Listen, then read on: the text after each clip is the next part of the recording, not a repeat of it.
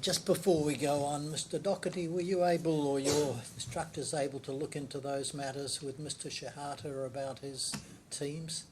Yes, we've been looking in there. One or a few more things. I want to check if we've got everything, but I've got nothing to report to you on. All right. Well, you let me know when you're ready. All right, Mr. Shehata, can you hear me clearly? Yes, Your Honour. Good morning. Right. Good morning. All right, Mr. Montague-Smith. Thank you, Your Honour. Can we bring up, please, document E64?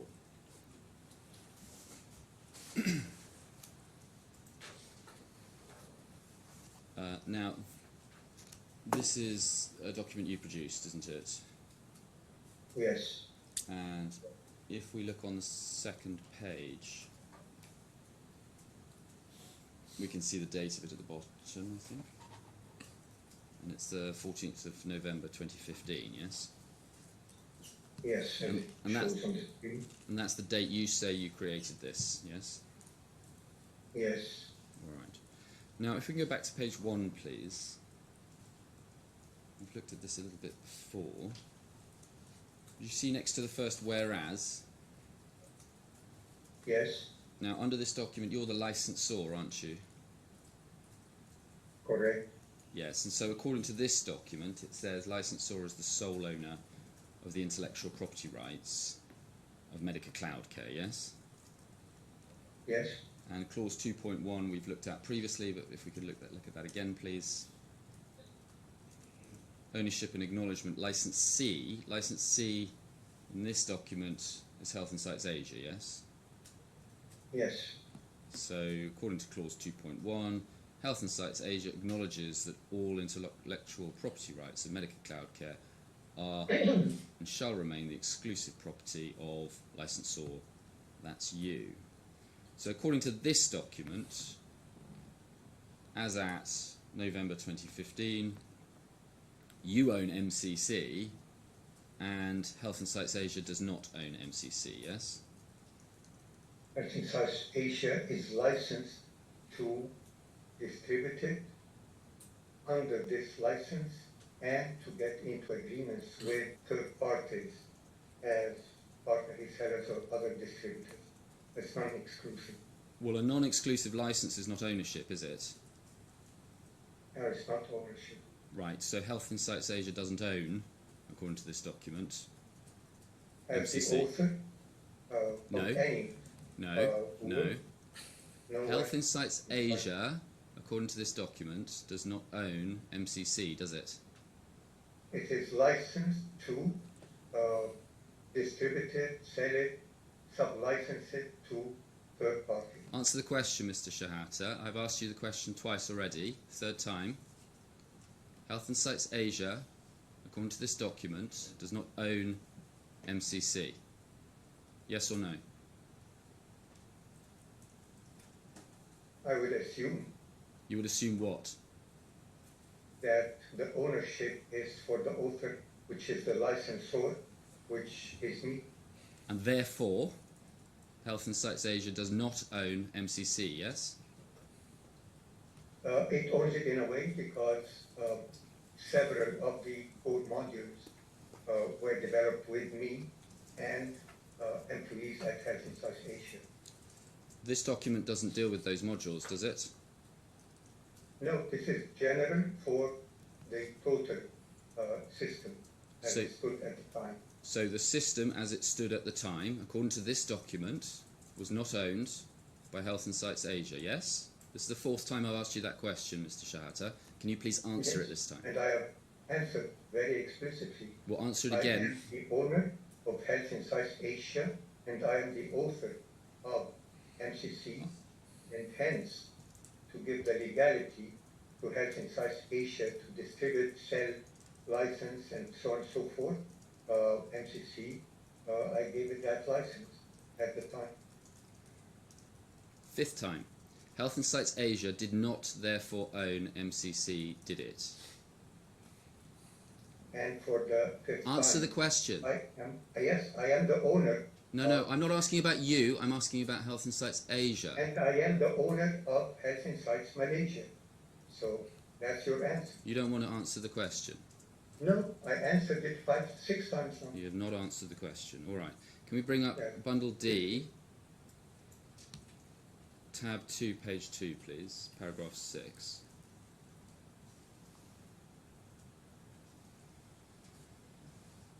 Paragraph D, sorry, paragraph 6 here. Do you see the second sentence? You say MCC is and always has been owned by HI Malaysia. We discussed this yesterday. If the licensing agreement existed at the time you wrote that sentence, sorry, start that again. If the licensing agreement existed at the time you made that statement, you would not have said that MCC is owned by HI Malaysia, would you? Remember the purchase order of 2016, plus the licensing agreement that I gave or licensed as the author of MCC in 2015 to Health Insights Malaysia. And I mentioned as well that Health Insights Malaysia's personnel have been working with me on extra additional development since 2015. So based on that and the purchase order and the invoicing that happened and the payments for that software development services for the purchase order for HI Dubai, I would say that it owns, because it has always been the licensee for that. And then it shared in the development thereafter, from 2015 onward. Mr. Shehata, you've produced the licensing agreement. The effect of the licensing agreement is that you, if it's true, if it's a true document, is that you own MCC, Health Insights Asia does not own MCC. In this statement, you say, wait. You say MCC, in this statement, you say MCC is owned by Health Insights Malaysia. So what I am suggesting is that the licensing agreement cannot have existed at the time you made the statement in front of you on the screen. Do you accept that? No, I do not accept that. The licensing agreement was in 2015. The purchase order was in 2016, and onward it has been developed by me within Health Insights Asia and with some help from the individuals working at Health Insights Asia. You told us yesterday that the purchase order only relates to a tiny proportion of the modules in MCC. So are you suggesting that in this sentence, MCC is and always has been owned by HI Malaysia, you were just referring to a tiny proportion of the modules of MCC? Is that your evidence? No, that's not my evidence.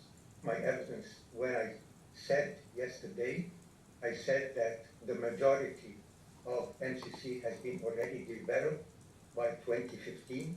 What was remaining were the transformation of the modules on top that were developed on top of active medical sheets and framework to be transformed or rewritten, if redesigned, utilizing the Dynadocs framework and the rules of work toolkit of MCC.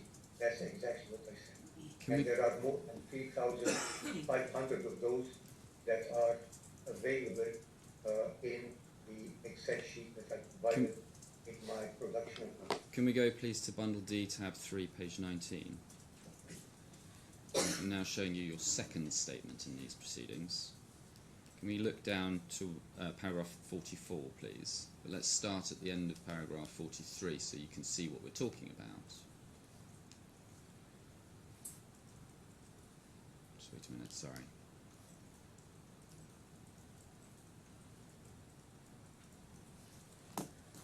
So at the end of paragraph 3, do you see the last sentence talks about the purchase order, and you say the purchase order reflects a need at that time to inject capital into HI Dubai, and then you go on to say this: whilst I dispute what is said about the valuation of any work done, noting in particular, and this is the important bit, at that point in time, MCC was not even a sellable program. That point in time was July 2016, wasn't it? Yes? It denotes first 2015, because as I said, many of the modules that were developed on top of the active medical sheets and the rules that were toolkit were not yet available.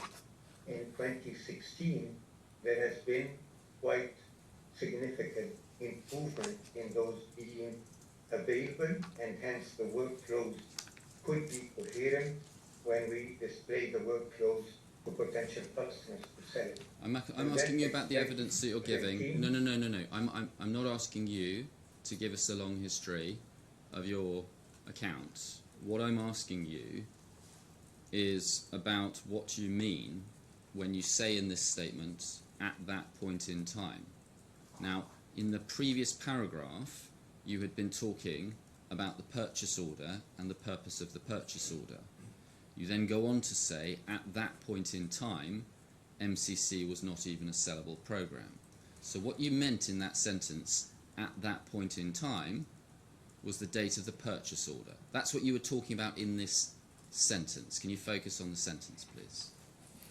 Which sentence, please? Which line? I've just read it out. I've just read it out. Which to you. line, please? Can you Paragraph 44, at that point in time, second line. Now, if you look at the context, you can see from paragraph 43 what point of time you're talking about. Paragraph 43, the final sentence, you say, instead, the purchase order reflects a need at that time to inject capital into HI Dubai. So the time of the purchase order is what you're talking about there. You then say, well, I dispute what's said about the valuation of any work done, noting in particular that at that point in time, MCC was not even a sellable program. So the words at that point in time, in paragraph 44, were intended to refer to the time of the purchase order, weren't they? Probably, yes. It's your witness statement, Mr. Shehata. Yes? But I did not have the time, the chance to review neither my first, second, third, fourth, or fifth witness statements, because I was told to revise and make any corrections needed in my 6th, 7th, and 13th witness statements. So I cannot comment on something that I did not have the chance to revise. So, if we can go to the end of this witness statement, please. You reviewed this witness statement at the time you made it, didn't you? At the time. Yes, so back in July 2024, and you confirmed to the court that it was true, yes? Correct. Are you now saying what you told the court in a witness statement in July 2024 was not true? No, I'm not saying that. So it is true. I am saying that I did not have the chance to revise this specific witness statement and others, while I had the chance to review my 6th, 7th, and 13th. I understand what you're saying. All right, Mr. Shehata, can I try and make this quicker? You now have the opportunity to read and review those two sentences. So please go back to those two sentences or those paragraphs and read them so that to your satisfaction you can understand what you were saying there, and when Mr. Montague Smith asks you whether it's true or correct or not, you can answer him, because you're now having the chance to review those sentences. Thank you, Your Honor. So where you say, at that point in time... Can I... No, let me ask the question. At that point in time, which is the date of the purchase order, which is July 2016, you were saying in this statement, MCC was not even a sellable program. Is that true or false? That's true, and I explained why.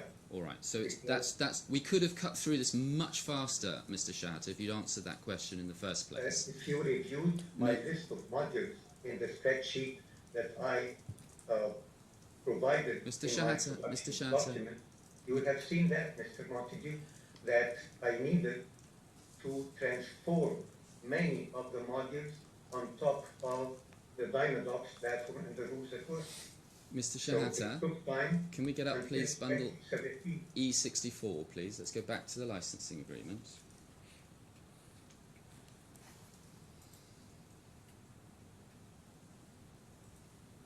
And under the first whereas, do you see there it talks about medical cloud care, and in the third line it says which has been developed. Okay, some core modules such as the Medica, the Dynadox and the rules at work, yes, have been developed. Yet, the development on top of those to transform other core modules on top of it was not yet. It took time to do that. Mr. Shehata, can we look at clause 1.1, please? Here you purport to grant a license to the licensee. Do you see that? A non-exclusive, non-transferable right to use, sell and deploy Medica Cloud Care. If Medica Cloud Care was not sellable in July 2016, you could not possibly have granted a license to Health Insights Asia to sell it in 2015, can you? No, it is possible, because I needed resources from HI Malaysia to transform the missing modules that needed to be transferred from the active medical sheets and rules at work on M+ to be redeveloped using the Dynadox framework and the rules at work toolkit under MCC. Can we go into bundle C13, page 8, please? This is your 13th witness statement, Mr. Shehata. And what I'm going to show you is, if we start with your account at the first full sentence at the top of that page, you say, I developed a mock-up of MCC between 2012 and 2015. So your account in your latest witness statement is that that is the work that you were doing up to 2015. If you only had a mock-up in 2015, you could not possibly have been granting a license to Health Insights Asia in November 2015 to sell, distribute the software. Just wait, Mr. Shehata. Sure. I think you got the sense of the question, so can you answer the question? Yeah, the answer to the question is that mock-up was within 2012 using Silverlight as a technology and Windows Presentation Foundation. However, that was dropped within a few months, and I started working on developing using HTML5, C# and the other technologies that were more accepted globally. So no, between 2012 and 2015, these are 3 years that I developed the platforms there. So so is that statement wrong then? You developed the mock-up not between 2012 and 2015, you developed the mock-up at a different time, an earlier time? In 2012. So is that statement wrong? I developed a mock-up of MCC between 2012 and 2015? You say yes, this is wrong. Only the mock-up with Silverlight was in 2012. However, towards the end of 2012, beginning of 2013, I started the development using standalone HTML5 and C#. Do you want to change that evidence then, Mr. Shehata? The evidence or the witness statement, you mean? The evidence is your witness statement, Mr. Shehata. No, there are documents that are relevant to that, like the video of the index. Mr. Shehata, what you're being asked is where you say in that witness statement, I developed a mock-up of MCC between 2012 and 2015. Mr. Montague Smith is asking you whether you maintain that as true or whether you would wish to amend that. I would wish to amend it, Your Honor. I would like to amend it to, I developed the mock-up in 2012 and started developing the actual MCC between 20 and 2012 beginning of 2013 until 2015. All right, Mr. Shehata, let's look at the next sentence. You say it was then in 2016 that I came up with the name Medica Cloud Care. Is that true? Yeah, but it was even until 2017 when I procured the domain names medicacloudcare.com and medicacloudcare.net. And you remember that that's the first time you came up with the name, yes? No, I had the name brewing in my mind, and that's what since 2015, and that's why I made the licensing agreement. That's not what you say, though. You say it's in 2016 I came up with the name Medica Cloud Care, yes? You confirmed a moment ago that that was true, yes? No, it was 2015 actually, when I mentioned it in the licensing agreement to my company. When in 2015? So the licensing agreement is dated November 2015? It was around August or so. Around August or so. All right, can we go to the license agreement E64, please?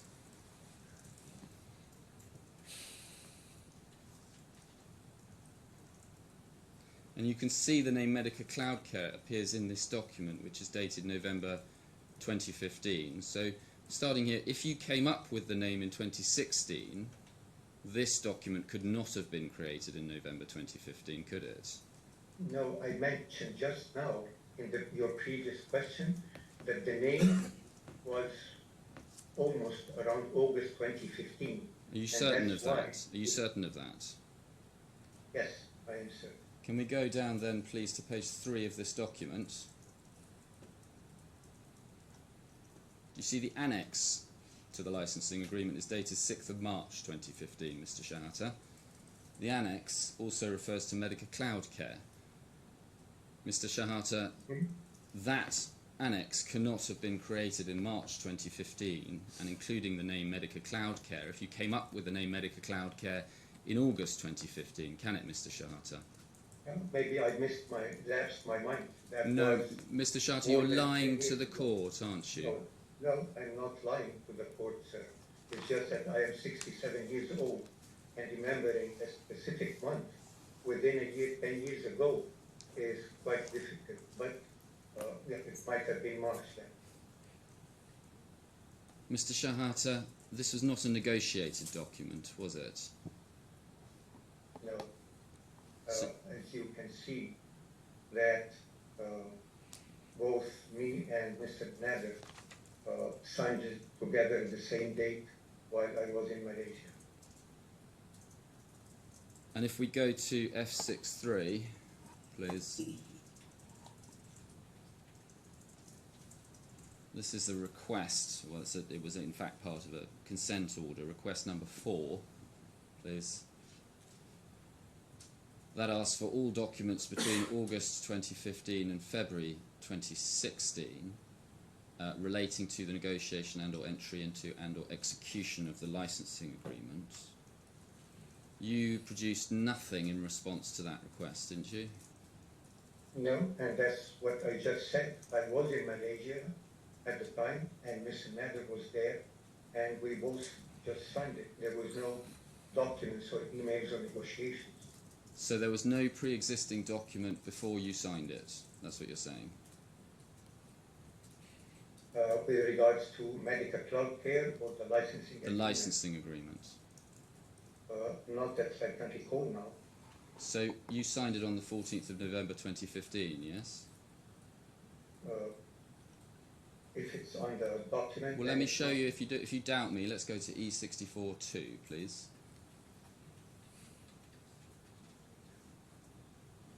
On the bottom of the page. So you signed it on the 14th of November 2015, yes?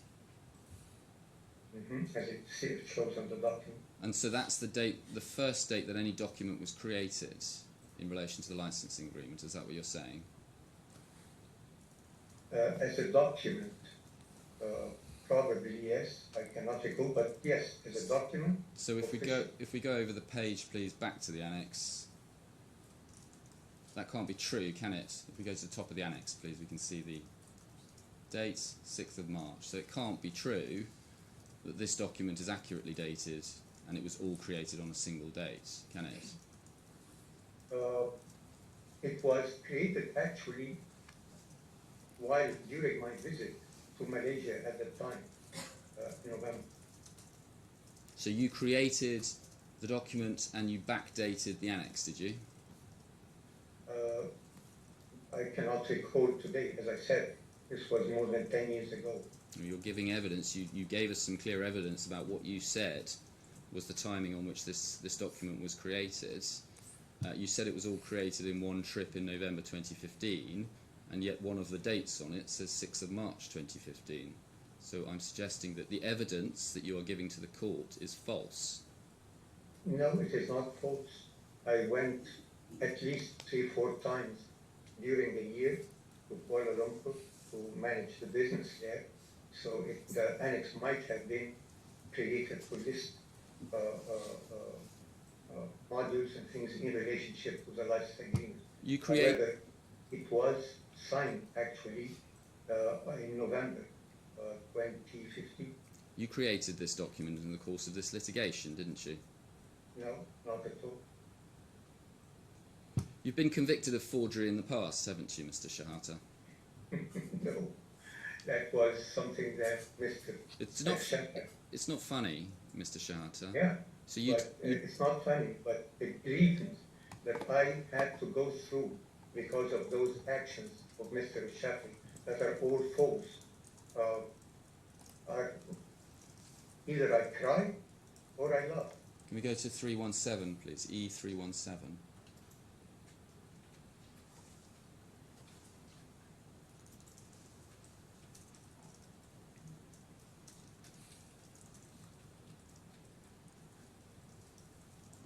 Do you see there a ruling of the Misdemeanors Court of New Cairo?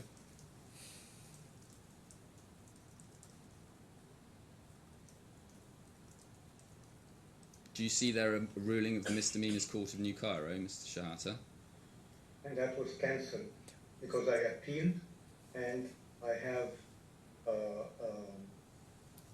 an appeal session hearing next Thursday, actually. So not tomorrow, but next week on the 9th. So the appeal has not been heard yet? It was heard once because my lawyer asked that I would be going to forensic, I don't know what's the name in English, but to write in front of an expert and compare to what Mr. Shafi was accusing me in that regard. So they did not find that file altogether. So if the appeal has not yet been decided, this conviction has not yet been cancelled, has it, Mr. Shehata? No, it has been cancelled. Once the appeal, according to the Egyptian law, once the appeal is filed, the conviction is cancelled automatically. So that's a principle of Egyptian law, is it? Yes. We'll find that in the statute books. Well, all right. The lawyers can argue about that. But do you see what you were accused of? If you look down, if we can scroll down a little bit, under whereas, the next stop there, please, thank you. Under the whereas, then it says that he submitted a forged private deed, i.e. a cash payment receipt, by affixing the signatures of the victims, Mohammed Gabir Eid, Mustafa El Sayed Al Gabani, and Thamer Mohammed Ibrahim.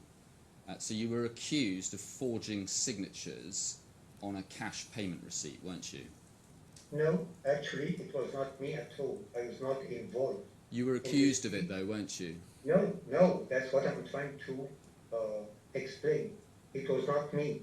I don't even know what he was speaking about, but after that was finished, as I understood, he filed a case against me, claiming that nobody would have had interest in accusing him of not paying his deed, except me. I was not even in this case at all. I don't know who accused him of that even. You were the defendant to this, weren't you? We can see that above.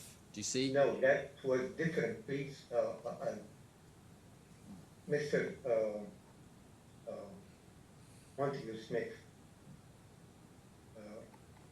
Mr. Al-Shafi and those individuals were accused by someone that I do not know of writing them a deed for a certain amount of money that he did not pay back. he was acquitted of that. After he was acquitted by maybe 2 years or something, he filed a case accusing me of forging this paper that I didn't even see until today. I know you say you didn't do it. I know you say you didn't do it, Mr. Shehata, but I was not even in that first case. I'm not talking about the first case, Mr. Shehata. I'm talking about the case that was decided on the 24th of May of 2025. You were the defendant in that case, weren't you? Where Mr. Al-Shafai was accusing me of forging his signature on a deed that was presented and for the benefit of some other person that I do not even know. I'm asking you about what you were accused of. You were accused by the public prosecution, weren't you? This isn't... Yes? I didn't know, I didn't see him. I was not even summoned by the public prosecution. In such cases, the normal process is to make forensic writing signatures in front of experts to decide on forgery or not. But this character assassination, if I would, is how Mr. Al-Shafii is conducting his business always. Well, if we go over to page 2, we can see what the verdict was. That was cancelled in any case. And you will see the verdict under the heading again, whereas, the second one down. Having thoroughly reviewed the case file and fully comprehended the circumstances of the case and the evidentiary basis upon which the charge is founded, the court is convinced of the defendant's guilt, and then it imposed a penalty on you, which was 6 months imprisonment, yes? Am I in prison now? You were convicted and you were sentenced to 6 months in prison, were you not? And that was cancelled as soon as I knew about it. I didn't know about it. And I appealed, so directly it was cancelled. Otherwise, I would have not been able to attend these hearings. It's not cancelled, Mr. Shehata. No, it's cancelled, You've brought an appeal, and until that appeal is decided, you don't have to go to prison. That's the true position, isn't it? No, it is cancelled, and if the court either will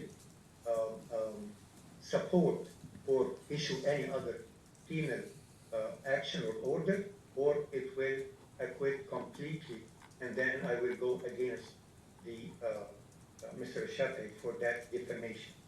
Can we go back to the license? I did actually, in the compensation case that I won, finally, in Egypt, against the 12 different police cases that he filed against me, that were all dismissed after 3 times being investigated during... Mr. Shehata, please focus on the questions I'm asking. Can we go to bundle E64, please? Clause 3.1, the bottom of the page. So this is we're back to the license agreement, Mr. Shehata.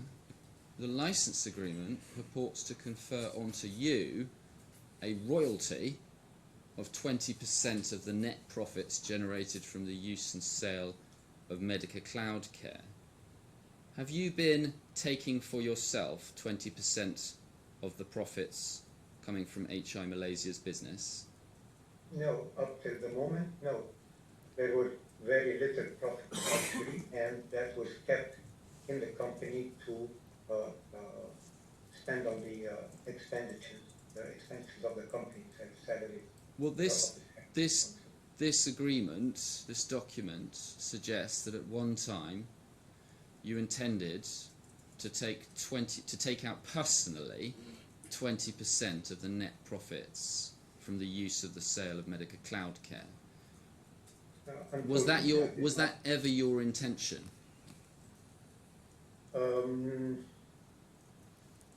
It's hard to say, because likewise in Health Insight Dubai, I was not, even though I was entitled to receive monthly salaries, but I have not taken a single penny from Health Insight Dubai, according to the HSBC bank statements, until only after this dispute started.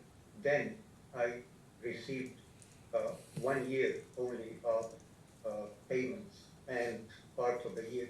Well, you referred just now to the HSB bank statements. You've not produced those HSB bank statements, have you? They are with the claimants. They already mentioned that in their witness statement. No, they said they're not available to them because you are not giving them what they need to get access to the HSBC No, bank they accounts. got them already. They got them already. And these are, I would assume, where they said the HSBC account closure, that I forged that, I pressed that. I have already presented the emails that says otherwise, and that I directly contacted and replied to the emails asking for postponement for reasons I cannot be in Dubai at this time. And Mr. Shehata, you have not provided to the courts or to the claimants those HSBC bank account statements, have you? These were explicitly asked not to. The claimants in the document production asked, what's the word? That other bank accounts short of the HSBC account. We already have that.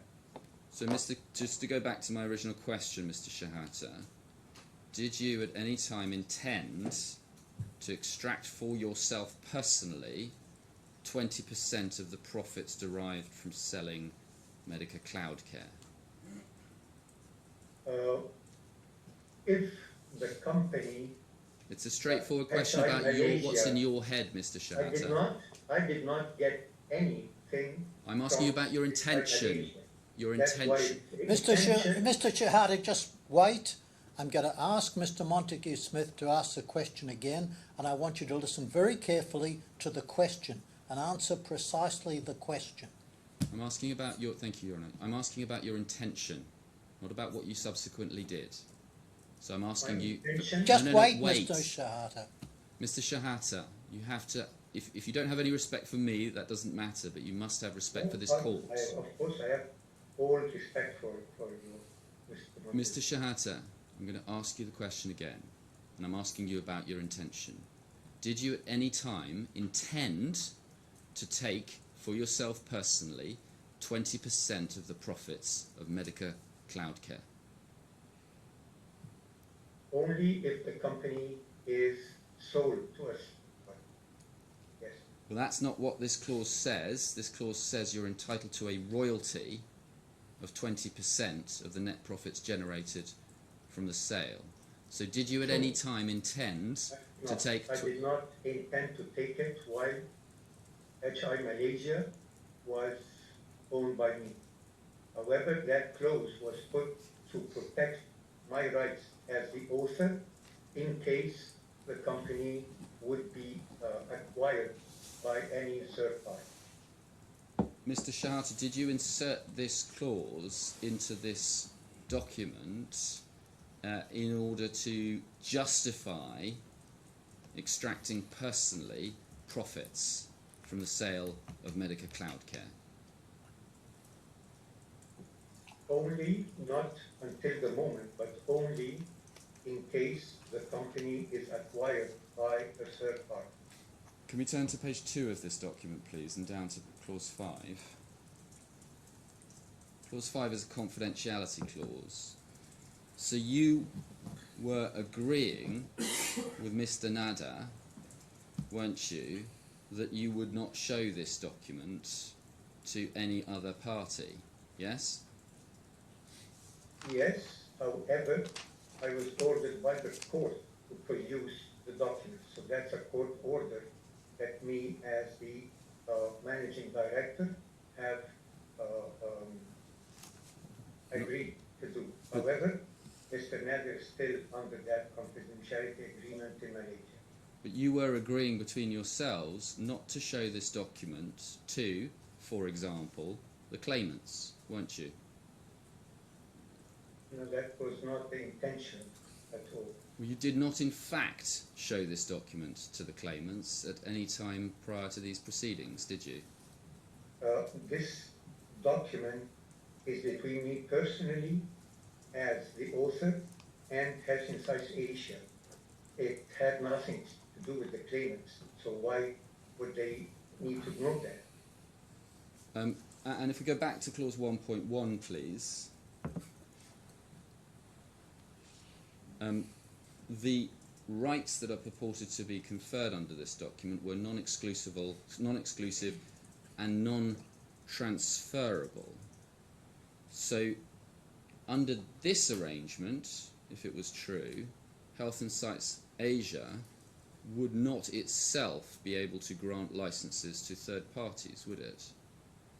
Exactly. That's why the agreement, the partner reseller certificate, was not granting the licensing. It was just a partner reseller agreement with HI Dubai to sell, to implement, to support, and so on and so forth. Well, HI Malaysia could not confer, under this arrangement, any right onto Health and Sites Dubai to distribute MCC, could it? No, it was to distribute it within territories as a partner reseller agreement. But it could, but this doesn't confer onto Health and Sites Asia the right to issue a partner reseller certification, does it? No, it doesn't.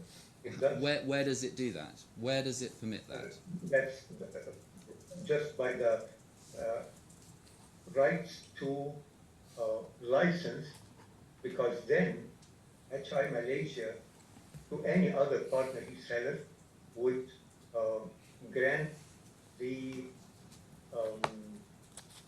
right to sell MCC to third parties, to implement it and to service it. Well, can we go to bundle E20, please?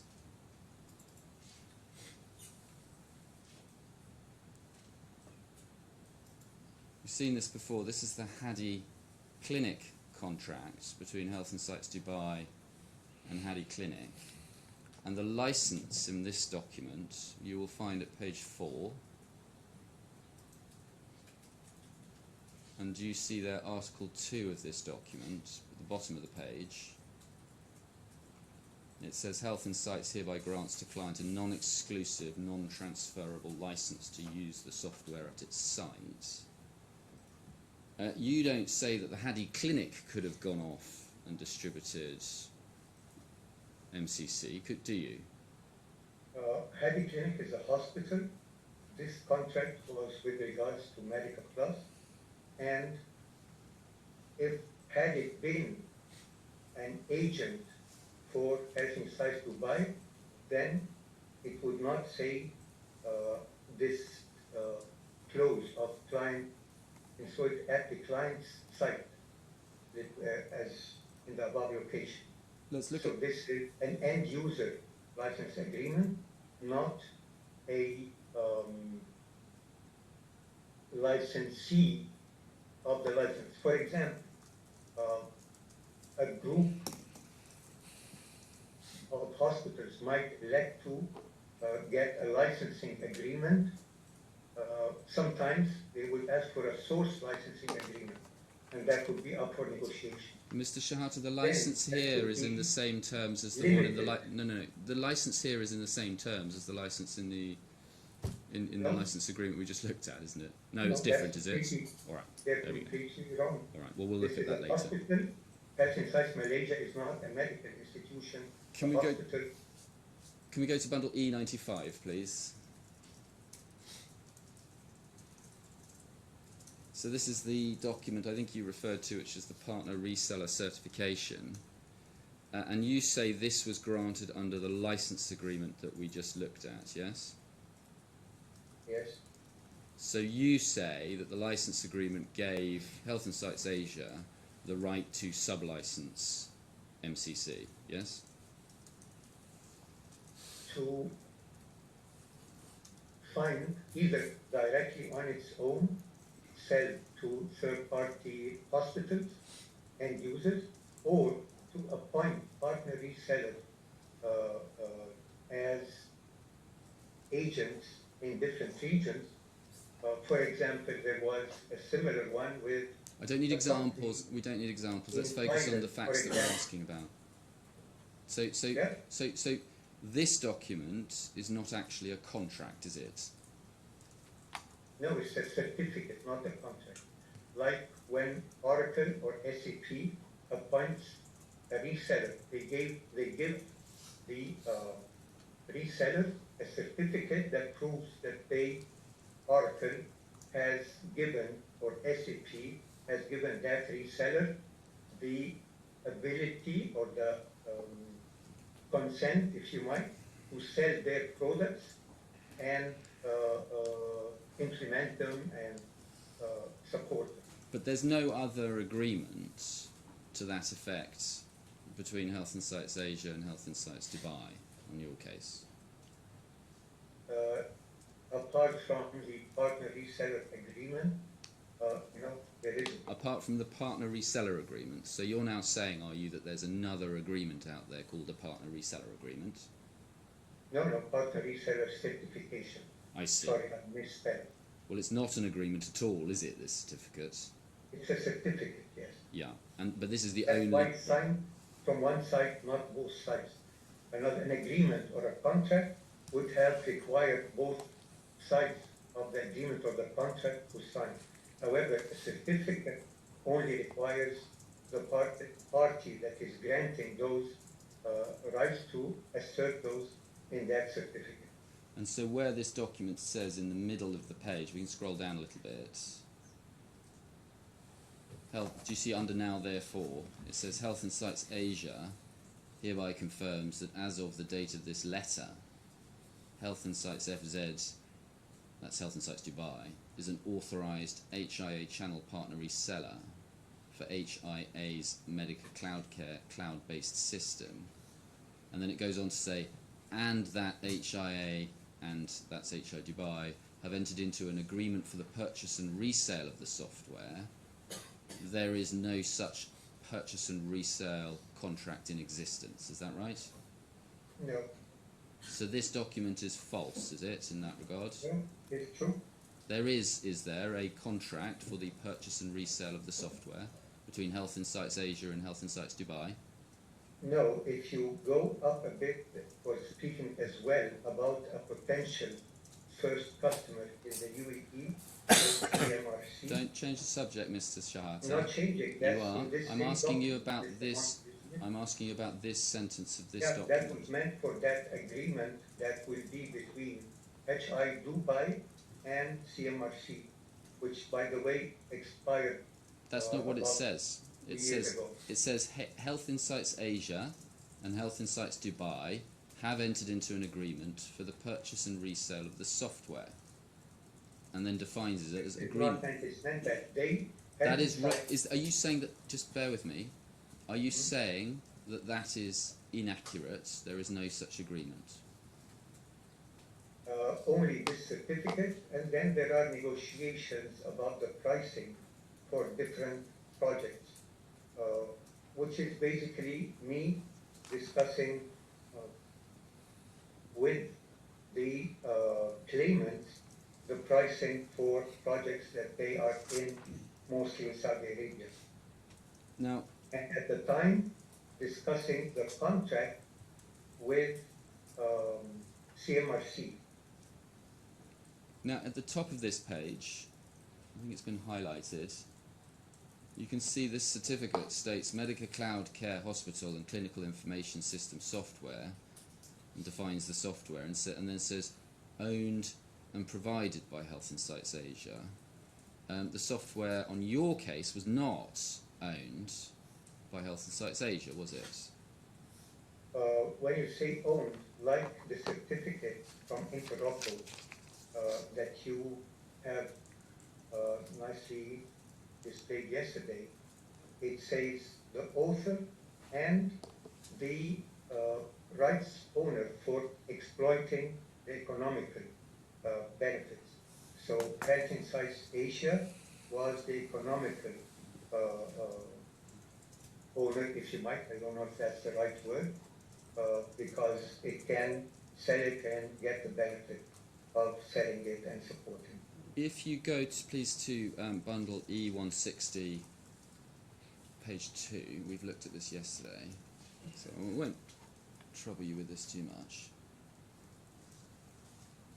But you will recall this.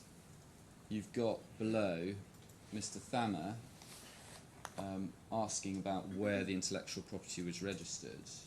and your response, we will register it soon. And then you see there, if you scroll up, the text that you describe as blackmail, sorry, down a bit please, under the bullet points, Mr. Thamer says, we as Al-Khalij will not deal with HI Dubai until they provide Al-Khalij with their intellectual property certificates. If the partner reseller certification that we've just seen existed at the time of this email, you would simply have provided it to Mr. Thamer at that time, wouldn't you? It was in the office on the external drive with all the electronic documents of Hacking Sites Dubai. However, providing this document would meant for sure, and that's why I call it blackmail, that no payments at all would have been done. So that would have meant the collapse of Hacking Sites Dubai and subsequently Hacking Sites Egypt as well. Which server was it on? It was not on a server, it was an external drive that stayed in the office, was connected to one of the laptops. But it's accessible even without the laptop. But at the time, because there was a lockdown, so that was the only way we could access documents. Well, you were ordered to produce documents related to the creation of the partner seller certificate, weren't you? Yes, And again, you produced nothing at all, yes? I produced the documents. There was no negotiation as per se. But there were no documents, even digital documents, are you saying, that exist, which would show when this partner of reseller certification was created, for example? But I just said that it is there with the dates, and it was electronically available on the external hard drive that was connected to that laptop, so it is there. It is where? On that external hard drive that was at the office in Dubai. Now, you say, don't you, that in 2019 a laptop was stolen when you were on holiday, and you also say that there was a physical hard drive in the Dubai office which contained certain documents, and that you haven't been able to access those, and you provide that as an explanation for the fact that you produce limited documents in some cases. Is that a fair summary, would you say? No, it's not fair, because in 2019, first I was not on a holiday, I was in a conference for class research global. And this is where I actually met the Daedalus people, along with my CEO of Pulse for Integrated Solutions, after which they made that offer that the claimants say. And that's why I say it is for both Health Insights Dubai, Egypt, and Pulse. Sorry. Can we go to bundle S1? The documents were available physically at the office until 2020, when the lockdown started. So I instructed the people at the office in Dubai to scan all the paper documents and remove. That was Mr. Ahmed. I asked him to do that and then put all of that on a hard drive and connect it to the laptop that should always be on, so that we can access that remotely. Mr. Shehata, do you recognise the document in front of you? You can go to the top of it if you like, on the previous page. Yes, please. This is your document production statement. Do you see that? And if you scroll down, you can see it's a document that you provided, and then at the end of it, on page 3, you can see you signed it on the 20th of May this year, yes? Yes, right. And can we go back to paragraph... No, wait for the question. Mr. Shehata, just wait, please. The way this process works is that Mr. Montague Smith asks you questions, and after he's asked you a question, you answer it. You don't start making comments before his question. Mr. Shehata, what I had tried to summarise was paragraph 5 of this statement, and do you see there it says, "It may assist the court to understand that in 2019 my laptop was stolen while I was on holiday in Spain." A moment ago you told me you weren't on holiday, you were at a conference. Do you remember that clearly? Yes. Did you remember that? Not. Well, did you remember that? Did you remember that clearly in May 2025 when you signed this statement? Yes, but I was not given the opportunity to make any correction in for this specific document. I was only advised that the hearing is going to be about my statements number 6, 7, and 15. This is not one of them. You did check this at the time when you read it, yes? Sorry, when you At gave the it. time when Yes. I read it, yes, it was not holiday act. You do realise that it is, and you signed it confirming your belief that it was true, yes? Yes, but I would have revised it to a conference if I would have had a chance to revise those specific witness statements. And you do realise that signing a statement of truth which is false is a contempt of court, yes? I realize that, and that's why if I would have been informed that this was, in fact, one of my witness statements that would be in the hearing, I would have read it thoroughly, as I did with all the other 3, and I would have put my comments and corrections there. All right, well, if we look at paragraph 5, which is where we started, you talk about a laptop that was stolen in 2019 and a physical hard drive you say was situated in Health and Sites Dubai premises that you've no longer got control over. All right? Now, you have not recovered those, have you? Recovered what exactly? The 2 things that I literally just mentioned to you, Mr. Shehata.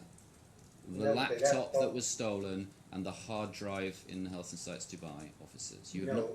The laptop was not recovered, unfortunately, and I had to spend almost a year. First, I was cancelling all the checkbooks in the banks. I'm not asking you about that, Mr. Shehata. I'm asking you about whether you recovered it. So stop, please. No, I did Stop not, making speeches. and I supplied the police, the Spanish police report. Now, Mr. Shehata, since you gave this statement in May 2025, you have produced the video of the files that we saw. It was in bundle I-16, which shows you inspecting a file system that contains Silverlight files from, you say, 2012, yes? Yes. So you do have access to another laptop or another source of files from that period, don't you? No, I had very old laptops that were not even opening. I tried opening them. And during the last 3-4 weeks or so, I gave them all, since they were not opening or starting at all, to a technical technician that actually extracted those hard drives from those very old laptops. And this is where I found the files from 2012, and directly I supplied the court with them. The rest were not workable because they were without the programs that run them, such as, for example, Microsoft Outlook for the emails.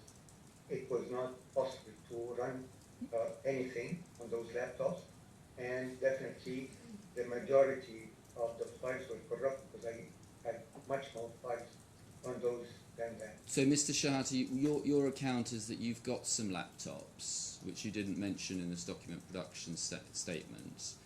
You then had the idea suddenly to go and send those laptops off to a technician, and miraculously, just the files that you have produced were the only ones that could be retrieved. Is that what you're telling us? No, there were others related to the 1998 implementation of Medica Plus at the National Heart Institute. Mr. Shehata, are you just producing whatever documents you have which you think will support your case? Not at all. Not at all. Even those ones that I produced, I was trying to go back and copy some files. The hard drive failed, started tick, tick, tick, and then it stopped working. Mr. Shehata, did you repeat all of the searches that you were required to undertake by the court order after you retrieved this data? Yes, there were only 2 hard drives that were working from 1998 to 2002. Did you produce another document production? Did you produce another document production statement reporting on the results of that, Mr. Shehata? These were supplied in my document production. Mr. But I didn't Shehata, make another statement. I'm going to suggest that you have plenty of documents in your possession.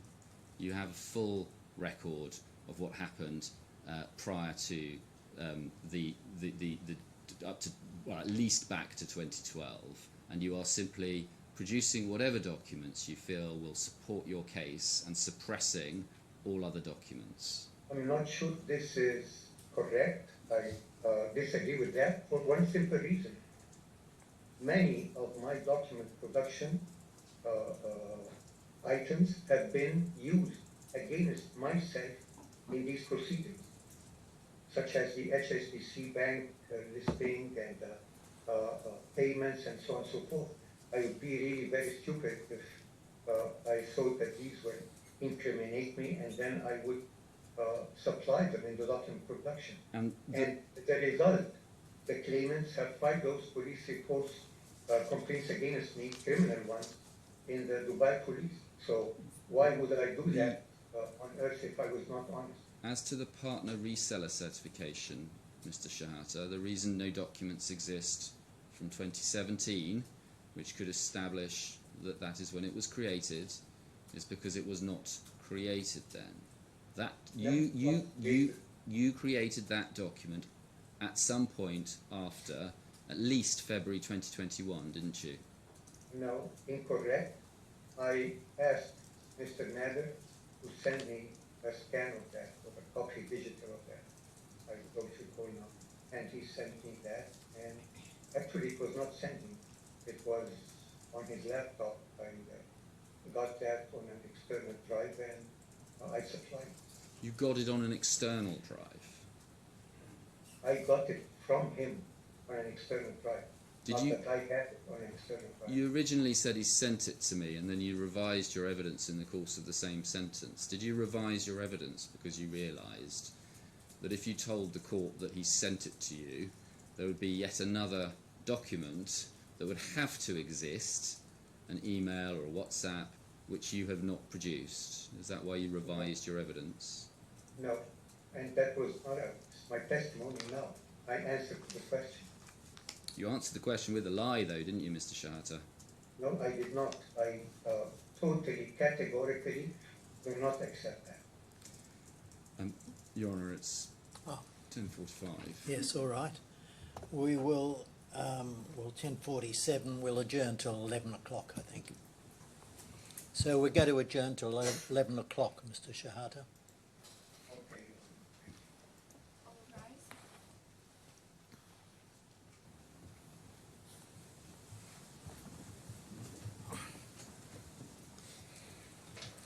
Mr. Shehata, I want to ask you about Health and Sites Asia. Now, it's true, isn't it, that you never actually, expressly at least, told the claimants that you were the sole shareholder of Health and Sites Asia, did you?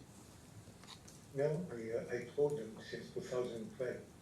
In comparison to Health and Sites UK, which is owned totally, was at the time, owned totally by Health and Sites Dubai. Mr. They knew. Mr. Because Shehata, they had to supply documents for the Health and Sites UK, and they were never asked to supply any document in Health and Sites Malaysia. So, no, they know. they wouldn't need to supply documents if it was a subsidiary of Health and Sites Egypt, Dubai. No, they would have.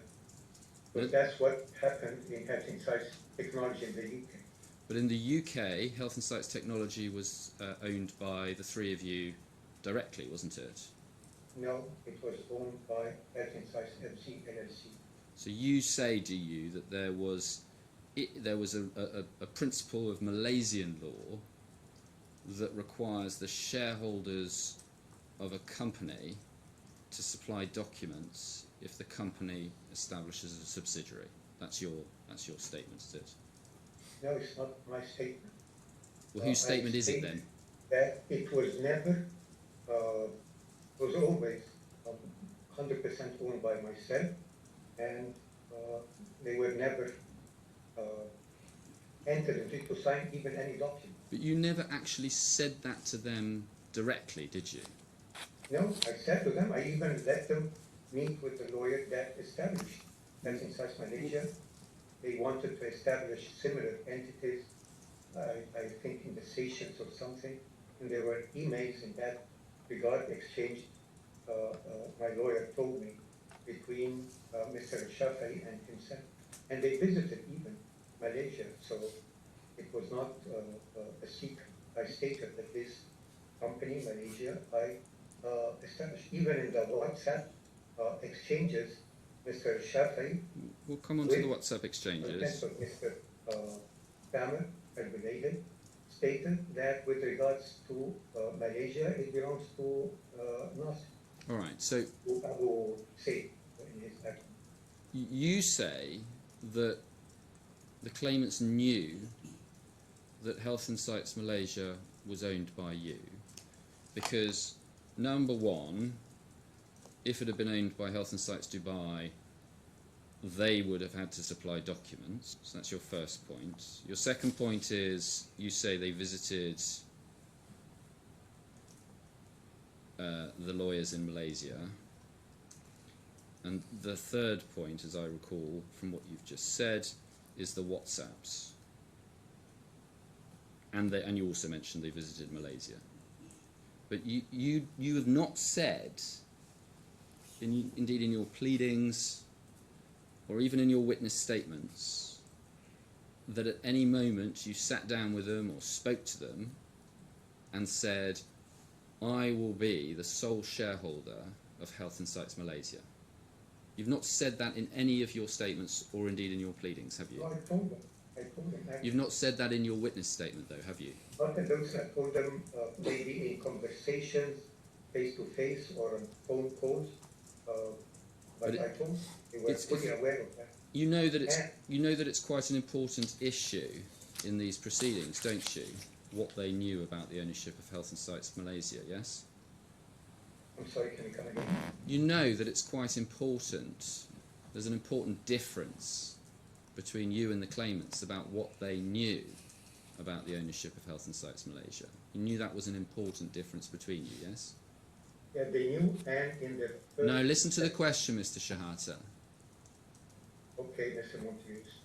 You know that in these proceedings, they have been saying that they had no idea that you personally owned Health and Sites Malaysia. You knew that that was their position, yes?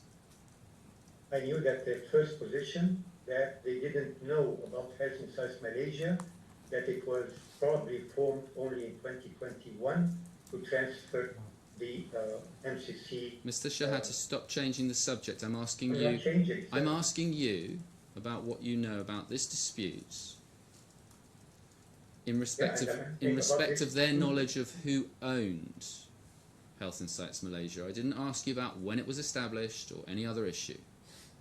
Right. So you knew, didn't you, that in this dispute, the claimants say they had no idea you personally owned Health and Sites Asia. You knew that.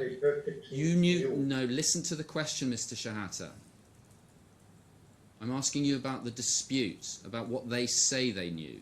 Yes? Mm-hmm. And you knew that they were saying that they were unaware of your ownership. You knew that, yes? I knew that initially they said they didn't know about HI Malaysia at all. And then they said Mr. that Shehata, you've got to listen to the question. You've got to answer the question that I'm asking. You're not answering the question. Do you understand the process? you were aware that they said they did not know you owned Health Insights Malaysia? I know that that's what they claim, yes. Yes. But they If did- you'd answered that question 2 minutes ago, we wouldn't just have wasted the time of the judge, the time of the court, and everyone in this courtroom. So please, listen to the question and answer the question. You knew also, didn't you, that that is an important issue in these proceedings, yes? Yes, If you had really told them directly at a particular point in time, I am the owner of Health Insights Malaysia, you would have put that into your witness statement, wouldn't you? which one of my witness statements? Well, when did you know that there was a dispute about what they knew about your ownership? From the Yeah, beginning of the I already case, did. yes? From the I beginning of the said case. That they claimed that they didn't know, no, they knew, and they saw its revenue as a So- related part in Health Insights to buy financial Right, statements. so that's another reason So why they they knew. should know, the revenue, yes? Okay. But they never asked for any financial statement of HI Malaysia because it's not I'm their right. asking about, we've got to take these things in stages, and you're changing the subject every time. I'll put the question to you one more time, but I won't put it to you again after this. So this is your one and only chance to explain to the court this point, all right? If you had genuinely told them directly that you were the sole owner of Health Insights Malaysia, you would have put that into one of your witness statements, wouldn't you? You remember during the Part 8 hearing for this same case, I mentioned in front of Judge Lemiere as well as your good self that I am the owner, sole owner of Health Insights Malaysia, and I already told the claimants they already knew about. It was not something new. All right. Let's look at those WhatsApp exchanges that you mentioned. They're bundle E184.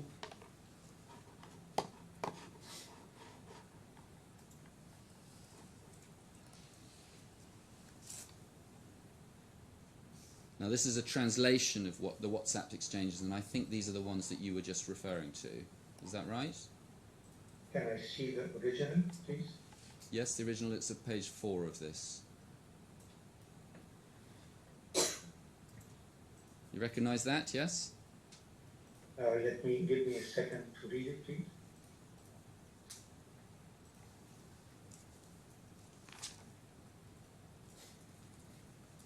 Yes, I recognize that. All right, can we go back, please, to work from the English so that everybody in the court can understand it as well?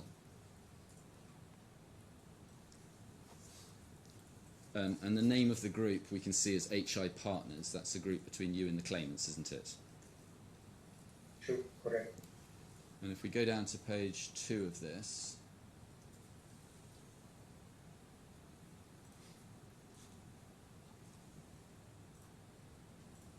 you say, we were having a conversation last week regarding all our projects, including Malaysia. The question is whether we should pursue new projects there, especially with the ongoing challenges relating to travelling. We then address the project of universities. I believe we need to schedule a meeting as soon as possible. And you go on.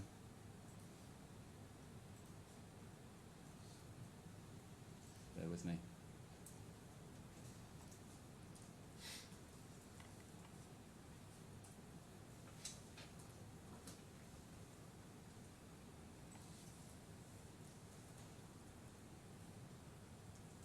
Sorry, bear with me 1 second. May have a wrong reference.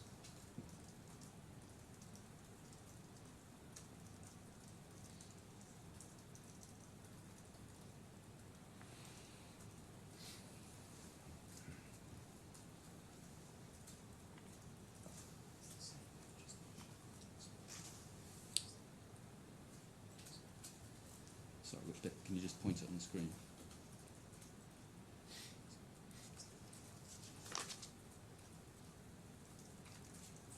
that's a bit, I do beg your pardon. No problem. I think that's yes. We'll somewhere else. I think we may just need to read through this. So I'm going to take you through this transcript, if I may. I'm sorry, I've lost the particular piece. So this is on the 30th of August 2021, and let's start on page 1. You say, Dear Abu Zayed, this is you. I'm genuinely concerned about committing... No, Dear Abu Zayed is Mustafa al-Shafi. Yeah, but you are speaking, Nasser. Yeah, yes. And you are saying, Dear Abu Zayed, that's exactly what I've been saying. I'm genuinely concerned about committing to new projects in Malaysia because the travel situation has changed completely. We can't send people there like we used to. My fear is that we'll commit to things we can't deliver under the current travel conditions, and it doesn't look like they'll improve at any time soon. And you then and you talk then about different difficulties in hiring new staff. So when you're talking about difficulties of hiring new staff, you're talking about we hiring new staff, that is all of the members of this group, yes? Yes, in Egypt, basically, Well, because no. they were the ones implementing Medica Plus and supporting it. So it was difficult to make arrangements for people to travel at the time. So I was you were implementing Medica Plus, mind you, in Malaysia. But you're talking about committing to new projects in Malaysia, yes? Yes, so I cannot any more Medica Plus, commit to any more Medica Plus projects because, and as a matter of fact, even MCC, if we are able to, because people cannot be traveling easily to Malaysia. At that time, there was the lockdown still in effect. But those projects were often signed through contracts with Health and Sites Malaysia, yes? For Medica Plus, which HI Malaysia paid Health and Sites Dubai for the license and then ongoing maintenance. And it's evident in all the payments and transfers coming from Malaysia to Dubai with regards to Medica Plus. But then because Medica Plus is the property of HI Dubai. When you're talking about committing to new projects in Malaysia, then, you're talking about committing to projects which will be contracts entered into by Health and Sites Malaysia, yes? But they have to be implemented using consultants and implementation personnel from Egypt, which is, in fact, funded through the cash injections from Dubai on a monthly basis almost, and then we balance the ongoing accounts payables. And we'll go through it, but throughout this exchange, you're talking about these projects as if you all three of you have an equal interest in the projects, yes? Naturally, because Medica Plus is owned by Dubai, where all three of us are shareholders. But these are contracts which are running through Health and Sites Malaysia, you just confirmed that. Yes, exactly. As the first customer we had was only Medica Plus, implementing Medica Plus in Malaysia. But if Health and Sites Malaysia was the contracting party, you would not all, three of you, have an equal interest in those projects, would you? That's very interesting because the profits at the end of the financial year for many years for HI Malaysia showed that we had something like 30,000 profit or something because the majority was related to, not the majority, everything was related to Health and Sites Dubai Medica Plus. So if you go over the page to page 2... transferred and paid to HI Dubai. Just before you do that, these are in, can you go back to the first page? It's August 2021. In August 2021, but they were related to Medica Plus, not MCC. Is that what you're saying? Yes, at the time, yes. Still, Medica Plus was being implemented and payments were coming for maintenance, annual maintenance and support. The Sime Derby were project paid- was upgraded to MCC, wasn't it? Not upgraded, I wouldn't say upgraded, that was replaced later on. When? And that's confidential, of course, because myself as well as Health and South Asia is under confidential contract. When was it upgraded to MCC?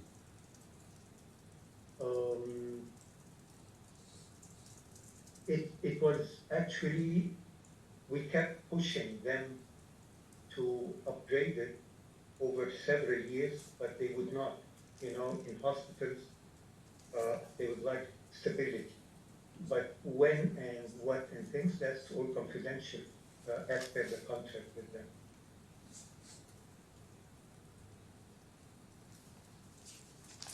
In fact, the projects that Health Insights Malaysia entered into included the Qatar Hospital, the Egypt Universities project, the Egypt Air project, the Electricity Hospital project, and the Cambridge Rehabilitation Hospitals project, yes? No, the former ones are contracts with Health Insights Asia, but they are confidential, of course. But the CMRC is a customer, has been a customer for Health Insights Dubai, and it stayed until the end of the contract term of 5 years. The Qatar Hospital, the Egypt Universities project, the Egypt Air project, the Electricity Hospital project, and the Cambridge Rehabilitation Hospitals project. Those were all contracts which you signed as Health Insights Malaysia, yes? It's under confidentiality, so I cannot... Answer the question, please. Yeah, they're under confidentiality and the clauses within the contracts themselves. Mr. Shehata, for the Yes. purposes of this court proceeding, you're required to answer that question, notwithstanding that there was some confidentiality clause in it. The confidentiality clause does not apply when the court requires you to answer the question. I understand that, Your Honor. However, if it applies to the claimants in their disclosure orders, I cannot see why... I'm not going to debate with you, Mr. Shehata, any similarities or differences between this situation and what might apply to the claimants.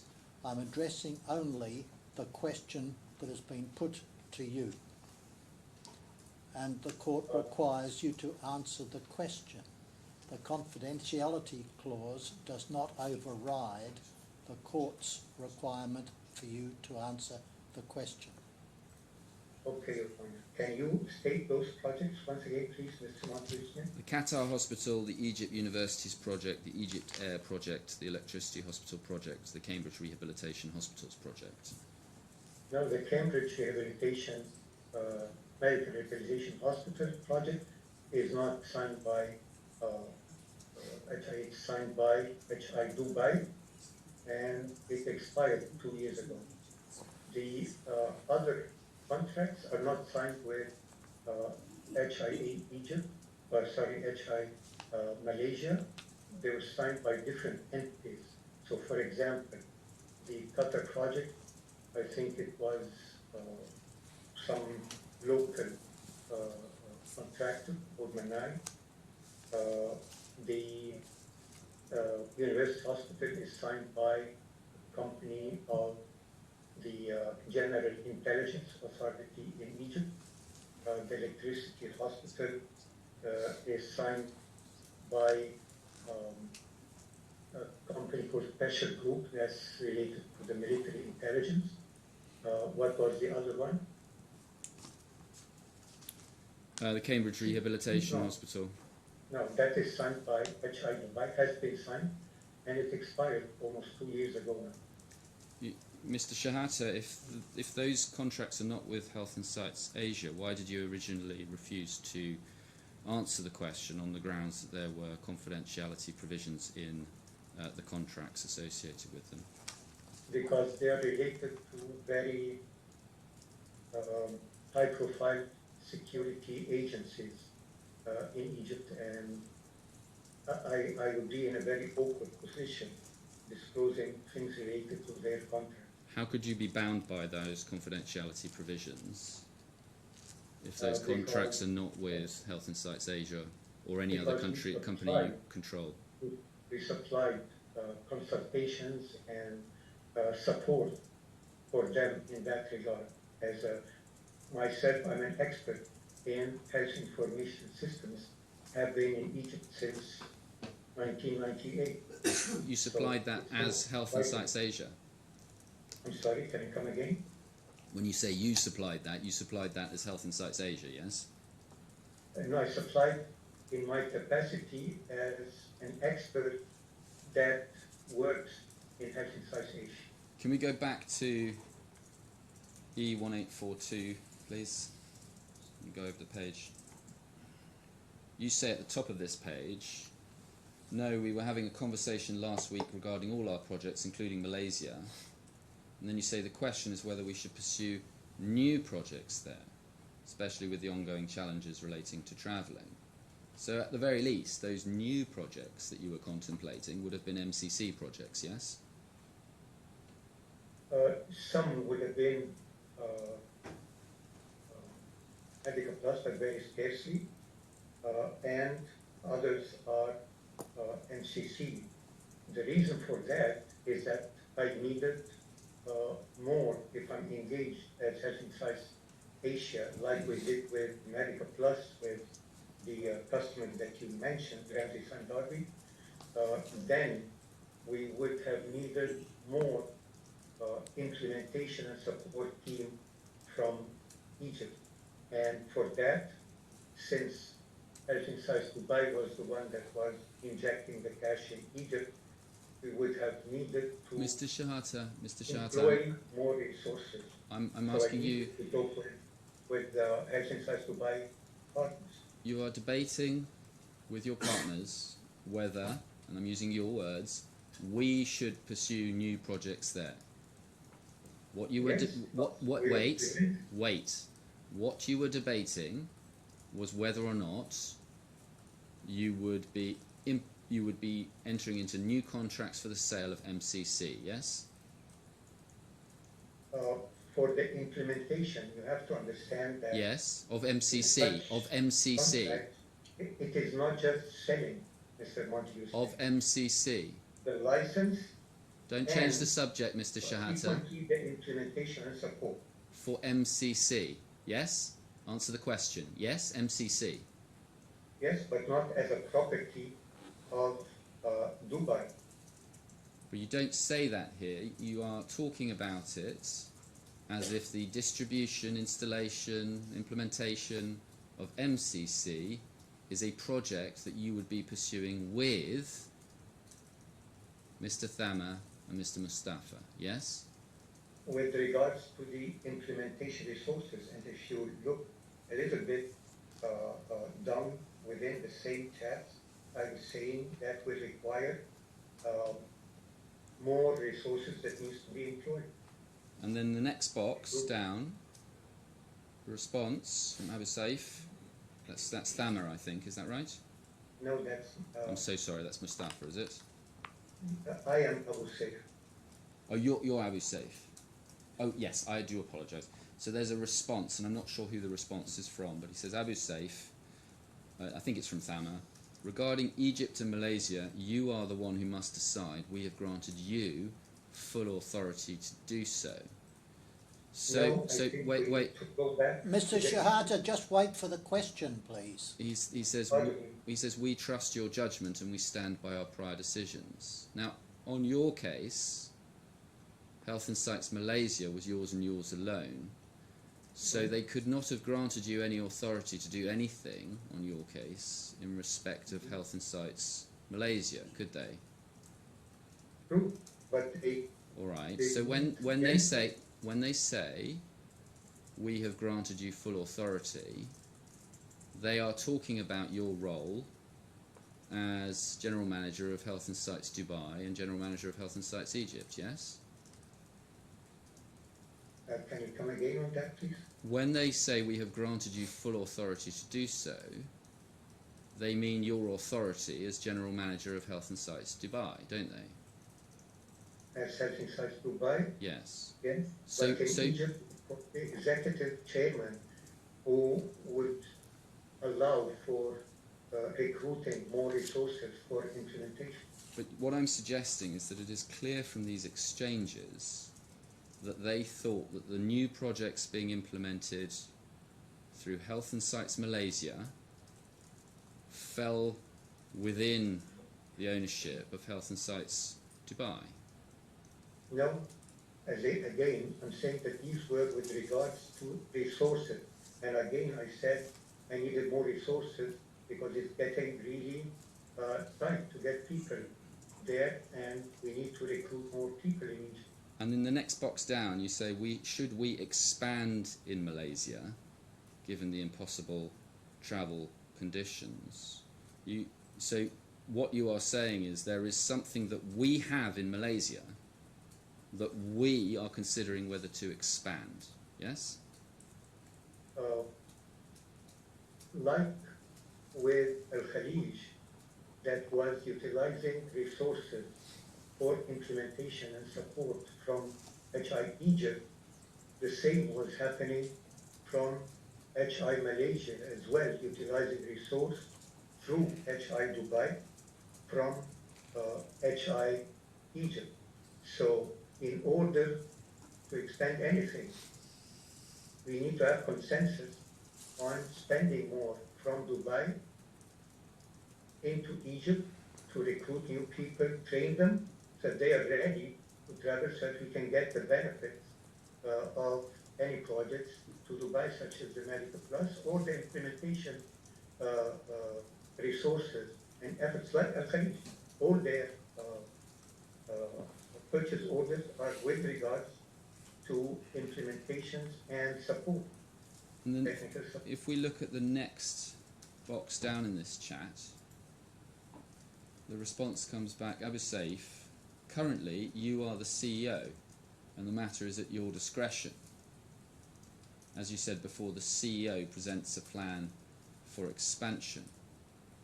And they're talking about your role as CEO of Health and Sites Dubai, aren't they? Yes? In Dubai and in Egypt, but partially in Egypt, because in Egypt, Mr. Shehata was the executive chairman, and he always blamed me for spending the resources, the money of the company on salaries and very high salaries. So, Mr. Shehata, what they are saying is that these expansion plans, these new projects in Malaysia, they believe, is under the control of the CEO of Health and Sites Dubai. That's clearly what they're saying in these messages, isn't it? Health and Sites Dubai was receiving... No, I'm looking at the messages. Look at the messages, please. Yes, yes, yes. So when they say currently you are the CEO and the matter is at your discretion, they are saying the expansion plans in Malaysia are at the discretion of the CEO of Health and Sites Dubai, yes? Except that... Well, answer the question. Is that what you thought they were saying? The actual resources come from HI Egypt, controlled mainly by the second claimant as the executive chairman of the board. The expansion... Like I said, he always stood in my way to recruit new personnel for implementation support in Egypt, citing and giving very high salaries. So the implementation team in Egypt was under Mr. Shehata's control, and that's why I asked them to whether we should or not. Mr. Shehata, investment. The decision, Mr. Shehata, the decision as to whether to expand in Malaysia, whether to commit to new projects in Malaysia, could not have been under the discretion of the CEO of Health and Sites Dubai unless Health and Sites Dubai owned Health and Sites Malaysia. That's true, isn't it? No, it's wrong, totally wrong. I think you're mixing things. I said that Health Insights Dubai was funding Health Insights Egypt, which was implementing, tailoring, supporting from the start Medical Plus and then subsequently MCC. When I was saying I want to expand in Malaysia, we need people to implement and support. I cannot do that alone or with few people from the team in Malaysia. So needed to get those new recruits in Egypt, and that required injections from Dubai. That's the whole reason why I was opening the subject. You So knew we're doing that for Medical Plus before actually. you knew full well that the claimants thought Health Insights Dubai owned Health Insights Asia, didn't you? No, I do not know of anything like that. I just their claims when that dispute started. But before that, no, I didn't have any. I knew that they knew that Health Insights UK was owned by Health Insights Dubai, for sure. But they were requested to supply documents, and actually our bank account was closed at the Barclays Bank because they did not accept Mr. Thamer's documents at the time. You say that when you decided to set up Health Insights Malaysia, the claimants showed no interest in it at all. Is that right? That's right. They wanted to concentrate only, their only interest was the Saudi market and the Ministry of Bank. So they didn't get involved at all? No, they just came for the visits, as I said. But you also say, well, hang on, wait for the question. You also say that both of the claimants flew out to Malaysia with you to meet the lawyer who incorporated Health Insights Malaysia. That's your position as well, isn't it? Yes? Yes, in one of the visits they If met they with were me. not interested at all in Malaysia and they thought that you were just setting up your own company in Malaysia, they would have no possible reason to fly out all the way to Malaysia and meet with lawyers dealing with its incorporation, would they? No, there were very legitimate reasons. First reason is that Malaysia was implementing Medical Plus. So they came to meet and attend some of those demos where I was trying to promote Medical Plus, which is owned by Health Insights Dubai, and hence the benefits are going to Health Insights Dubai. However, they wanted in another visit, other two visits actually, one to meet the lawyer, because as I mentioned earlier this morning, they wanted, Mr. Shehata in specific, wanted to establish a company, an offshore company in the Seychelles Islands, I think, and he wanted to meet my lawyer to discuss these matters with him. Yes, so However, when as he... well, the financial statements of Health Insights Malaysia were never part of disclosures to the claimants, and they never asked for it because they knew that Health Insights Malaysia is not owned by them or by Health Insights Dubai. They asked only for Egypt and Dubai. In fact, as you say, Mustafa met with a lawyer in Malaysia to deal with the possible creation of a company in the Seychelles, yes? I think you just said that, yes? Yes, And that company had nothing to do with Health Insights business, did it? no, it did not. It was between him and his son. as Yes. I might have remembered. His son-in-law. And you did not... His You, son, not his son-in-law. you were not at that meeting, though, were you? First, they met with the lawyer. They had his number. I cannot recall if I was in that meeting or not, but the lawyer, after they returned back to Saudi Arabia, called me and said that Mr. Shehata wanted to do this and that. I said, okay, go ahead with him if that's what you want. So there would have been no discussion in Mr. Mustafa's meeting with that lawyer of the share ownership of Health Insights Malaysia, as far as you're aware. I'm not aware what happened in that specific. I sat with them And for a while, and then we left, and then they contacted the lawyer individually. And Thamer did not meet with those lawyers at all, did he? No, he met with that lawyer, both of them met. Why would, but Thamer would have, on your position, Thamer would have absolutely no reason to fly out to Malaysia to meet with the lawyer to talk about a company that Mustafa was thinking about setting up for his son-in-law. He would have no reason to do that, would he? When they came actually to Malaysia to attend other business related to Medica Plus, and then they asked to meet the lawyer, so we met the lawyer. You say in your witness statement, can we bring it up please, C419, paragraph 65.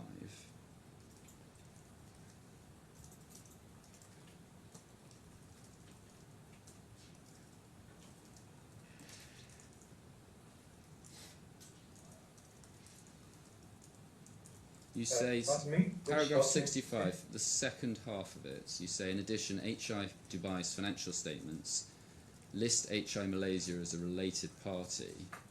So again, there is no reason why the claimants would be unaware of HI Malaysia. So what you're saying here is because HI Malaysia is listed in HI Dubai's financial statements as a related party, they just should have known that you personally owned HI Malaysia, yes? That's in part, but I told them before, and it was evident in those financial Well, I just statements. want to ask you about these things one at a time. So we're just talking about the financial statements, and if we go to E58, page 19, so E58 is the 2013 financial statements, and if we go to page 19 of that, thank you very much.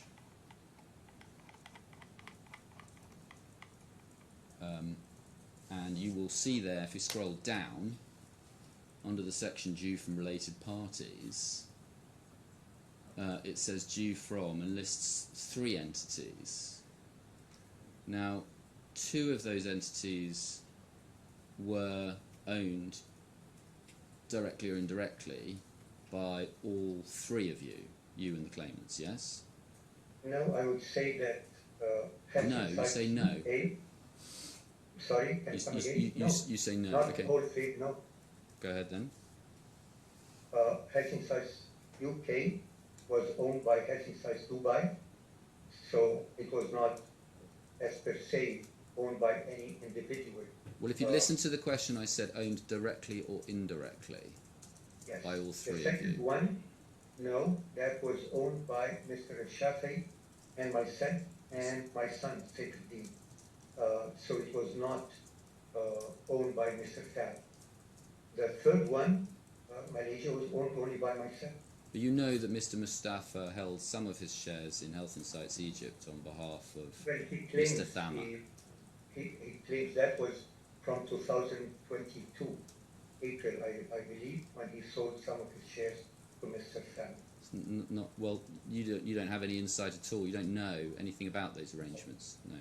I knew about those arrangements after the dispute. But looking at this document, it would be impossible for anyone to tell that you were the sole owner of Health and Sites Malaysia, wouldn't it? It's a related party. It's a party that's owned partially or wholly by one of the shareholders in that entity. Well, if Health and Sites Malaysia had been owned by Health and Sites Dubai, the way it was presented in these accounts would be exactly the same, wouldn't it? No, because of the knowledge that the claimants have about those companies. Mr. Shehata, please listen to the question. Concentrate on the question. Ask it again, please, Mr. Montague-Smith. If Health and Sites Malaysia had been owned by Health and Sites Dubai, it would have appeared in exactly the same way in these accounts, wouldn't it? That's not for me to say. That's the accountants and the auditors, the financial auditors. Well, you've said, revise those. you said in your evidence, we just looked at it, that the claimants should have picked up the fact that you were the sole owner of Health and Sites Malaysia from this entry in these accounts. That was your evidence. exactly, plus the emails. Well, hang on. from the I haven't asked you a claimant. question yet. So you know enough about how accounts are presented to answer the question I asked you earlier. So I'm going to ask you that question one more time and see if you have an answer for me. But this, again, will be the last time I ask this question. If Health and Sites Malaysia had been owned by Health and Sites Dubai, it would have appeared in exactly this way in these accounts, wouldn't it? I wouldn't know. I'm not an accountant. I'm not a financial auditor. I'm a technical person. But it was not definitely owned by Health Sites Dubai, because even in emails asking for the financial statements, we never mentioned Health Sites Malaysia. It was only Egypt and Dubai. You also mentioned earlier that the claimants should have known that you owned Health and Sites Malaysia because Health and Sites Dubai was receiving revenue from Health and Sites Malaysia. Yes? What does that have to do with the ownership? Well, it doesn't. That's my point. It doesn't have. So the point is that the fact that Health and Sites Dubai was receiving money from Health and Sites Dubai, Malaysia, would not have informed the claimants at all about who in fact was the shareholder of Health and Sites Malaysia. Yes? No, they already knew this. No. Malaysia Take it in was stages, acting- Mr. Mr. Shehata, again, listen to the question and only answer the question. Mr. Shehata, I'm asking you about the various ways in which you've said they should know, and I'm taking them one by one. I'm now on the final one, which is the revenue, which you said should have informed. I'd understood your evidence to be that they should have known from the amount of money that Health and Sites Malaysia was sending to Health and Sites Dubai. They should have known you were the shareholder. No, I did not say that. If I said I didn't mean it this way. I meant that there was revenue coming from Health and Sites Asia, like there was revenue coming from Al Khalij into Health and Sites Dubai based on Medica Plus licensing and services and implementation. So that's like Al Khalij transferred monies to Health inside Dubai, Health Inside Malaysia, when it was using the software. Well, let's look at what you owned. said. Can we go to C420, please? Paragraph 68.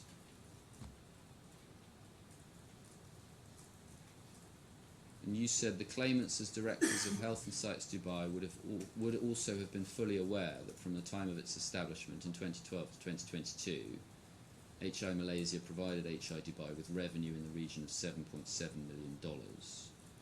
It would be very unusual for directors of a company to be unaware of such a lucrative business relationship. And this is all in the context of you explaining your view that they knew that you owned Health and Sites Malaysia.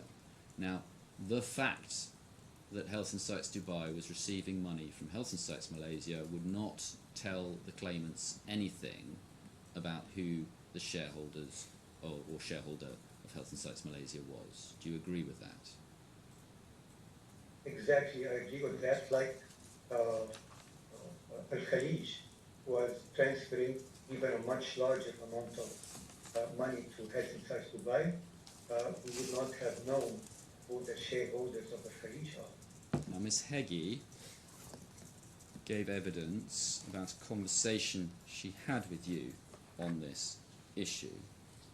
And what she says, I'll show it to you, it's at C8, page 9. It's paragraph 29. She's talking about a phone call that she had with you. And she says, do you see at the top of the page, according to him, as a matter of common practice, when Health and Sites created a new branch in a new company, he would initially register the branch under his own name to shorten the registration process.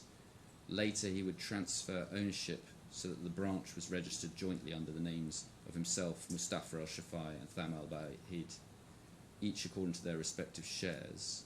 He then told me that in the case of HI Malaysia, he had forgotten to complete the ownership transfer for the past 2 years, and so the branch was still under his name. Now, you had that conversation with Miss Heggie, didn't you? That's what she says, but I do not recall any conversation like that. It was really very, very peculiar for an external consultant to talk with, for me to talk with her about ownerships, and that I registered first in my name and then I put it in, it's like what happened in the UK, that I registered first my name for 3 months and then registered, changed the ownership directly to Health Insights Dubai, not to individual persons, not me, not Mr. Thamer, not Mr. Mustafa, but to Health Insights FZ LLC in Dubai. You said in Malaysia this never happened. You said at the beginning of that statement, I do not recall my any conversation like that. Exactly, and I stick with that. You don't recall, so it could have happened, and No, you don't no, recall it? No, I said it did not happen. So you remember that it didn't happen? Yes. See. It would be very strange for me to discuss that with Ms. Heggie. Well, the It's very strange. The reason you were discussing it with Ms. Heggie was because you were trying to persuade her to leave Health Insights and join you in your business, weren't you? She was not even an employee at Health Insights Egypt at the time. So if she wanted, she could have joined me. But at that time, there was no other business. And she's a bright lady. I give her that. She's an honest lady as well, isn't she? No, not honest, but bright. So you employed her for several years, didn't you? I didn't employ her. She was an external consultant in Egypt. She wasn't she was not an external consultant, was she? Can we bring up G19?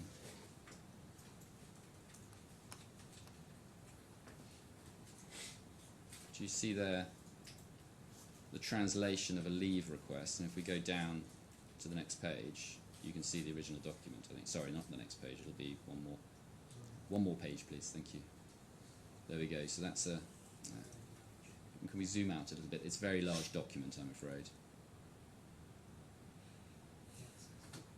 That's as far as we can zoom out, so if you can just scroll up to the top of this document, please, you can see it's got a Health Insights stamp on it. So this is a if we go back to the translation on page 1, do you see that in February 2014, Ms. Heggie was requesting leave? Yes? Exactly. As an external consultant, she needs, because she's been paid from Health Insights Egypt. So if she's not going to be there and there is a meeting with a customer, she needs to tell us. That's natural. If you're an external consultant, you don't need to request leave, do you? You just can say, I'm not available on those dates. So that we do not schedule any meetings with clients, and we inform the clients. And usually I would ask people, have you informed the client that you're not going to be available at those days or not? An external consultant would not be obliged to attend on any day unless they agreed to do so, yes?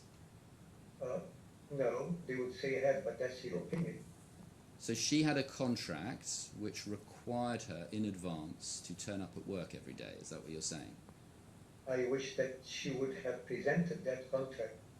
No, I'm asking you. I'm asking you. She left in 2014, then came back in 2017. Well, the reality is you took all the contracts with you when you left Health Insights Dubai, didn't you? No, all of these allegations by Mr. Shehata were completely dismissed. They were checked. As a matter of fact, the forgery thing, this is his third attempt. There were 2 other attempts that were foiled and dismissed by the General Prosecutor. Likewise, this claim that I took all the contracts, no, I didn't take any of the contracts. That's a blatant accusation for something that has been investigated and dismissed by both the police and the General Prosecutor. So I wish that you would refrain from that, otherwise it would be defamation. After my court ruling that I got against Mr. Shehata and Health Insights Egypt about those false accusation.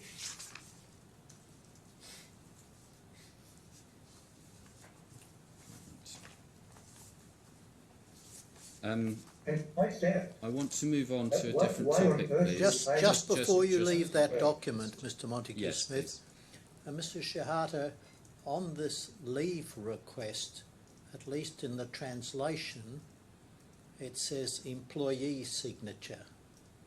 It's Do a you want to standard, comment on that? it's a standard format that we, not me, I didn't prepare that. It was the people for the accounting rules. If she was not going to be available for those days, then this needs to have been known to the finance to deduct those from her payment at the end of the month. It's a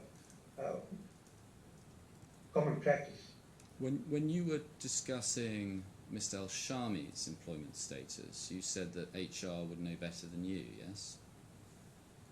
HR and Mr. Shafi as the executive chairman of the board, because he was the one that made all the arrangements with Mr. Shami as his brother-in-law. HR would also know better than you whether Ms. Heggie was an employee, wouldn't they? They must know, but I gave why this needs to be done, because for any external consultant, the finance needs to know how the days that they work for HI Egypt and deduct the days that they are not available, so they can deduct those for the payment at the end of the month. I want to ask you about something else, please. You caused HI Dubai to sue Al-Khalij in the Saudi courts, didn't you? Yes, for the payments that were owed to Health and Science Dubai, but they failed. They pretended, Mr. Thamer pretended in the court that he didn't even know about Health and Science Dubai. Well, we'll come on to what was said in the courtroom, but that claim that you caused Health and Sites Dubai to bring was lost, wasn't it? It failed, yes? Due to the first claimant, Mr. Thamer Abdulaihid, denying anything to do with Health and Sites Egypt. So it was lost due to what's the word in English, that Health and Sites Dubai had no interest. You caused. Mr. Thamer then had shares in Health and Sites Egypt, became its CEO, managing director, and then caused my dilution of shares there. You caused Health and Sites Dubai then to appeal that decision, didn't you?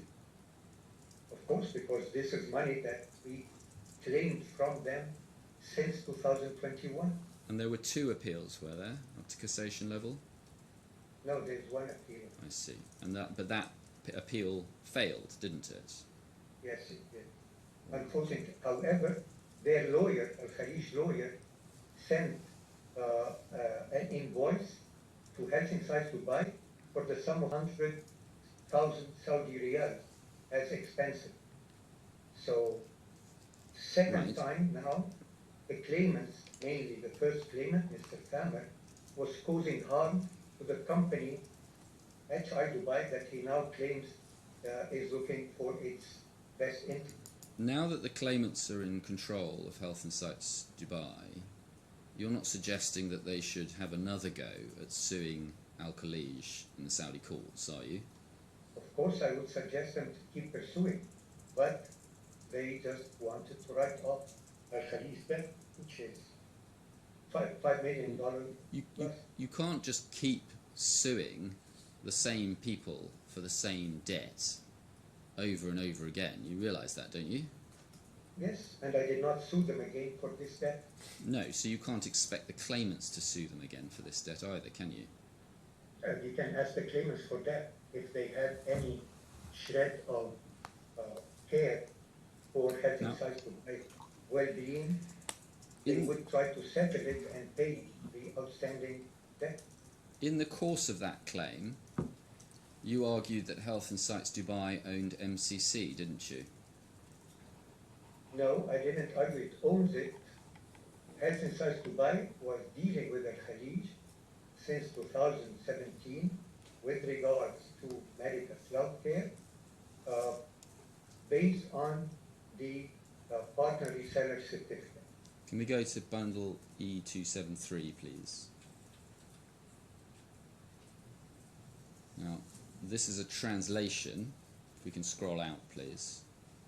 Do you see it's a translation of the case by Health and Sites Dubai? And if we scroll down, you can see it's against Al-Khalij Computers, yes? The original document, I believe, starts at page 51 of this bundle. Sorry, it doesn't.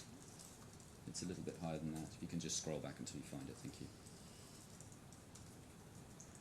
Do you recognise this document as we scroll through it? Starts at 41, thank you. Can you zoom in a little bit? There we go. I think that's the first page of it. Do you see that there, the parties, yes? Yes. All right, and we're going to work from the translation again, please. But if we could go, please, to page 35. 35. That's right.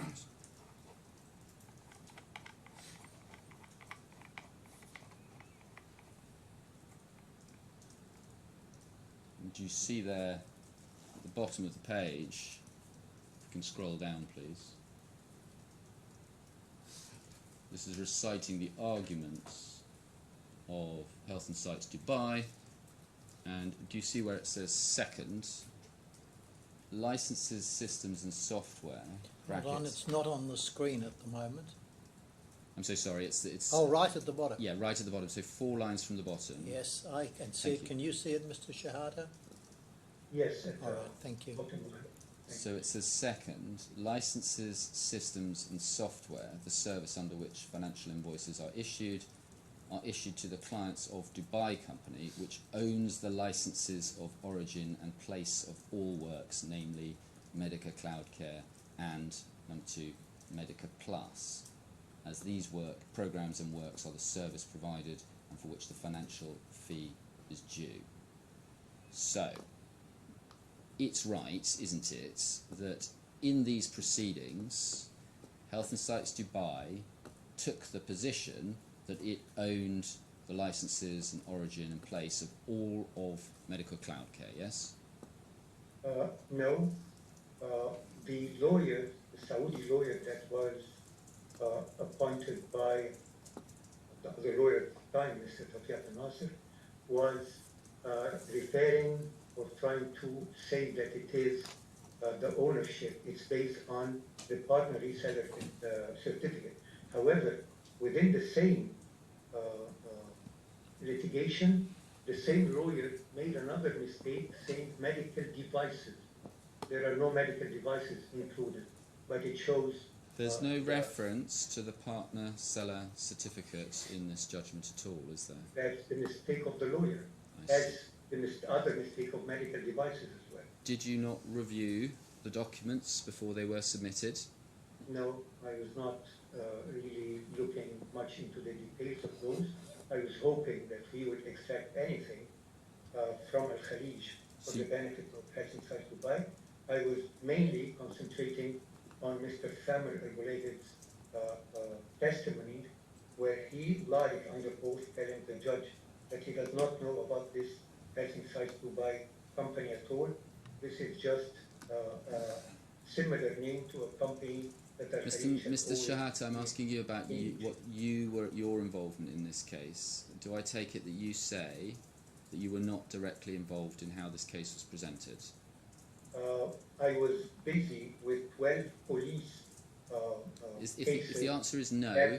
In Egypt, that the second claimant, Mr. Shafi, has filed against me in Egypt. So I was spending much time in police stations and with their prosecutors to try and defend myself.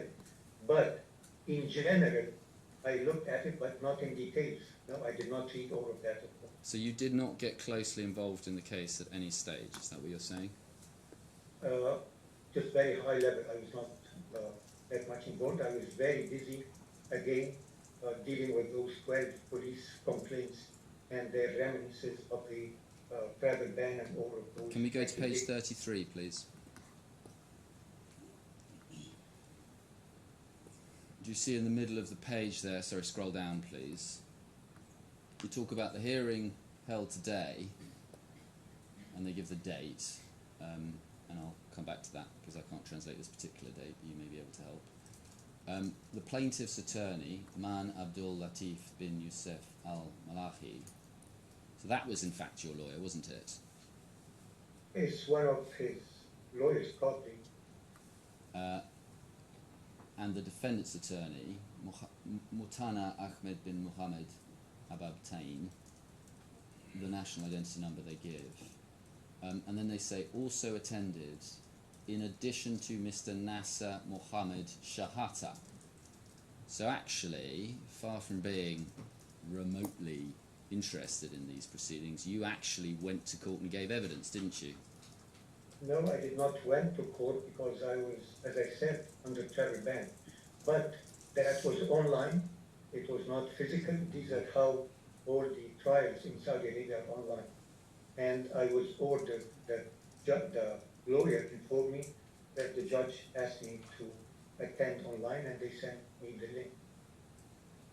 So you did in fact give evidence in these proceedings, is that right? I didn't give evidence. I just gave, yes, I gave them the purchase orders that Al-Khalij through Mr. Albulaihid and Mr. Al-Shafi'i have denied they were ever directed to hedging sites Dubai. They didn't, they said we do not even know I'm asking who are those hedging sites Dubai. I'm asking you about what you did and what you said. You told us you were not involved. Now you've told us that you attended. No, I said that on high level. So when that hearing came, the lawyer sent me the link, and I attended. I remember that was just for like half an hour. And you gave evidence when you attended by that link, yes? I just said exactly the same thing, that those purchase orders for services were from Al-Khalij to hedging sites Dubai. Yes, and it records what you said because the judgment here says, in addition to Mr. Nasser Shehata, who stated that he is the General Manager of Health and Sites Dubai from 2007 until now, and he is the CEO and Managing Director of Health and Sites Egypt. And then the Chamber asked him about the transaction in question, and it goes on to talk about the evidence that you gave in relation to that transaction. So you did... Which are the purchase orders, yes, and the invoices and the previous payments from Al-Khalij to hedging sites Dubai. Now the basis on which the Saudi court rejected the claim was that the purchase orders, they concluded, for the works which were the subject of the claim had been issued to Health and Sites Egypt, not to Health and Sites Dubai. Yes? That's the claim of the claimants, even in Dubai. No, that was the conclusion of the court. That was the conclusion of the court, wasn't it? Yes, based on Mr. Albulaihid's testimony that he does not know even who hedging sites Dubai are. No. Well, let's look at it. It's on page 38 of this.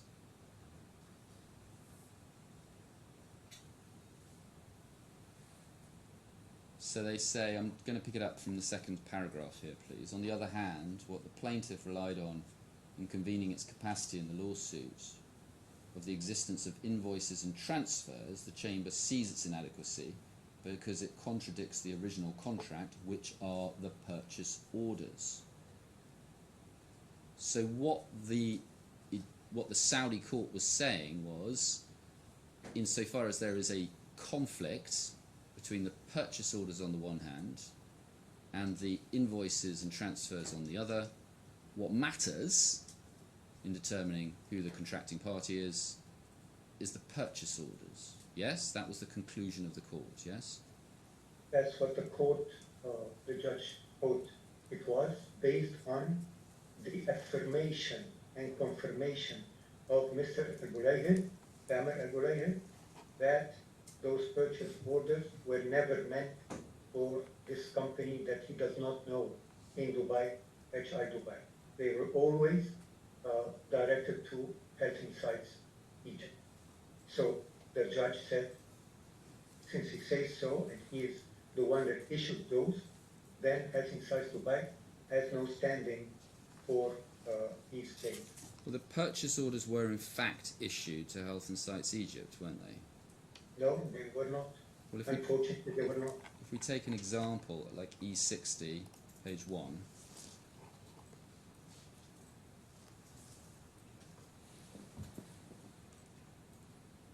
so they were sent to you, Engineer Nasser Shehata, as Chief Executive Officer, yes? But you were not the Chief Executive Officer of Health and Sites Dubai, were you? You were the General Manager, yes? Yeah, it's the equivalent. Well, in referring to you as Chief Executive Officer, it must have been referring to your role with Health and Sites Egypt, yes? No, in Dubai, in this case. Well, And I'll give you the evidence that you showed, I think. Well, I'm just asking you about this document, Mr. Shehata, and I'm suggesting that this is an example of a purchase order which supported the claim that you were making on behalf of Health and Sites Dubai in the Saudi courts, the one we've just looked at. And so what I'm suggesting... They never mentioned general manager, they always said CEO. Well, I'm going... Whether it was for Dubai or for Egypt. However, if you look at the HSBC bank statement that you showed the other day, when you commented on the address to be in Giza, Egypt... I'm not asking you about the payments and the transfers. No, I know that's what you say. Even at the bank, I was giving the address of Egypt because I was not residing in Dubai. But that's the argument... I was residing in Egypt. That's the argument you put forward in Saudi Arabia, and the argument that was rejected at first instance and on appeal by the court there, yes?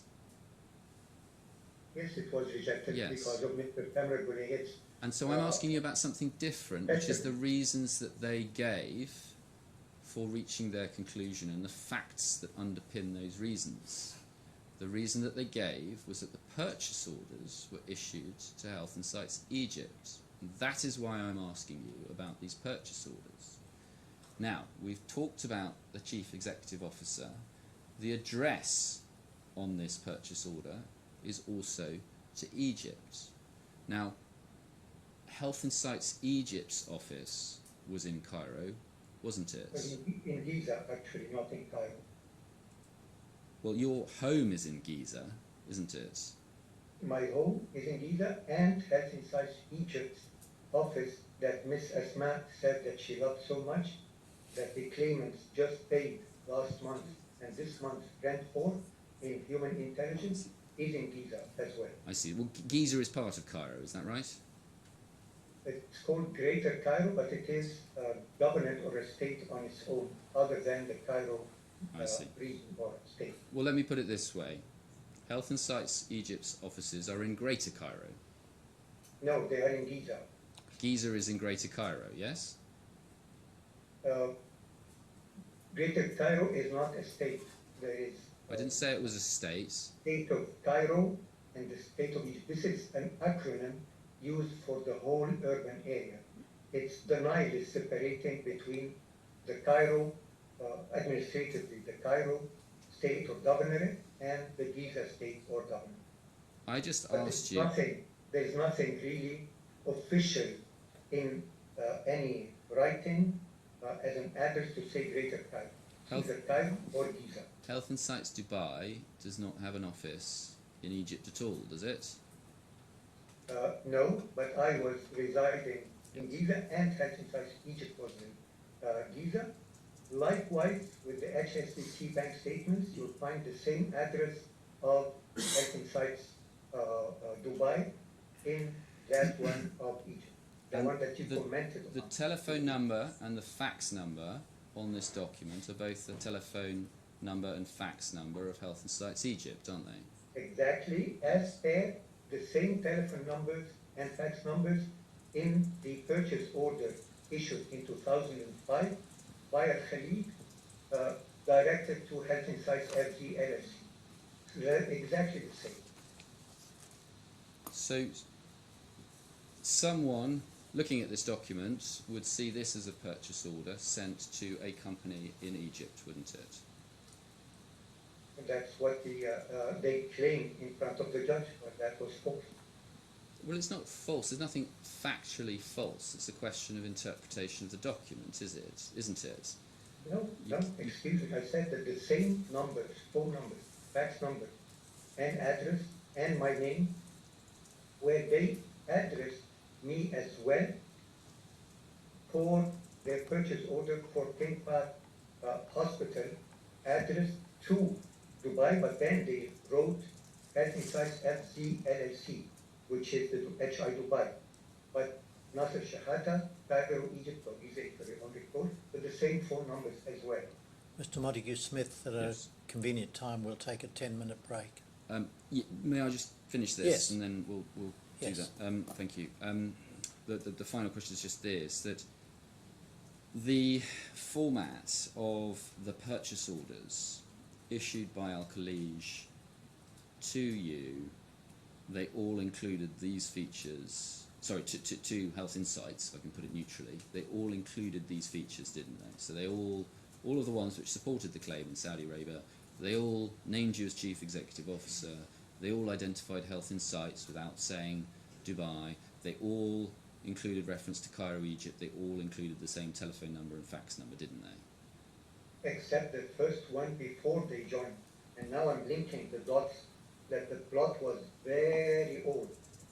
The one in 2005 came from Al-Khalij, but it was directed to Health Insights FZ LLC in specific for Medical Plus. But that's a 2005 one, so that was not one of the invoices that supported the claim that was made in Saudi Arabia, yes? Yeah, the claims in Saudi Arabia were related to the outstanding payments for invoices issued against purchase orders issued from Health Insights Dubai. And you can see that even the emails with Mr. Shafi'i creating a backdated purchase order based on the invoices that I sent in the template for in Microsoft Excel for the benefit of Health Insights Dubai. So I do not need to, they already denied that they had any relationship to Health Insights Dubai. So I don't know what dividends were they receiving based upon. That's All convenient. right, we'll adjourn until 12:24. All rise.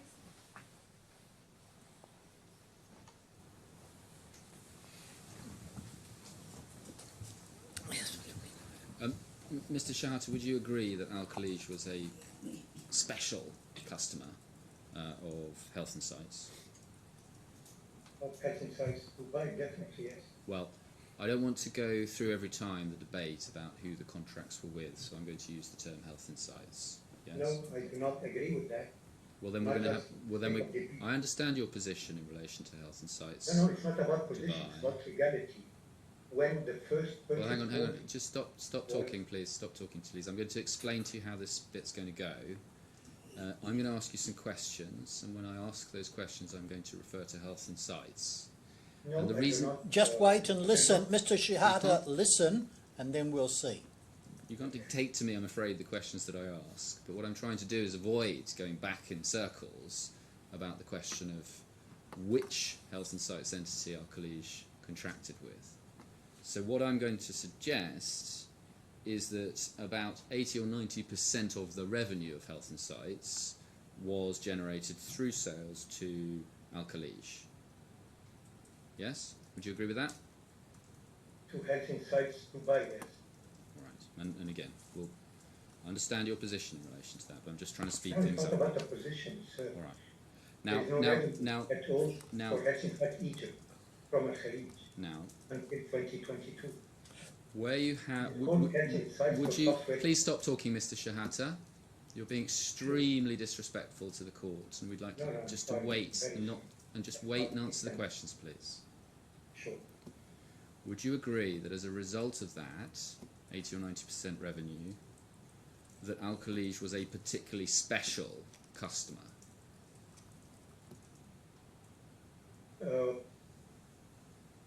For Health Insights Dubai, yes, especially because the majority of the revenue was coming from Al-Khalij. Would you agree that when a company has a single primary customer of that magnitude, it is important to the company to keep them happy. It's important for any company to keep all of its customers happy. But it's particularly important where you have a company which is responsible for 80 to 90% of the revenue, yes? In general, that's how I earned my reputation as making each customer that I have happy. But it's reasonable, isn't it, when you're in charge of those companies, to take steps to ensure that you keep, or take particular steps to ensure that you keep your key customers happy and you focus on them the most, yes? It's a subjective question. I cannot. You don't know. All right. Well, the reason I'm asking you is because Mr. Mustafa was asked about some questions about a message he sent, and I'll show you that. It's at page 186, E186, sorry, page 5.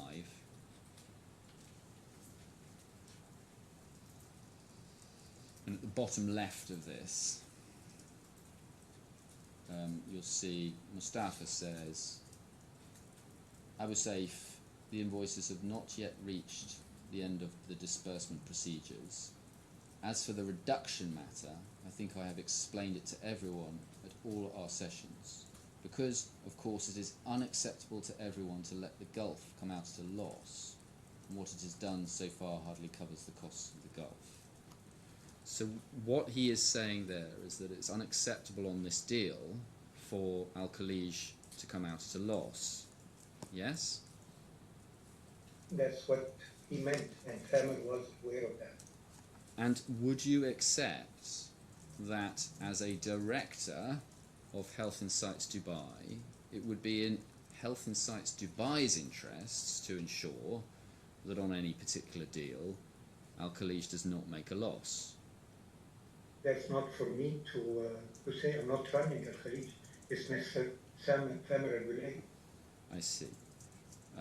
But if they were in charge of it, you can't criticise them for failing to take into account Health Insights Dubai's interests in trying to ensure that Al-Khalij at least break even.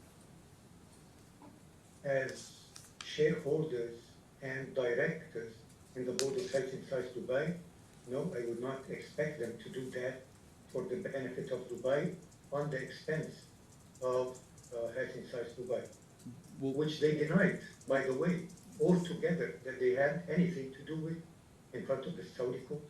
well, if we need to, we can come back to that. But Mr. Thamer says that if he'd gone back to the board of Al-Khalij with a particular deal and showed them that Al-Khalij had made a loss on that deal, then that would put in jeopardy future deals and future transactions with Al-Khalij and Health Insights Dubai. I'm not sure of that. I don't know the board of directors in I see. Al-Khalij. But if that was true, then it would be entirely sensible for Health Insights Dubai to do what it can to make sure that Al-Khalij at least makes a profit on every transaction, yes? Al-Khalij never gave me or as Health Insights Dubai any visibility on how much are they contracting in their projects for. Hence, I do not trust that judgment that they were making a loss, and if it was, it cannot be for 7.7 plus million US dollars that were in debt that HI Dubai has to absorb because of their management of Thamer's own company and Mr. Mustafa's management of the implementation in the country. It's not my or HI Dubai's responsibility. But in any case, they just denied completely altogether that they know who this Health Insights Dubai is. Mr. Shehata, can I explain once again, your role at the moment is to answer questions, not to argue about the case. The question you were asked had nothing to do with what Mr. Thamer or others said before the Saudi court.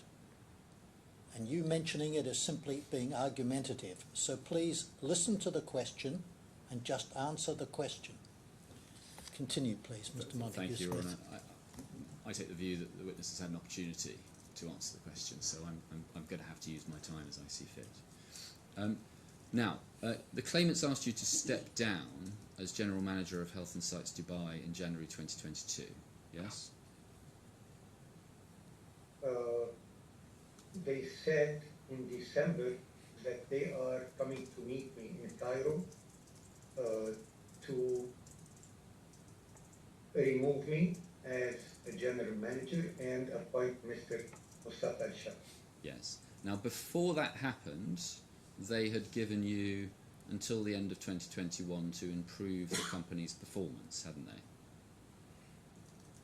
Well, I thought that the company performance was superb, except for 2021 and onwards, where they didn't pay a sizable amount of dues that were...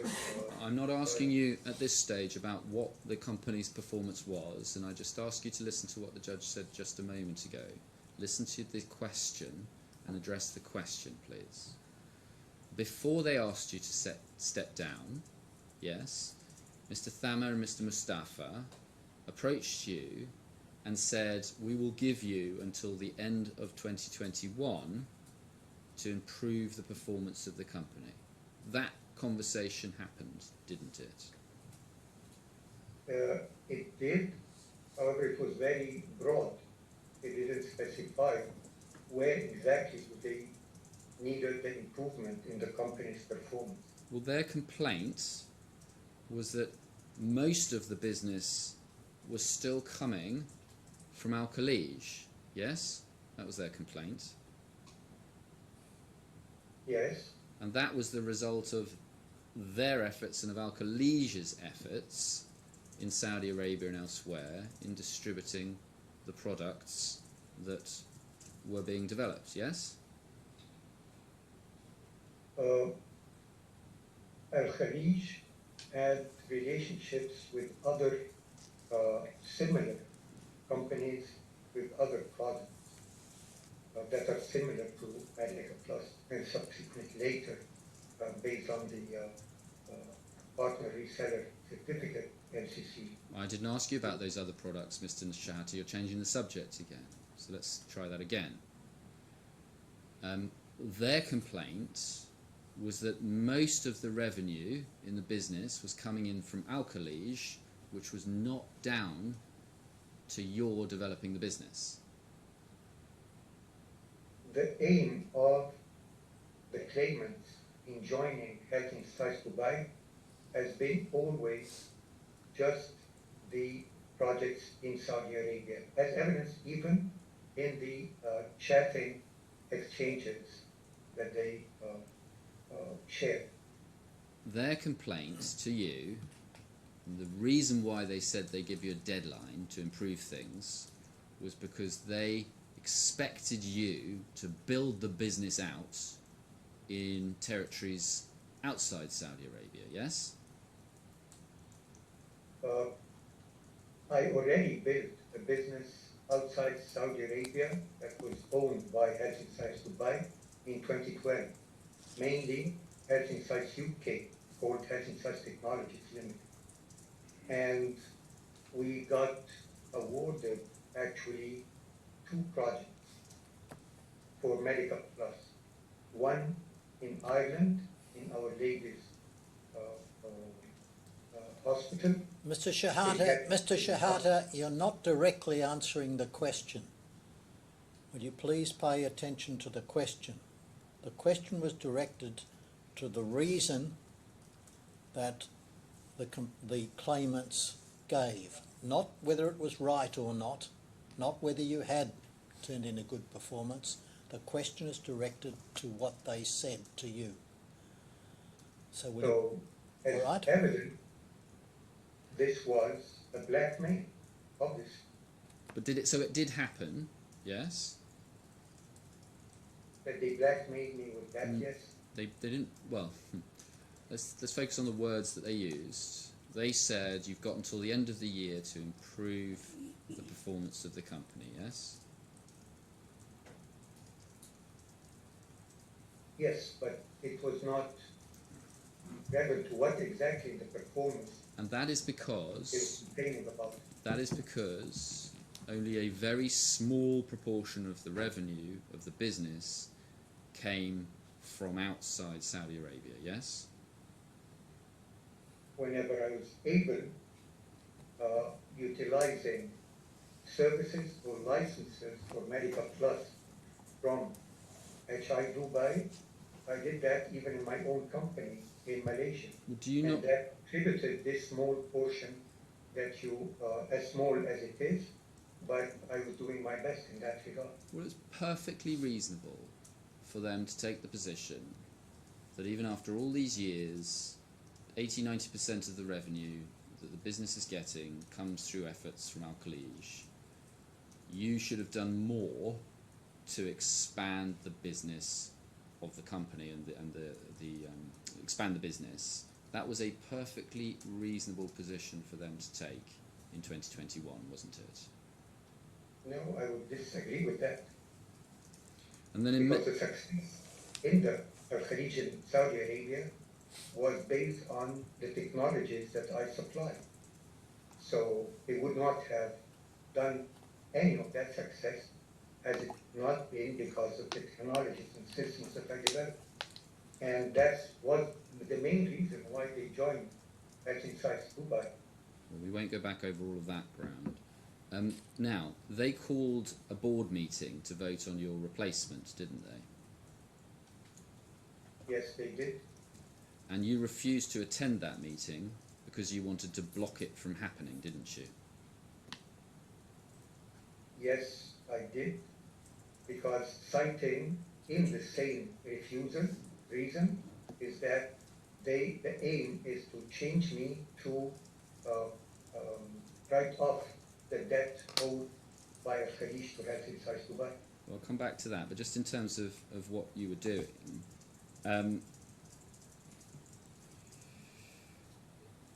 you were all three of you partners in this business, weren't you?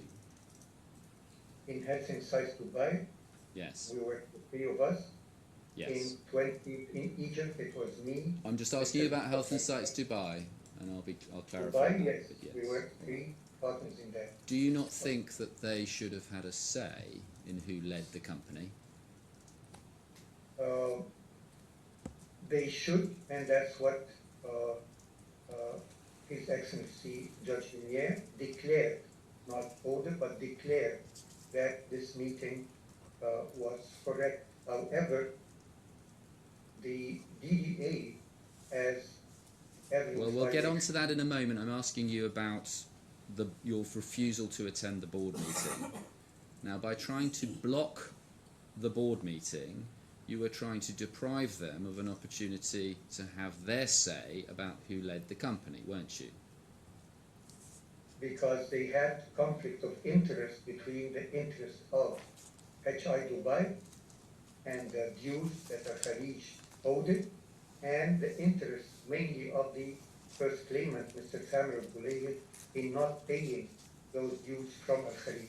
Now, the vote to remove you went ahead on the 16th of May 2023, didn't it? They purport that, yes. Well, I was not there. do you not accept that it was a valid vote? No, I do not accept, since all the emails and exchanges and phone calls with the DDA said that all board directors has to sign. But On the 15th of May, the judge found that the resolutions were validly passed, yes?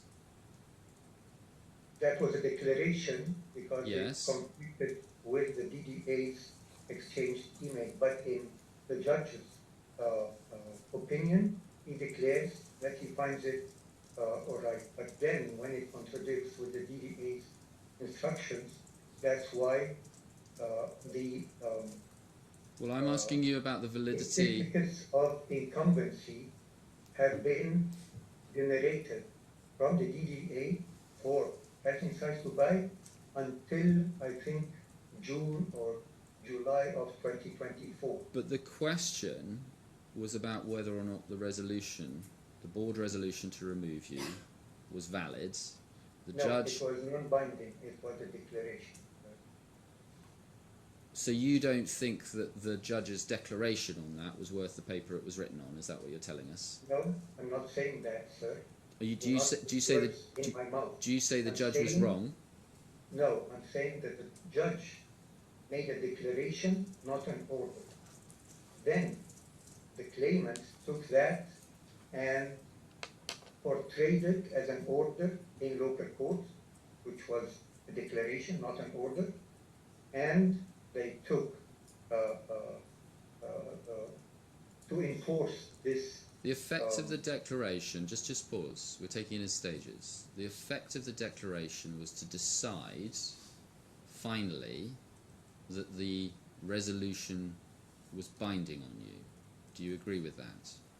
No, it was not. It said that the judge declares that he finds, His Honor finds, this meeting for the board of directors was valid that day. But it did not say that it was binding because the DDA is not part of those litigations or this case, so it's up to the DDA So to enforce. you took the position that despite the declaration you could refuse to hand over control of the company, didn't you? I'm sorry, can you come again? You took the decision that despite the declaration of the judge, you were entitled to refuse to hand over control over the company, yes? As per the DDA's advice, yes. And you did not, in fact, inform the DDA yourself that the resolution was valid, did you? The resolution is a declaration. No, the board resolution. And it was already communicated to the DDA by the claimants directly. And this is where I contacted the DDA and they said, no, all directors have to sign this resolution. The judge heard that argument, rejected it, and issued the declaration.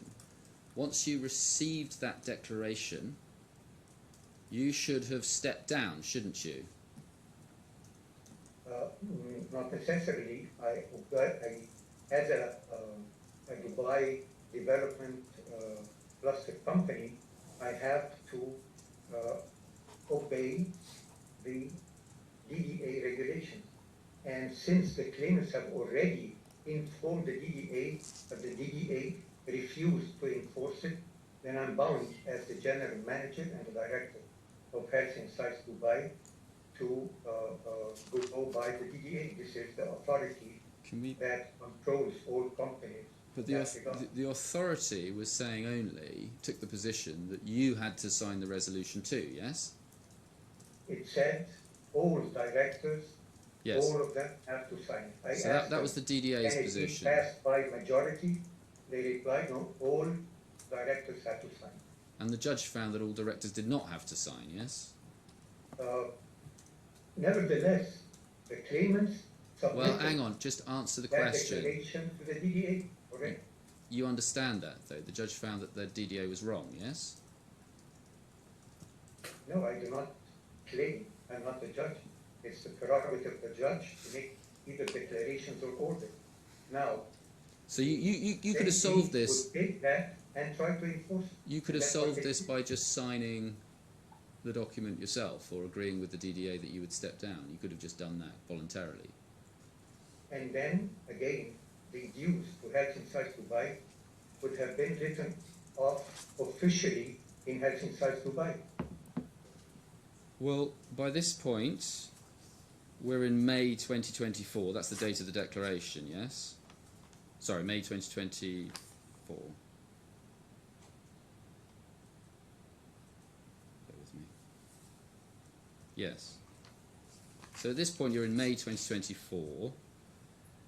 And the case that Health and Sites Dubai brought against Albulaihid that was completed on the 12th of October 2022, wasn't it? Exactly. That's why I kept trying to recover the debts of Al-Khalij, and hence I did not want to relinquish the control of Health Insights Dubai, because directly, as they have done in the Egyptian courts, dismissing the case from Health Insights Dubai to regain those $405,000 from HI Egypt, they would have done the same thing directly. So by, sorry, I got the date wrong. By the 22nd of June 2023, the Saudi courts have dismissed Health Insights Dubai's claim against Al-Khalij. Do you remember these dates? Then the appeal was dismissed on the 2nd of August 2023, and there was in fact a further appeal which was dismissed on the 3rd of January 2024. So by the time the judge issued his declaration in May 2024, there was no prospect of Health Insights Dubai recovering anything from Al-Khalij because its claim had come to an end. Do you agree with that? I don't know. I'm not a legal person. You said that there could have been a second appeal. I'm not aware of that. I'm not a legal person expert in the Saudi law. If you're and I will not recall all the dates exactly, but that was the main reason why I was trying to stay to salvage again and recover the debts from Al-Khalij to Health Insights Dubai. If your real concern was to stay to try to recover the debts, you would have handed over the company when those claims failed, wouldn't you? That was in January, as you mentioned. I don't recall. The appeal was the result of the appeal came out in January. However, I had hope that through some other legal means we could recover those debts, which basically, those debts are a result of the claimant's actions, not mine. Can we go to bundle They E2961, were trying please? to get control to write them all off, which they did. If we scroll down, do you see there an email, down please to the bottom, do you see there an email from Mr. Al-Shafai writing to your lawyers? Do you see that? Yes, I can see And do you see what he says? He says, he's referring to a letter that was written and describes himself in his capacity as General Manager of Health Insights Dubai, and then he makes various requests. Copies of advices, invoices, and so forth. The letter itself, I think, starts at page 3, or the initial demand starts at page 3. So he's asking for various things in his capacity as the new General Manager of Health Insights Dubai. Now I want to ask you about the response that was received to that letter. If we go back to the top of that page, page 1 please. And just down a bit, thank you. Essentially your lawyers say, no, second paragraph, the General Manager of Health Insights Dubai is currently Mr. Nasser Shehata, as per the company's current corporate records. And then at the bottom, above the underlining, in the paragraph above that, it says, you are hereby put on notice that false impersonation is a crime that is punishable under UA law, and you are requested to cease and desist from holding yourself out as the General Manager of Health Insights FZ LLC, in contradiction with the company's official records. Did you instruct your lawyers to send that message to Mr. Al-Shafai? I produced incumbency. Did you, Mr. Shehata? Did you I instruct? was the general Did you manager instruct? until the last incumbency certificate That's not the question. that I produced from the DDA portal. That's not the question, Mr. Shehata. I'm going to ask it one more time and then we'll move on. So if you want to give your answer, otherwise we'll just leave it to submissions. Did you instruct Habib al-Mullah and partners to send that email to Mr. Al-Shafai? the details on it. I don't recall the details, but I sent them the incumbency certificate that proves that on the company record at the DDA, I am still the general manager. Did you Remember, did you both did in you Arabic and in English. did you instruct them to accuse him of a crime of the false impersonation and threaten proceedings against him in that regard? In general, because that is wrong as per the company official record. So is the answer to that yes or no? In general, the company That's not a yes or a no. In general is not an answer to my question, the Mr. Shehata. details of the email itself. No, the no, things no, like- no. Listen to the question and answer it. Last chance. Did you instruct your lawyers to accuse Mr. El-Shafai of the crime of false impersonation and threaten proceedings He against was him? in fact impersonated. You don't want to as answer per the question. company record. Mr. El-Shafai was the general manager of Health Insights Dubai at that particular time, and you knew it, didn't you? No, he was not. You go back to the company records themselves as per the portal of DDA for all companies under its authority. Mr. Shehata, And you You haven't. can see that the date when Mr.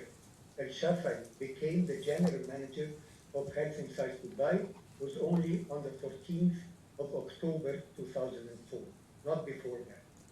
You've established a company in Egypt, haven't you? I have What's the name of it? Pulse for Integration Solutions, and later, sometime later during maybe 2022 or something, I established another company. What's the name of that other company, Mr. Shehata? It's called Basar al-Saha. What does Basara Saha mean? In English, Yes. it means insights of health. It means Health Insights, doesn't it, Mr. No, it Shehata? means insights of health. That's the same thing as Health Insights, isn't it, Mr. Shehata? If you would like to understand it this way, but again, this is my trademark since I acquired, if you might, the domain name and designed the emblem, the logo and the trademark for it. Bear with me, sorry. So what you've done is you've established an Egyptian company with the same name as Health Insights Dubai, but you've named it in Arabic. That's what you've done, isn't it? That's your understanding, Mr. Montague Smith, but there is nothing against the law to establish a company in another jurisdiction with any name unless it is used by another company. You've recruited to that company people who used to work for Health Insights Egypt, haven't you? Some, but I recruited as well. And by the way, I'm not the one running these companies, I'm not even on the board of directors for. So you would have to ask my son, he is the one that is the CEO or general manager of. Are you saying that he operates that company entirely independently of your influence, Mr. Shehata? Yes, he does, and sometimes I even quarrel with him about his decision. If you're quarrelling with him, does that mean you're giving him instructions, Mr. Shehata? No, that's not instructions, because I'm not on the board of directors, so I cannot instruct anyone. Your son worked for you for years for Health Insights Dubai, didn't he? He worked on that CMRC project, the hospitals that you mentioned before, for the benefit of Health Insights Dubai. No, he was an employee of Health Insights Dubai, wasn't he? Yes, he was an Yes. employee of Health Insights Dubai. And the company, Basar al-Saha, you own it, don't you? Partially, me and other two shareholders. What's your shareholding in it, Mr. Shehata? I think between 70 and 80%, I do not recall now. So you're But the I don't run any of it. I'm not on its board of directors. you're the controlling shareholder, yes? I am, but I'm not doing any changes except for the appointment of the board of directors. So, but if they do anything that you don't like, you can just replace them, can't you? I can, but I did not. So the reality is that you are in control of that company, aren't you? No, that is your assumption, which is not true. Now, you accept that that company has recruited people from Health and Sites Egypt. Is it true that it has recruited 80 people from Health and Sites Egypt? Not up to my knowledge. As I said, I'm not the one running or maintaining the employee records. So you don't know, or it's not true? I do not know. I see. Simply. Well, you see, Mr. Marwan El-Shami says that you asked all of the employees of Health and Sites Egypt to resign and come with you to the new company. What do you say to that? It's false. It's a false accusation. I see. But you do accept And I that... think he would say anything to further the position of his brother-in-law, Mr. Al-Shafi, in this case. Can we go to page E228? Sorry, document E228, page 47, please. And these allegations were investigated in Egypt and found not to be true and dismissed. Finally, 3 times. And so, I'm so sorry, you're going to have to wait for me because my documents are slightly different.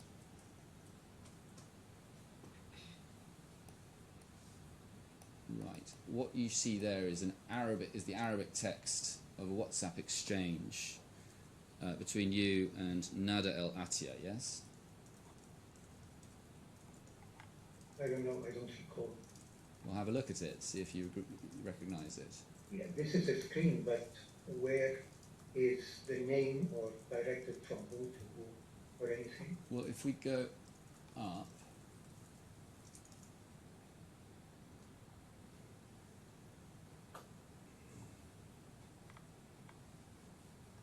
sorry, where did I get that from? Sorry.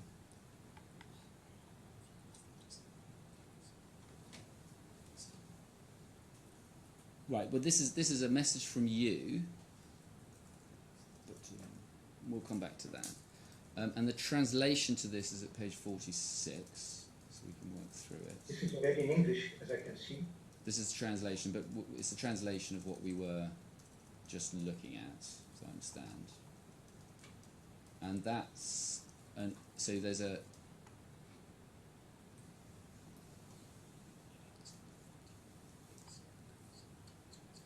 yes, I see. All right, yeah, we'll work through it. Yeah, absolutely. Thank you. So do you see on the left-hand side is the text that you sent? Do you remember this? 19th of January 2022. Can I see the original? Yeah, let's go back to page 47.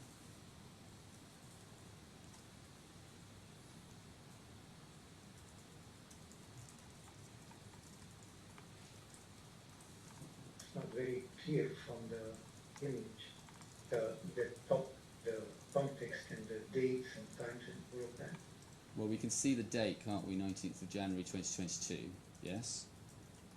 Yeah, but where, who is that, between who and who? That's between you and Mr. Nada El Atia, yes?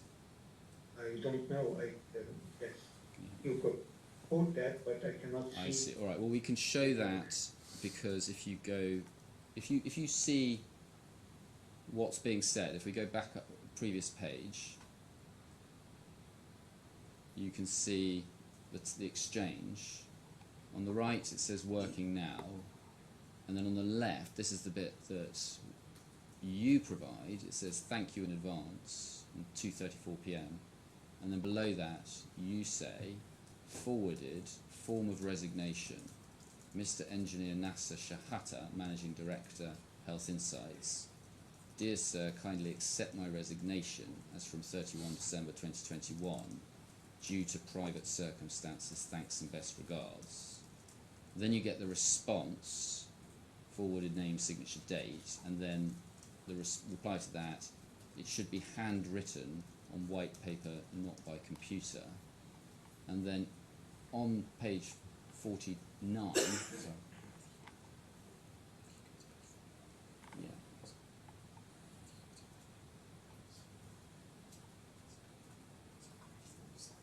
Mm-hmm. Yeah. Yeah. So if we go to page 47, do you see at the top of that page? I think it's not very clear, but you can see there's an engineer in there. And what I'm suggesting, what the evidence suggests, is that that is a reference to you. Yes? I cannot confirm, but what's the problem? Did you? So you had a It WhatsApp. was, which I'm not saying it was, but what is the problem with somebody wanting to be removed from the company as in the social security? Well, let's take it in stages. I hadn't realised that there was a dispute about this document, but do you accept that this is a WhatsApp exchange that you participated in? I do not recall, so I'm not really sure if that is a genuine document or screenshot or not. We may just need to return to that after lunch, if now it's convenient. All right, how are we going on time? Your Honour, I'd hoped, I mean, we've been losing about 10 minutes at the beginning of the day and 5 minutes because Mr. Shehata was late. I'll be about another half an hour, I would say. All right. And then my learned friend, Mr. Jackson, will hopefully be an hour and a half, I think. Okay. So that's where we are. We will adjourn until 1:55. So, Mr. Shehata, can you return, please, before 2 o'clock at 1:55? All right, thank you. All rise.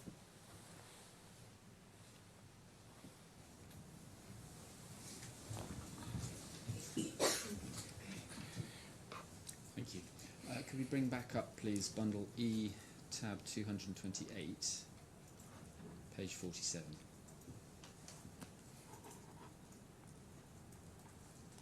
So you asked about where this document came from. This is actually a document that you exhibited, isn't it, to your sixth witness statement? I'm not sure of that. Well,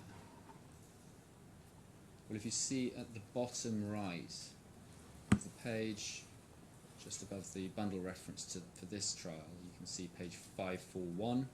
Underneath, please. Scroll down, please. Scroll down, please. There we go. Do you see 541? That was page 541 of Exhibit NS6, wasn't it?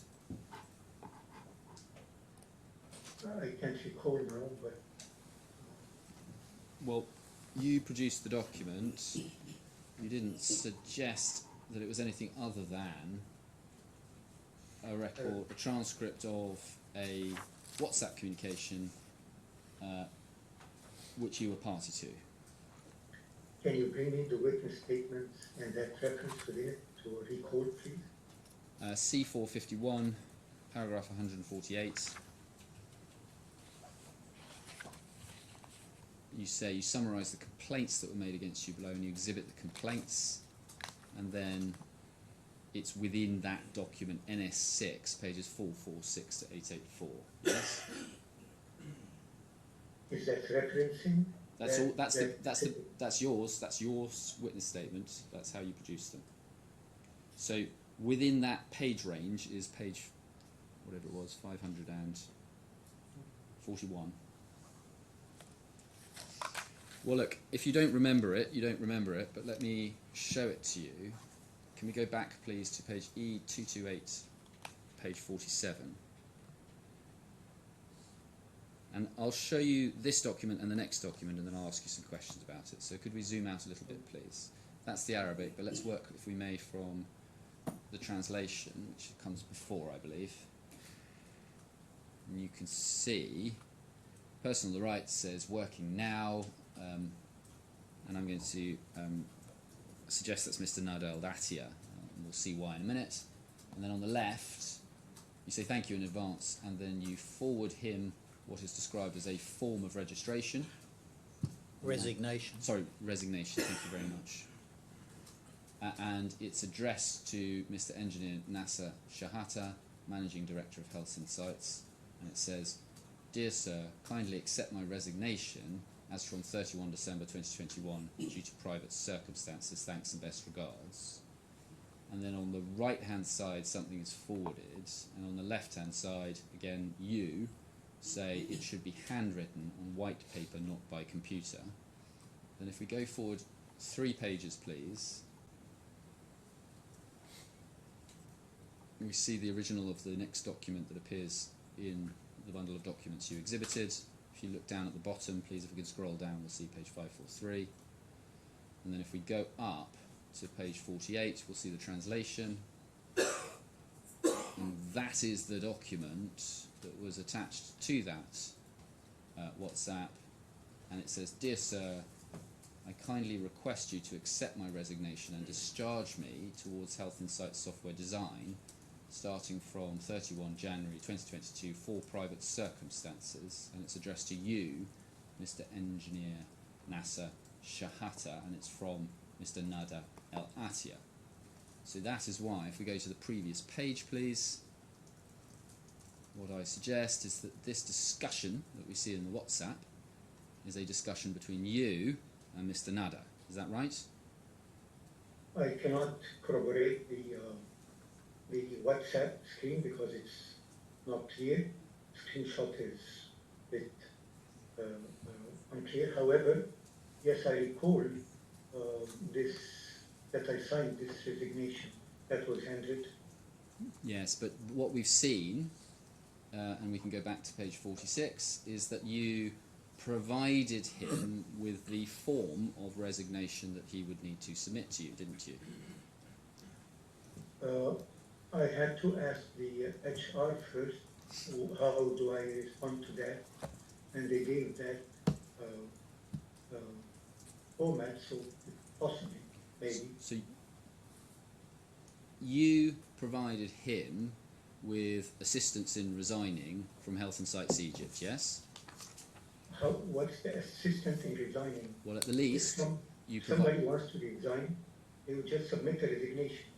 And it had to be handwritten as per laws in Egypt so that they can remove the individual from the Social Security if he is to join another company. And I'm going to show you some other examples of similar letters, and I'm just going to draw out some features, but for speed I'm going to show you them all, and then I'm going to ask you some questions about them. So if we go to page 50, please. Do you see there, the original is at page 51, just have a quick look at that, and then go back please to page 50 for the translation.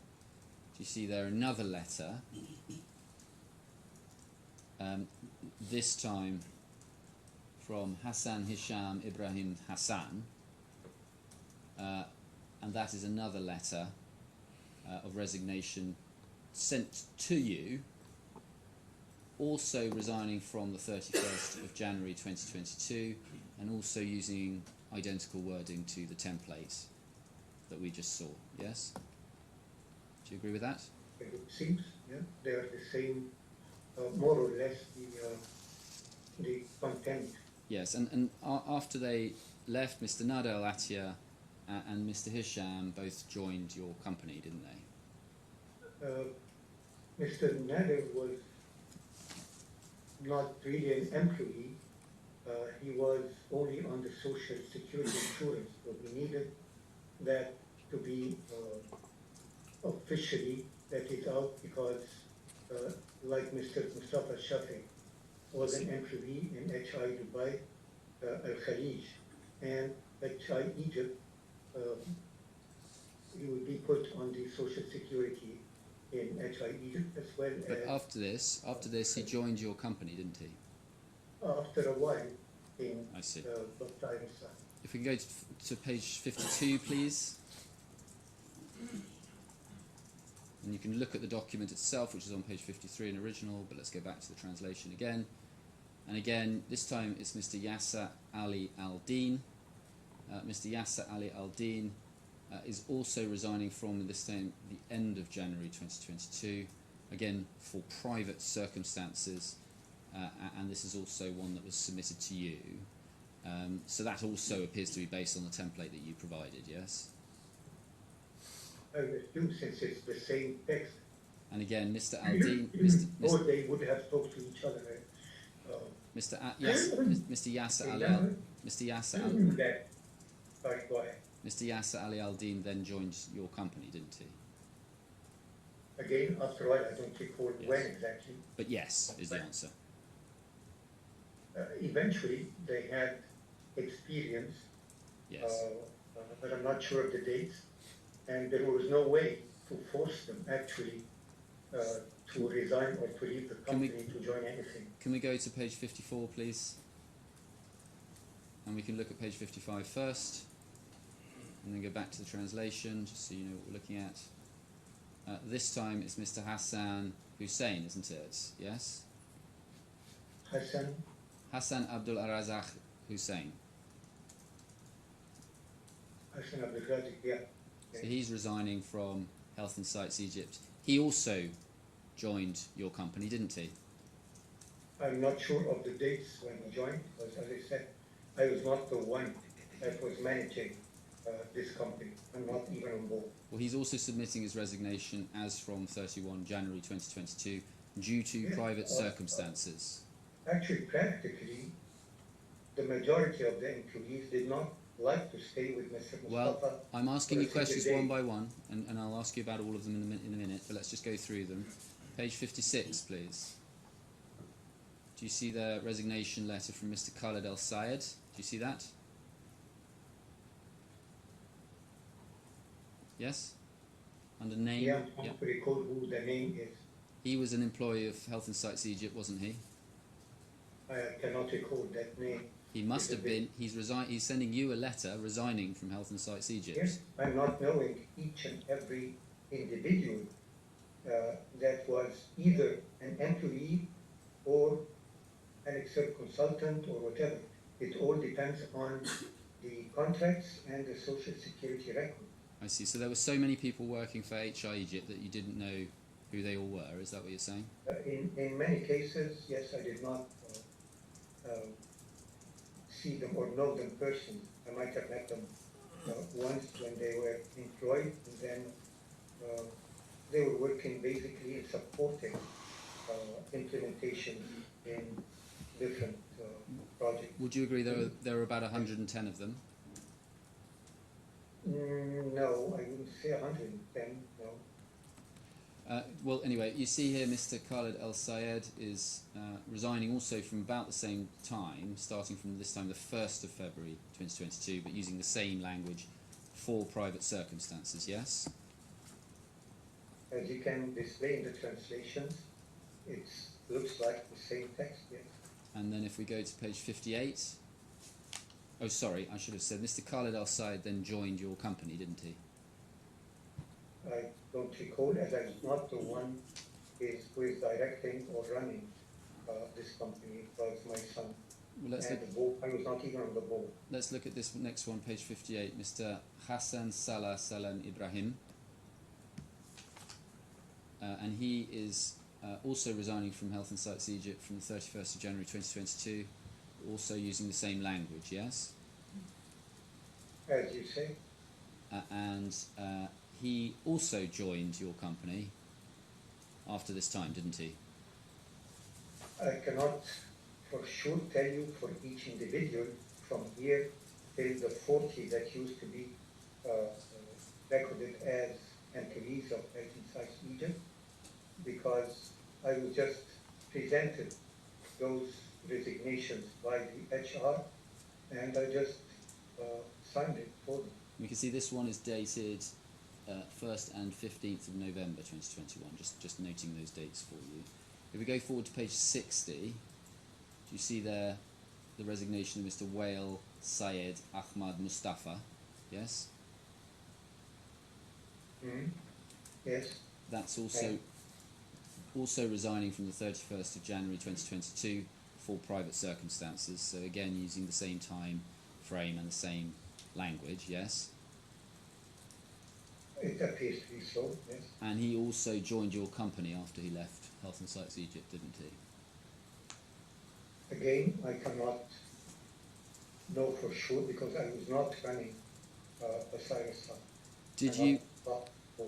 Did you provide each of these individuals with a template resignation letter and encourage them to resign from Health and Sites Egypt?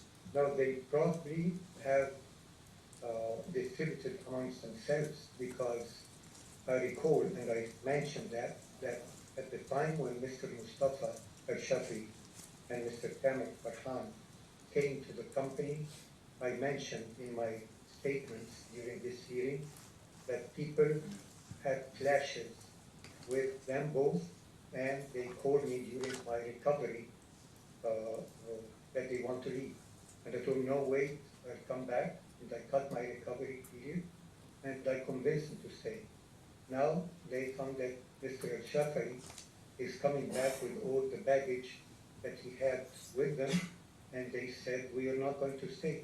I did not convince anybody with anything. Well, let's look at what you actually said in your statement. There is no way to neither convince them nor threaten them because I have nothing to bear.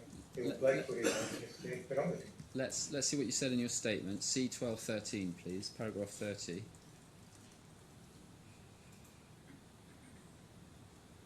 You say, you refer to one of the criminal complaints against you and the accusation that you approached HI Egypt employees, and then at the end of the line you say, in fact, and if we can just scroll down we'll see more of the page.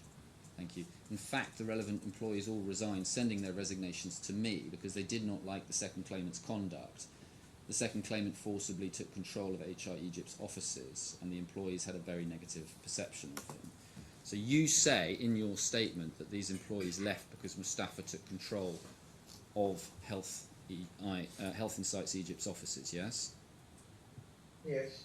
But these resignations that we've just seen, I think that was the reason, yes. These resignations that we've just seen came before that, didn't they?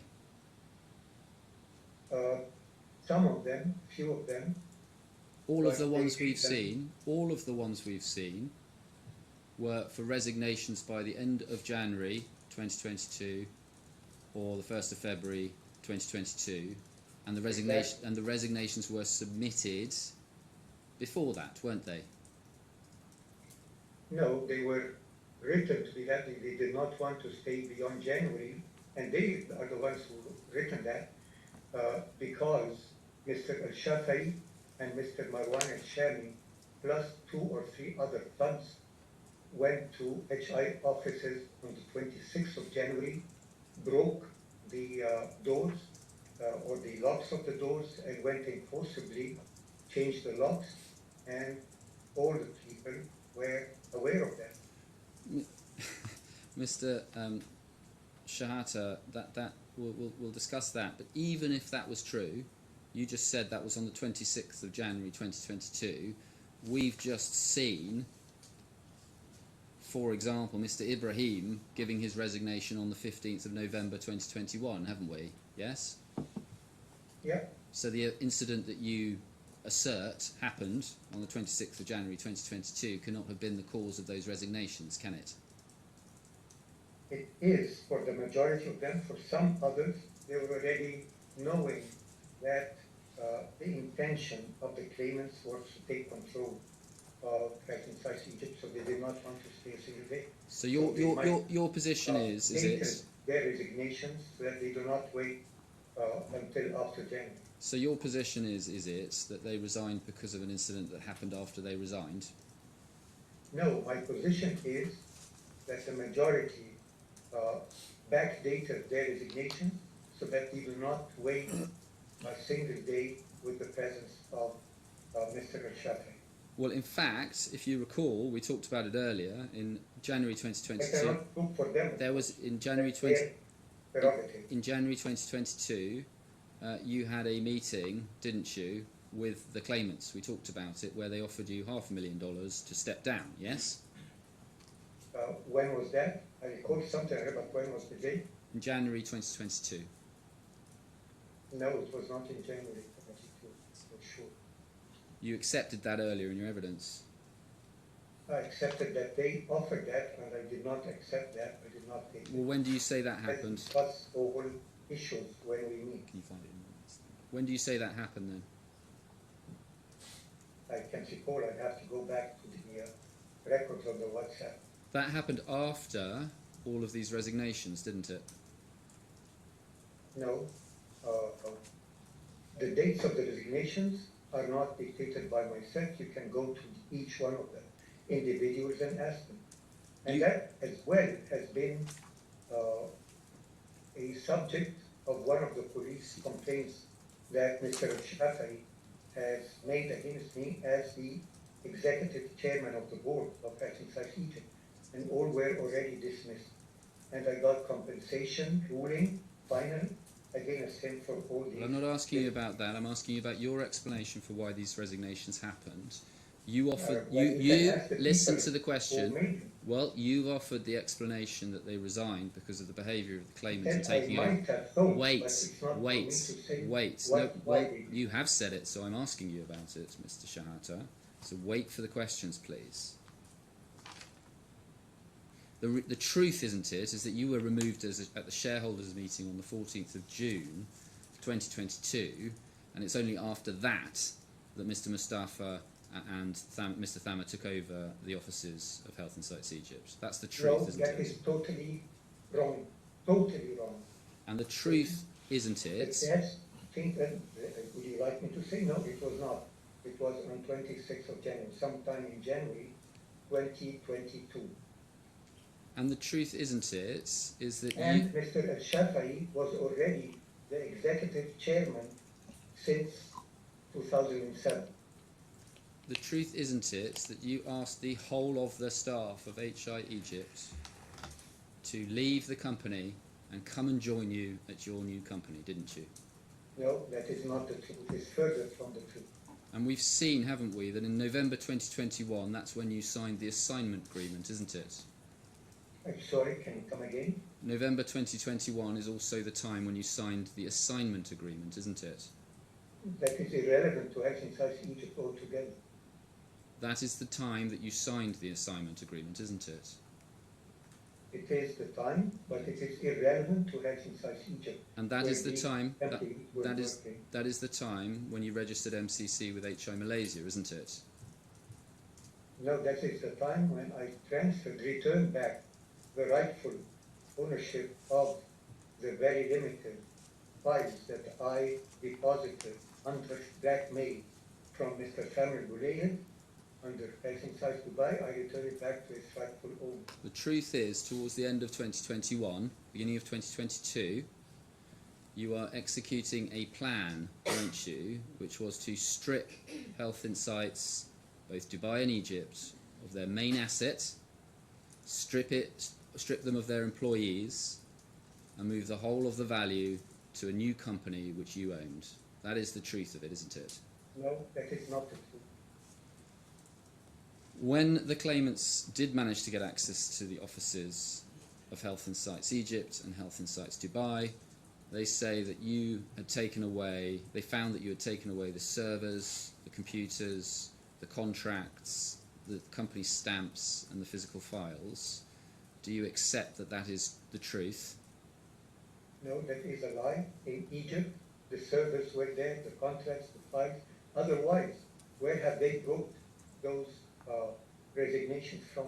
Is already in the files in Egypt. You've also refused to hand over access to HI Dubai's Mashrek bank account, haven't you? No, I didn't refuse. I sent them all the emails and the bank details. How would I refuse? When Mr. Al-Shafai became the general manager of Health Insights Dubai, as per the incumbency, as per the incumbency certificates from the DDA, he should apply with the new trademark under his name to Al Mashrek Bank. How can I refuse if he has already that? You've also refused to hand over the passwords to the few laptops that were left in the Health I don't Insights. even have those passwords. I sent several emails to Mr. Omar Hamada, because he was the man managing those logistics in Dubai, and he did not answer at least 3 different iterations of asking him urgently to access that. I was only accessing the external hard drive that was connected to one of the laptops through any desk, not directly. So you asked Mr. Ahmed Hamada for the passwords to the laptops, did you? Yes, I did, more than 3 times. Can we go to bundle Did E? not reply. Can we go to bundle E326, please?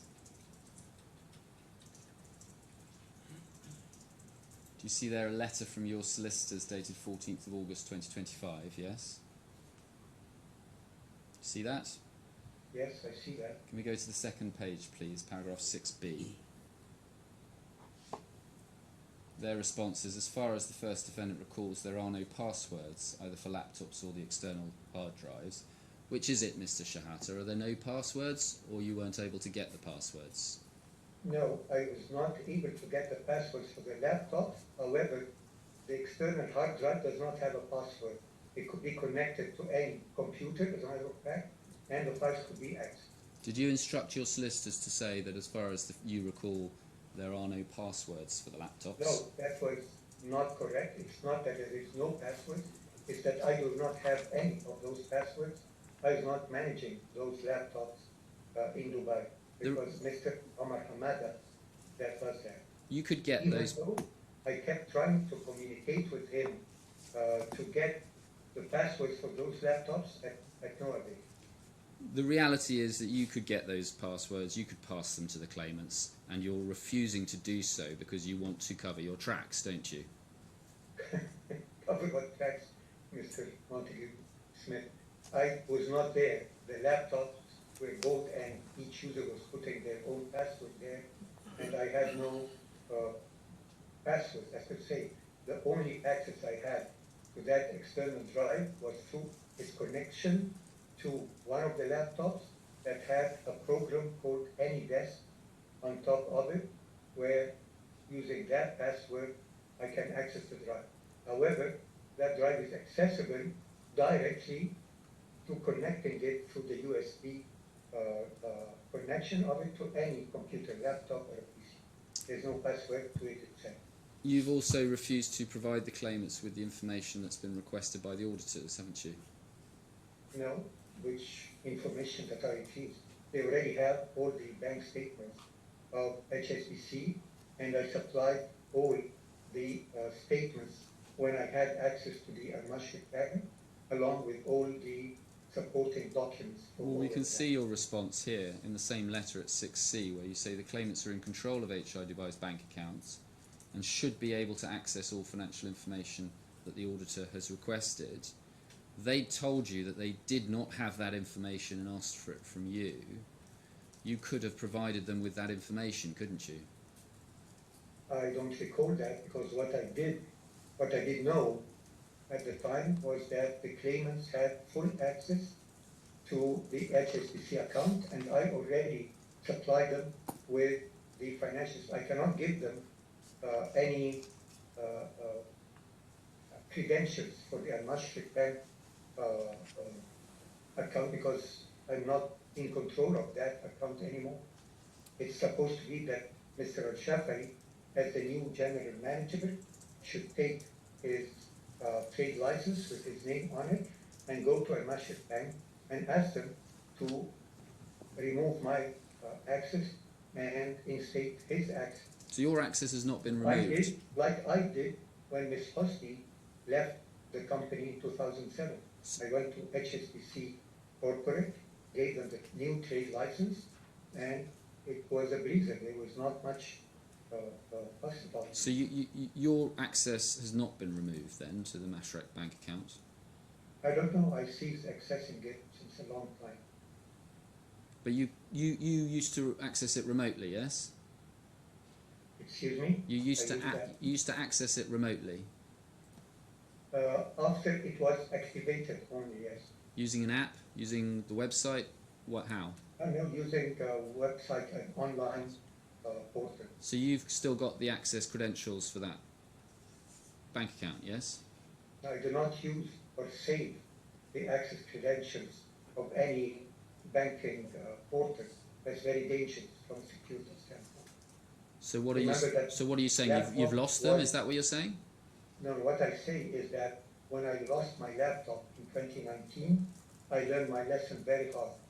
I never saved any passwords or credentials on any of the portals that I especially for the. So when you However, I don't know if it was revoked. I assumed it was revoked since the takeover of Mr. Shafi. so when you were in control of Health Insights Dubai, how did you recall the password that you used and the access credentials you used to use the Mashreq Bank account? I think I wrote it in a piece of paper or something that I kept somewhere. So you think keeping the access credentials to your corporate bank account on a piece of paper that is kept somewhere is more secure, do you, than using an autocomplete on your personal laptop, which is behind security? Because I was in Egypt all that time at my house. Remember that I was under travel ban and I was kept somewhere in the house. I don't recall in here or where, but yes, I recall that. Can we go to bundle K, tab 3, please? And besides, I cannot share, even if I had access to them, I cannot share my credentials to Mr. El Shafei because these are personal to the person it could have transferred the whole thing and come and accuse me of transferring it somewhere that they are not aware, and they already did with the HSBC account. So do you see the page in front? Do you see the page in front of you, Mr. Shehata? Mm-hmm. So Yes. this is an email sent to you on the 30th of March 2024, isn't it? Yes, From Mashreq Bank Online, giving you your user ID, yes? yes, And they say they've sent your password separately by SMS, yes? that's what it says, yes. Yeah, so on the 30th of March 2024, you had access to the Mashreq Bank bank account, didn't you? Presumably, yes. And you didn't keep the credentials on a piece of paper, did you? No, I wrote it out on a piece of paper to be separate from what was published in the email as the user ID. This is a simple security practice. So you could have just simply, the same place. at any time, you could use that username and request a new password from Mashreq Bank, couldn't you? I could have, but I did not. And you could have Or maybe used. I did. I don't recall. That was almost a year and a half ago. You could have used There that. were- You've noticed that there is a very large number of emails coming from a Mashreq Bank between the time that the account was created and the date when it was Mr. activated. Shehata, listen to my questions, and this will be finished sooner.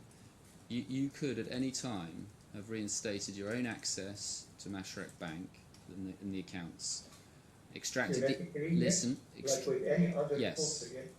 So there's right. You could have responded to the request that was made of you to provide information about the bank account, to provide the financial information for the company, and handed it over to the claimants so they could give it to Health Insight Dubai's I auditors. already You could have done this. supplied- You could have done this, yes?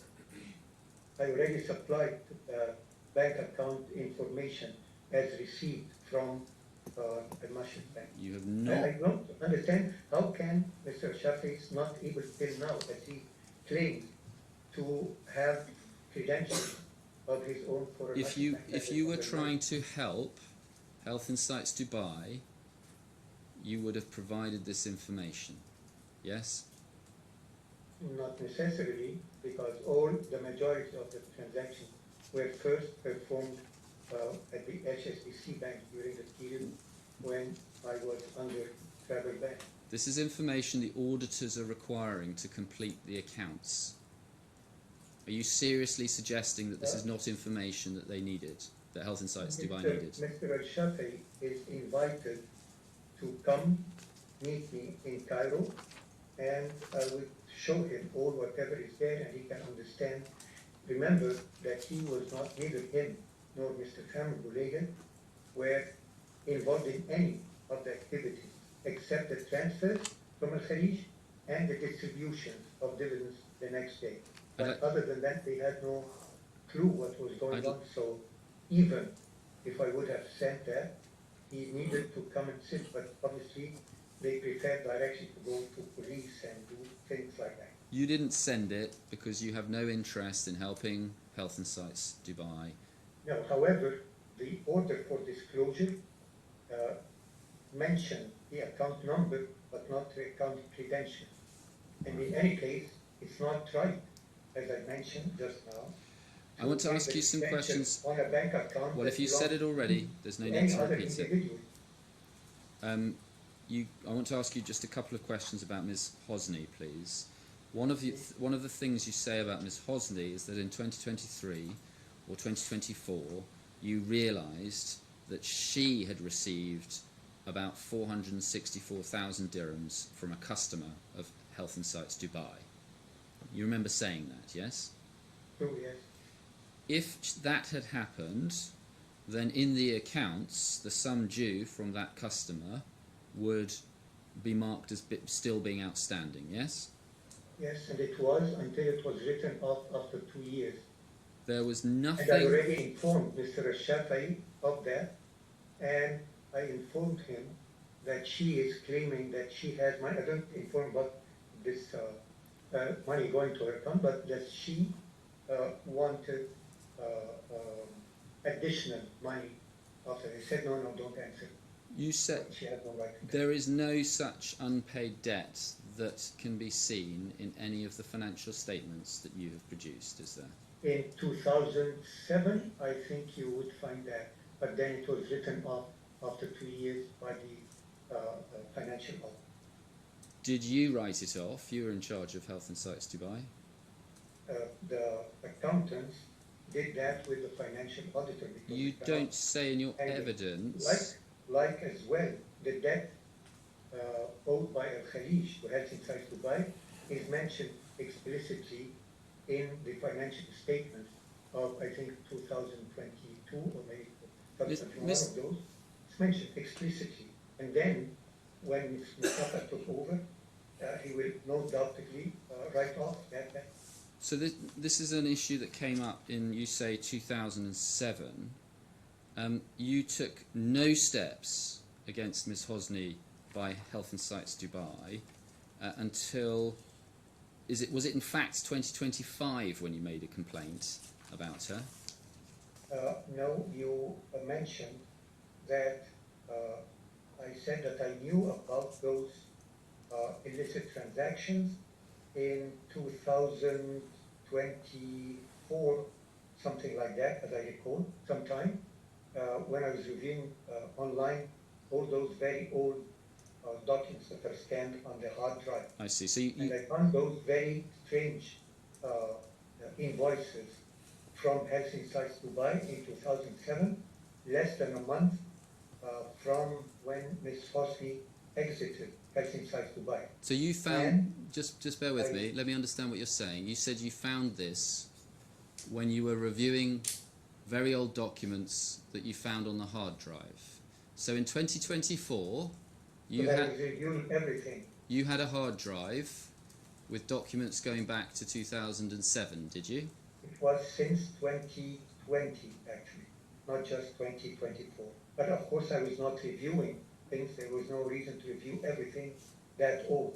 But I thought... But then I was sifting through very old documents. I thought... And actually, it was not me. It was the Mr.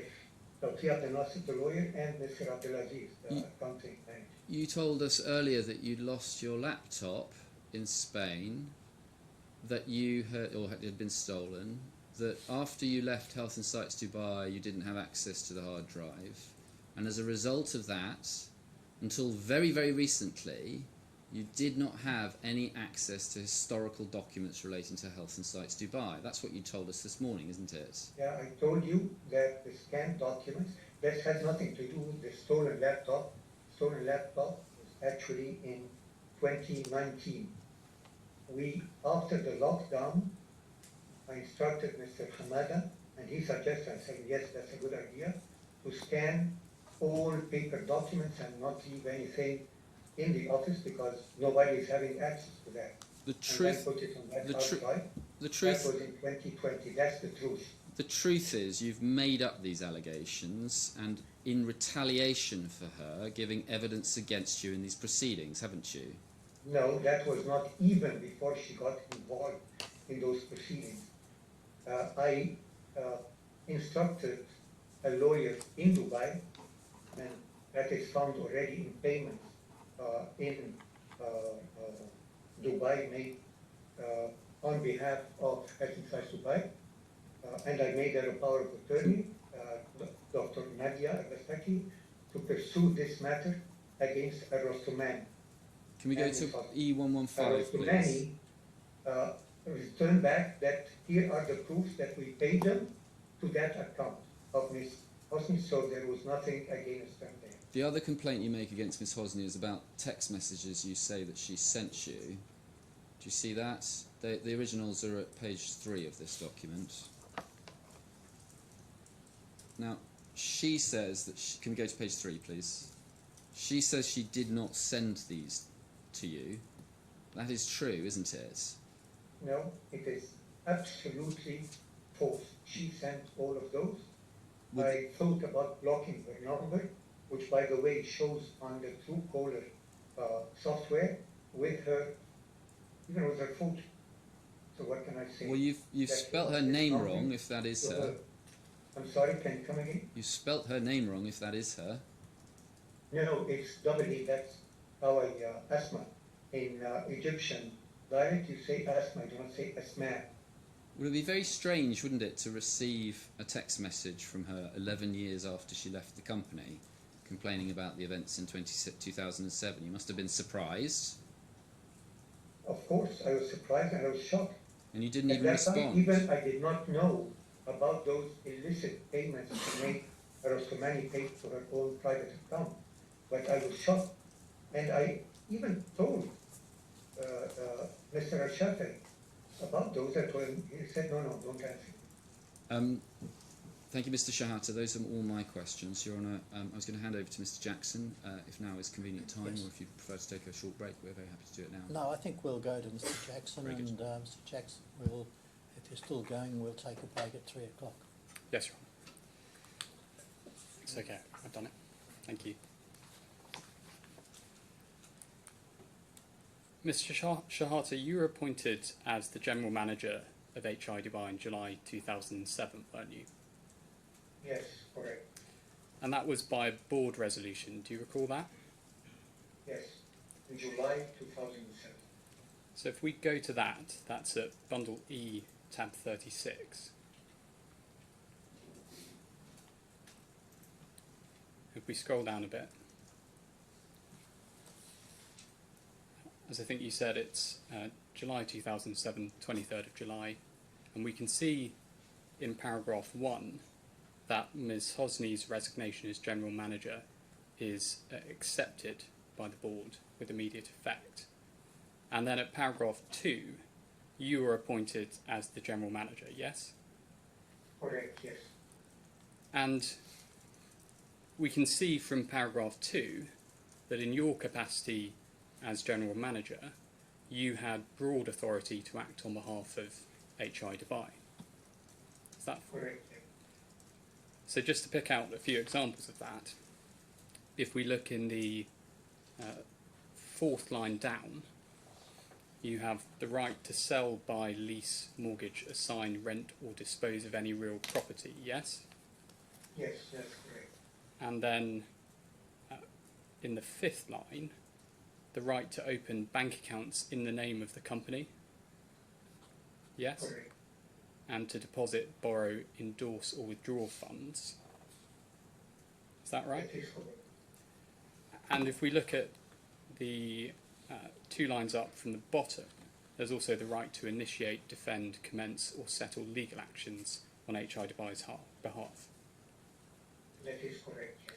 So those were all things that you were being empowered to do on behalf of the company in your capacity as its general manager. Yes, they are. And it's not limited to that, actually. All right. You'd agree that employees of the company who weren't the general manager wouldn't generally be allowed to do the things listed here, were they? I do not know for sure. But Ms. Hosni was exercising exactly those rights before me. I'm not talking about Ms. Hosni before you. I'm saying that employees of the company, if they're not the general manager, they can't do the things listed here, can they? No, of course not. The general manager is the only legal representative of the company. Yes. So if you ever stopped being general manager after this board resolution, you'd accept you weren't entitled to do the things listed here. Exactly. That would be illegal from me. You were in. I was removed as per the DDA's records. Well, we'll come on to that, Mr. Shehata. Okay. You were entitled to a salary as the general manager, weren't you? That was probably in 2015, but I never even received that except after the dispute, sometime in 2022 or something like that. I'm not asking about whether you received it or not. I was just asking that you were entitled to a salary as general manager. I think you agreed. Yes, yes, And that was a monthly salary, wasn't it? yes, And it was a salary of $15,000 per month. yes, correct, but not at this time. That was in 2015, as I recall, sometime. Yes, so if we go to E370, I think this is what you were talking about. You can see there a board resolution dated the 12th of September 2015, and in paragraph 2 there's a resolution to increase the salary of the managing director, in other words the general manager, to $15,000. Yes, that is correct. So your salary totaled from 2015 onwards $180,000 a year. Yes, that is correct. And the size of that salary presumably reflected the significant responsibilities that you had as general manager. Yes, exactly. And I think you'd accept, wouldn't you, that if you ever stopped being the general manager, you weren't entitled to be paid that salary? Yeah, of course not. Now, by 2023, HI Dubai had a long-standing business relationship with HSBC, didn't it? Sorry, a long-standing banking relationship with HSBC. Is that right? So can you come again on the question, please? By 2023, HI Dubai had a long-standing banking relationship with HSBC. Yes, that is correct, since 2002. Was HSBC the only bank that HI Dubai ever used? Yes, it was. And it's right to say, isn't it, that HI Dubai had historically held substantial sums in its bank accounts with HSBC? Yes, correct. At least was coming and going after the distributions were made.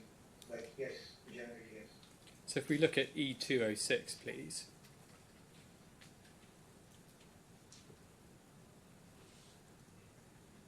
These are HI Dubai's financial statements for the year ended 31st of December 2021.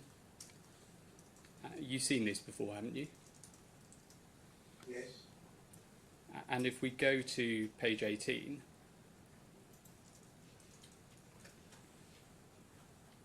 and scroll down.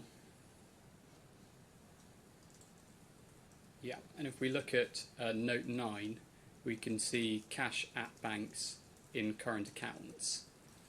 And for 2020, that's 8.1 million dirhams, and for 2021, 6.7 million dirhams, yes? Yes. So those are all amounts that were held at HSBC, presumably? Yes, at the end of the year. Yes, at the end of the year. And similarly, if we go to E261,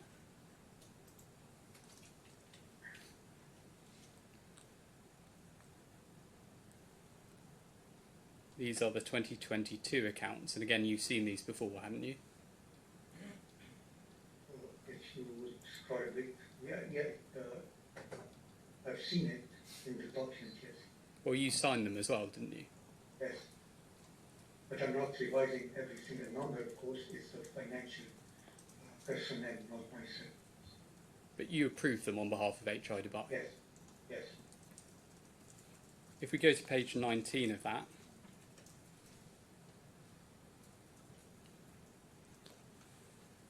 we can see again at note 9 there are cash at banks in current accounts, and this time it's 6.8 million dirhams. You can see that?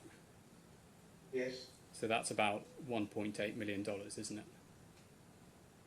yes, So in the run-up to 2023, there are significant sums being held at HSBC. it was all held at HSBC corporate account. Now, HI Dubai had 2 bank accounts with HSBC, didn't it?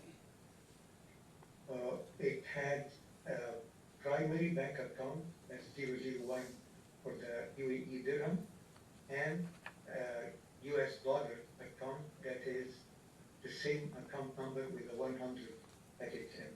Yes. And as I understand your evidence, you say that in June 2023, HSBC decided to close those accounts. Yes, correct. If we look at a letter you've exhibited, if we go to E274,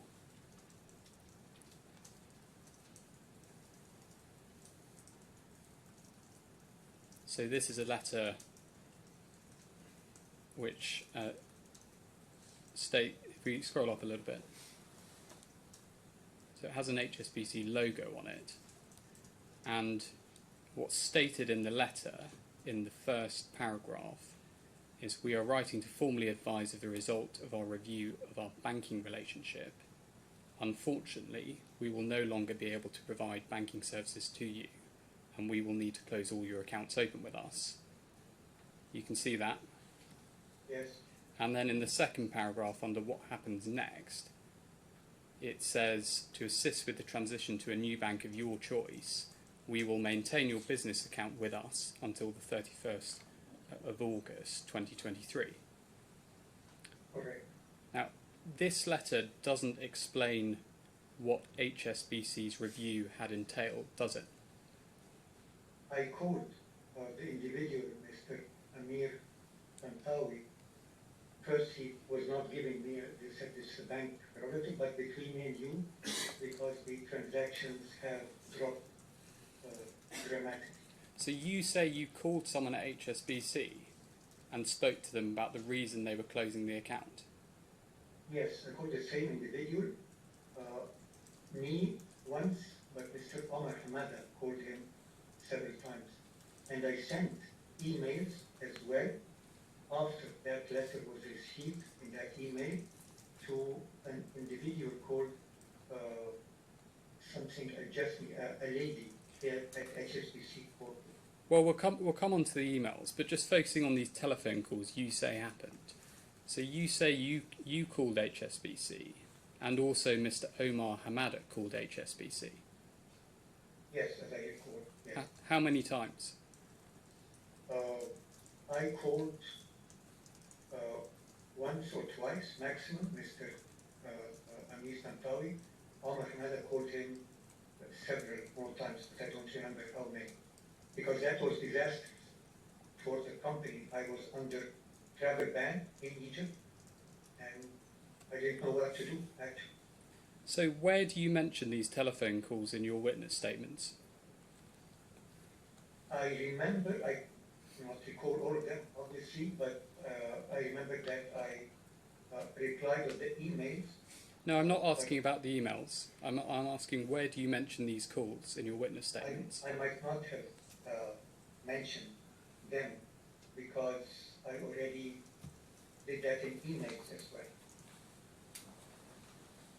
And I do not think that I don't recall that I mentioned them in the witness statement. Well, let's go to your 10th witness statement at D tab 10, page 7.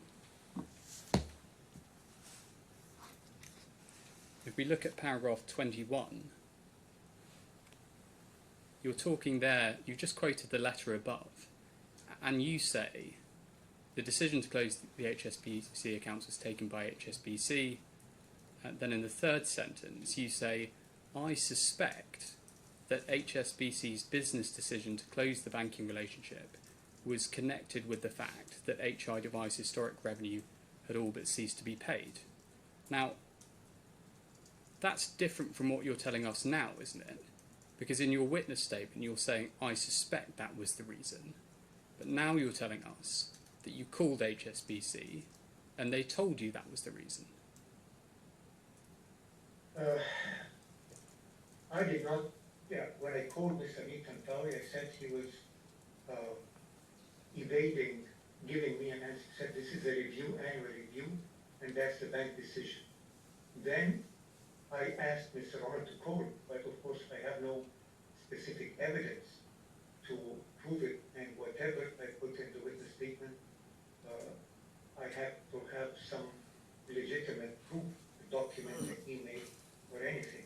And with phone calls, I have no proof of that, obviously. Well, can we look back at the evidence you just gave a minute ago? If we go to the transcript of today, and it's at page 154, line 25. So you just said there, I called the individual, Mr. Amir Tantui. First, he was not giving me a bank prerogative, but between me and you, because the transactions have dropped dramatically. So you're expressly saying there that he told you the reason. Yeah, I portrayed it, not to me, but he said that to Mr. Omar Hamada in their court. So he didn't say it to you, he said it to Mr. Omar. Mr. Hamada, yes. And how did you find out about it? Mr. Omar obviously called me and said, they say that we're not taking any bank guarantees from them, and we are not having the same cash movements, transactions as we used to do they waited 2 years between end of 2021, 2022, and then mid 2023, and then they came to a conclusion that this account is not profitable for them anymore. Well, let's go back to your 10th witness statement of D10.7 again. Thank you. If either of those two conversations you've described, so you being told personally, which is what you first said, by HSBC, you being told what the reason was, or Mr. Omar being told and then telling you, if either of those conversations had happened, you would not have said in your witness statement, I suspect that HSBC's business decision was connected to the fact that HI Dubai's historic revenue would all but cease to be paid. You wouldn't have used the words, I suspect.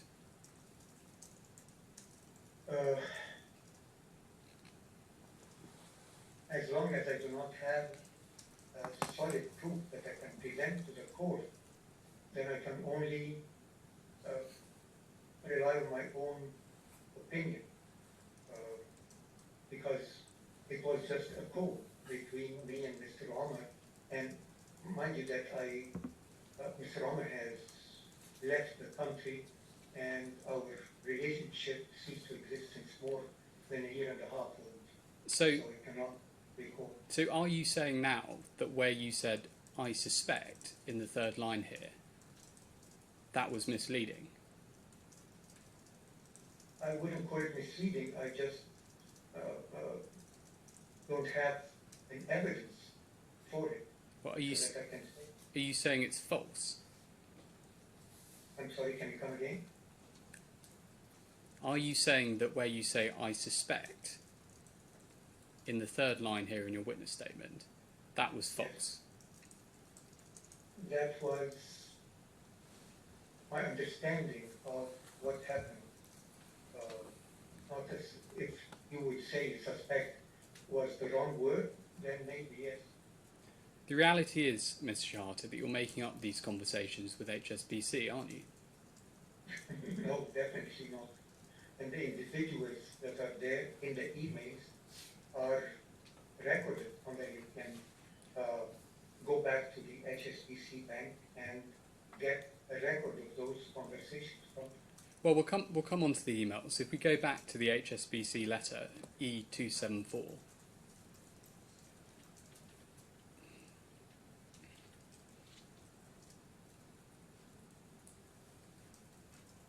so again, this is a letter you've exhibited.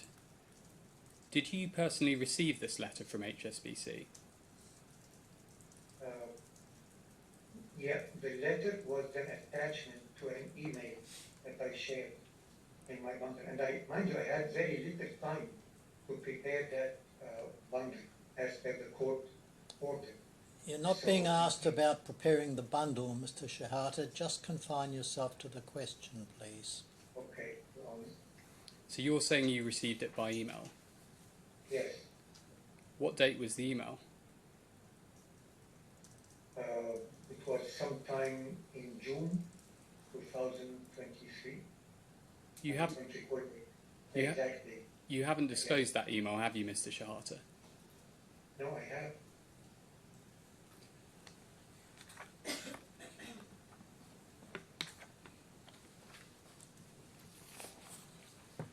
Your Honour, is that a convenient moment? Yes. All right. Well, we'll adjourn till 3:10. All rise.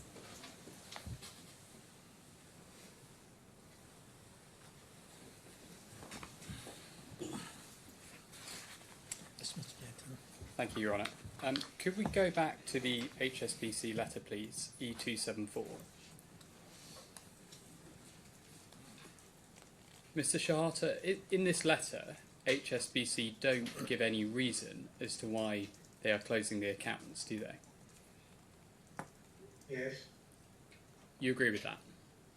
Yes, they do not give it. Just as they mentioned, after their bank review, they decided they would stop giving us banking services.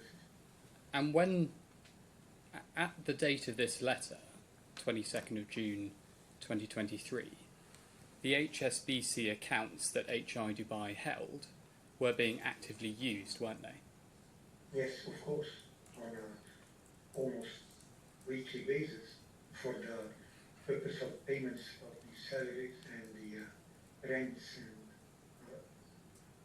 license fees and all of that.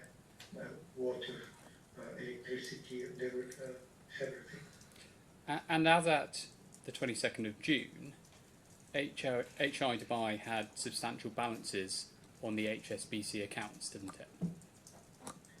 I wouldn't call them substantial. They were around 500 plus thousand US dollars.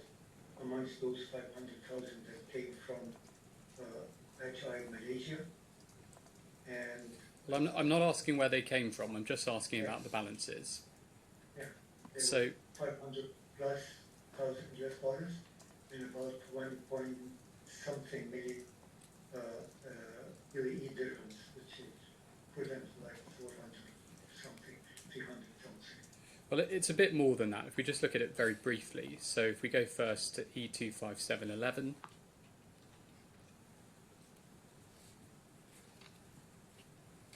So if we scroll down a little bit, this is the USD account. We can see that in the top couple of lines between the 31st of May and 26th of June, the balance is $622,000. You can see that. Yes. And then if we go to E25820, we can see the AED account. We scroll down the page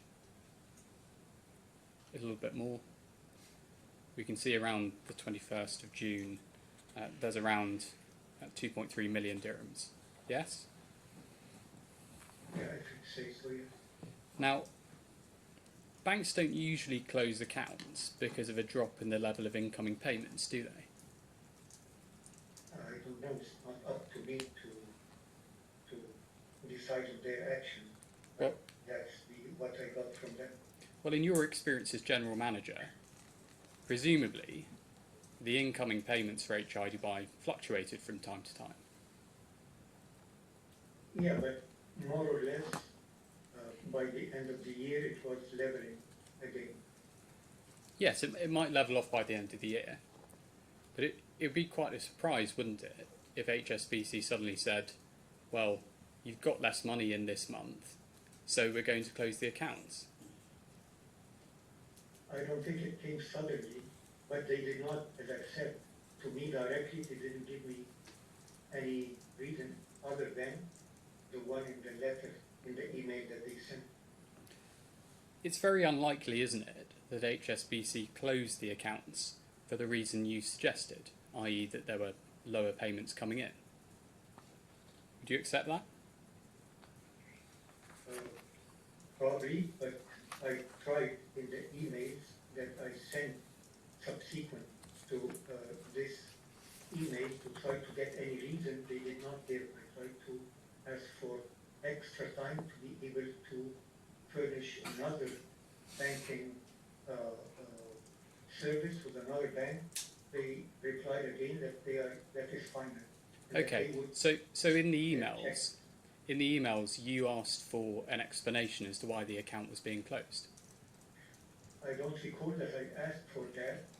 I cannot recall. You can look at the emails that were exchanged between me and them. Well, you just told us, you just said, I tried in the emails that I sent subsequent to this to try to get any reason. They did not give. So you just suggested that you did ask for an explanation in the emails. I can't recall for sure, but at least I asked for an extension because I was under travel ban in Egypt, so this was a very, very, very dangerous situation for HI Dubai. Right, well, let's look at the emails. So if we go to E280, so this is the most recent email in the chain. So we need to go back to, if we go to page 4, to see the first email in the chain. Scroll down the page, please. We can see at the very bottom, there's the start of an email on the 22nd of August 2023. So this is a couple of months after the date of the HSBC letter. And no, I think there was one before that. If you scroll even further downward. Well, we'll come to look at it, but just focusing on this. So 22nd of August is a couple of months after the letter, and you write to Ms. Zara saying, I think that should be hoped, this email finds you in the best of health. We go over the page. You say, I'm writing to you in regard of HSBC's deciding to close our accounts by 31st of August. We would like to extend the date of the closure to be able to finalise the steps of opening an account with another bank by at least 1 month. And then if we just scroll to the bottom of the page so you can see there's nothing else before that. So go over to page 6 as well, please. So there's no email before that where you write to HSBC. Yeah, what was the time of this email where I tried to get them to postpone or to... We looked at that, but let's go back to page 4. So that's the 22nd of August. So as I say, a couple of months after the letter. That was... I haven't asked you a question yet, Ms. Shehata. Can you just wait? Sorry. You don't ask in this email why HSBC was closing the accounts, do you? With banks, usually they just make their decisions and inform you about it. That's not an answer to my question. Can you focus on the question? You don't ask in this email chain why HSBC was closing the accounts. I don't recall that I did in the follow-up email asking for the extension to find a solution for this situation. Well, you say you don't recall. We've just looked at the email. We can go back to it if we go to page 5. You don't ask there for an explanation as to why the accounts are being closed, do you? No, I did not obviously in this email. At that time, I was really in stress because of the travel ban and this new situation that just I'm not asking you about the travel ban. I'm just asking you about what you said in the email. You don't express any concern that the accounts are being closed, do you? Not in this email. And you haven't disclosed any other correspondence between you and HSBC between their letter dated the 22nd of June and this email, have you? If we can scroll down, I cannot recall the exact dates of these emails, but as you can see, the email trail still goes down. I think you mean up. I mean, we can scroll up if you want, Ms. Shehata. Down for the older email. Well, there aren't any older emails, Ms. Shehata. We looked at that. If you scroll down, please, operator. We can go all the way to the bottom. Here, this is. Keep going. There's nothing there. This is the first email in the chain. So if we go back. I asked who can I asked Omar Hamad actually to check with the bank, with HSBC, who can we communicate with to try to understand or at least to extend the period that was given. Well, let's go back to the question I asked Ms. Shehata. You haven't disclosed any other correspondence between you and HSBC between the letter dated the 22nd of June and this email chain, have you? There are 3 emails that I shared with my counsels, even in their EML native email format, in the PDF printed format, and the attachments being printed in the PDF format.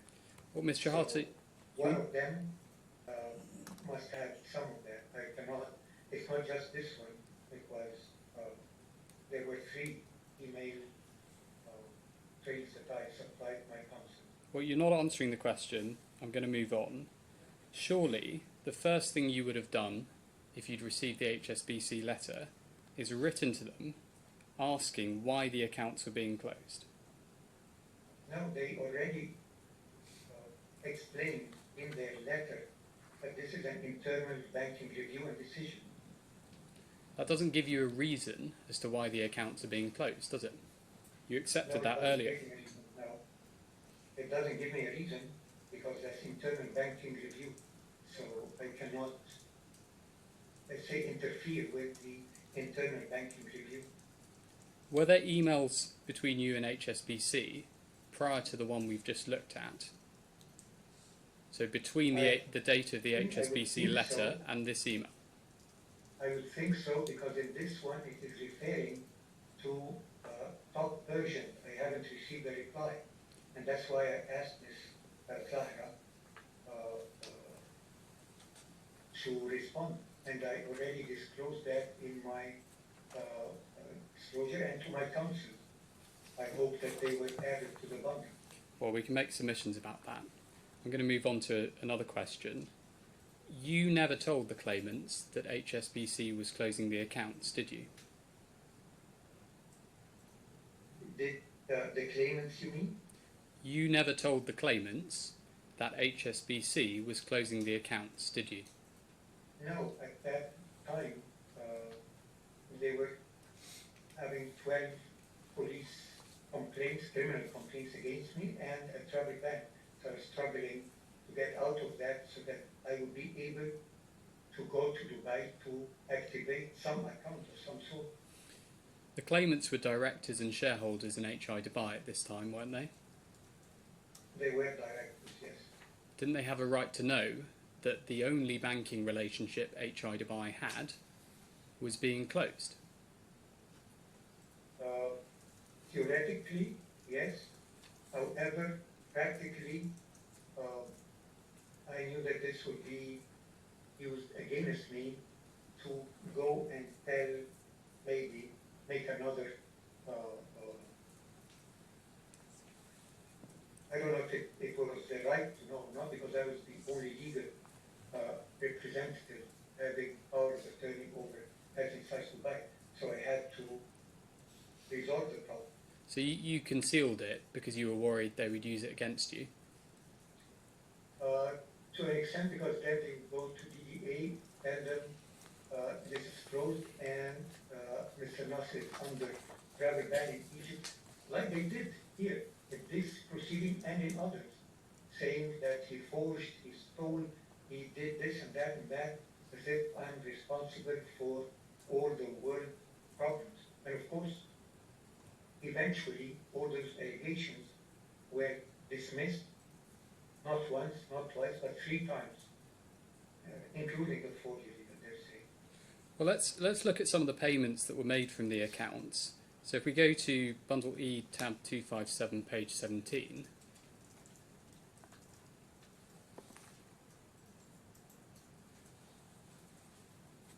this is the USD HSBC account, and we can see that there are 2 payments, one on the 29th of August and one on the 31st of August. 29th of August is for $400,000, and then 31st of August is for approximately $145,000. You can see that?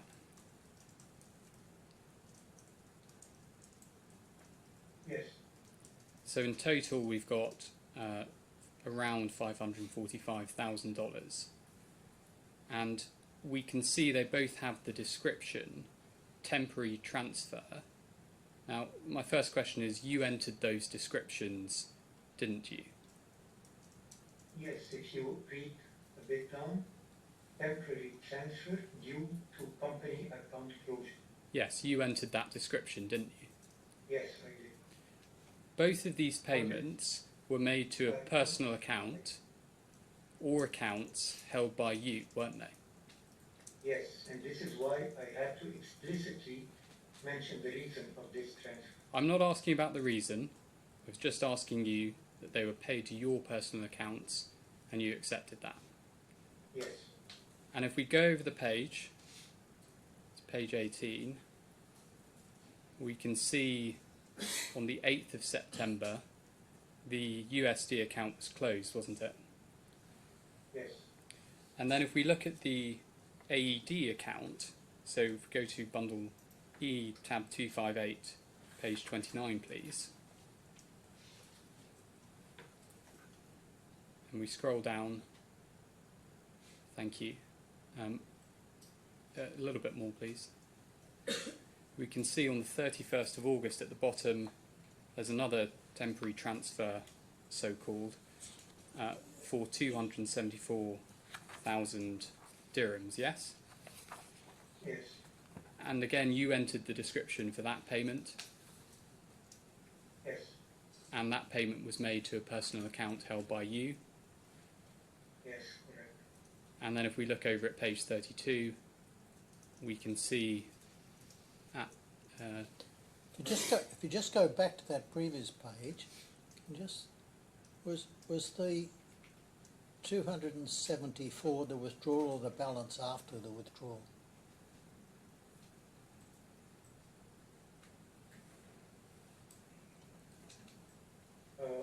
forgive me, Your Honour, I think you're right on that. Yeah. I think actually if we go over to page 30, yes, there we can see in the withdrawal column that it's 274,000 dirhams. So that is the withdrawal, isn't it, Mr. Shehata?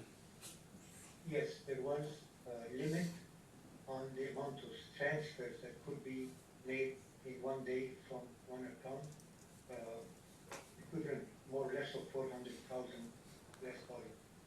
So I had to make 2 transfers from both the US dollar account and the AED account.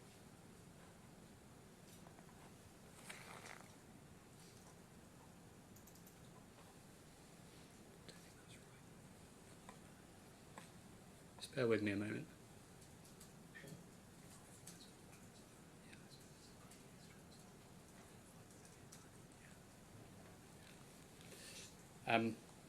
Then if we go to page 32, we can see that account was also closed on the 8th of September, yes? Yes,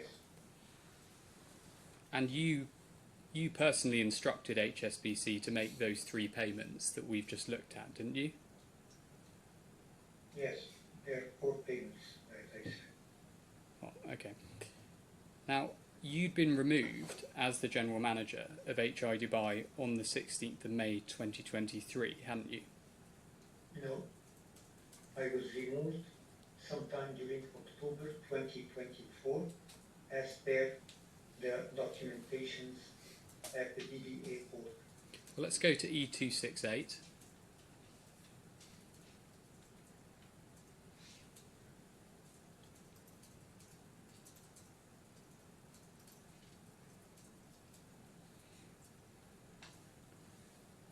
These are minutes of a meeting of the Board of Directors on the 16th of May 2023.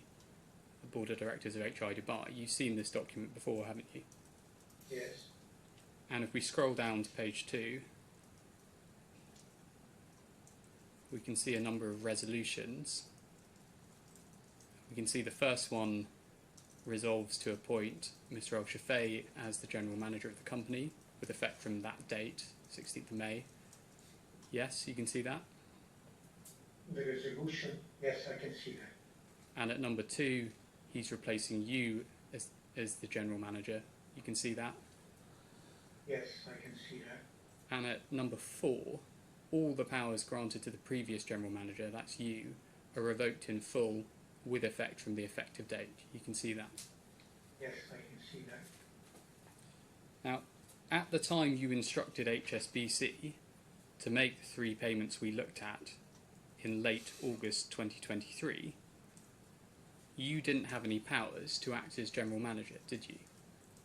No, that is incorrect, because according to the DDA records, I was still the General Manager of Health Insights Dubai until sometime in October 2024, as per the incumbency certificates produced from the DDA's portal. So your position, Well, that is clear. so your position is that because you're still recorded with the DDA, this resolution doesn't matter. Exactly, yes, because as well, according to the email exchanges and telephone calls with the DDA, they said it has to be all directors of the company that have to sign on the resolution of changing the general manager. You were aware of this set of resolutions at the time you instructed HSBC to make the 3 payments that we've seen, weren't you? Yes, but it, according to the DDA's records and exchanged emails and phone calls, and I recall as well that my solicitors, my lawyers... I'm not asking you about the DDA or your solicitors. I was just asking you about your knowledge, and you said yes. I have Now- to always go back to the authority responsible for HI Dubai, which is the DDA. And their instructions were that I'm still the general manager until the date where, even after that date, where those transactions were made. You never told the claimants that you were instructing HSBC to process these 3 payments, did you? No, I did not. You didn't declare that you were going to make the payments at any board meeting, did you? No, but it is under my authority as the general manager as per the unanimously signed board resolution in 2007. Right, so you're saying that the board resolution in 2007 gives you your authority to process these payments, but the board resolution in 2023 doesn't matter? Because the board resolution in 2007 was in conformance with the DDA regulations that all directors have to sign it. And as you have rightly displayed it, all 3 directors signed it. Well, you've already been asked some questions about that by Ms. Montague-Smith, so I don't want to go over that again. You didn't declare that you were going to make the payments at any board meeting. I think you accepted that. No, there were no board meetings And- after the one that was declared. And you didn't send any written notice to the claimants saying that you were going to make the payments? No, there's no need to declaration as per the powers vested in me as the legal representative. I could move funds between accounts, I can open new accounts and withdraw from accounts, so it was perfectly within my powers as per the board resolution of 2007. Ms. Shehata, you were paying approximately $500,000 and 275,000 dirhams from HI Dubai's bank accounts to yourself. Do you not think you should have told the claimants that? I was not paid. Excuse me, do not put words in my mouth, Mr. Barty. I was moving the funds before the account is closed and the company comes to a standstill until we resolve this dispute between myself and the claimants. So I was working actually for the benefit of the company. You'd accept that, generally speaking, a general manager shouldn't transfer company funds into their own account? In general, yes, unless it is dividends or salaries or whatever. But this was not a normal business as usual circumstance, would it? Since I was under travel ban in Egypt, posed by the claimants, and the bank in Dubai, HSBC, the HI Dubai Bank, just out of the blue informed me that they decided to close our bank account for reasons undisclosed. Well, you could have said that to the claimants, couldn't you? You could have said, Hold no on, wait for the question. You could have said to them, I need to temporarily transfer these funds into my own account, couldn't you?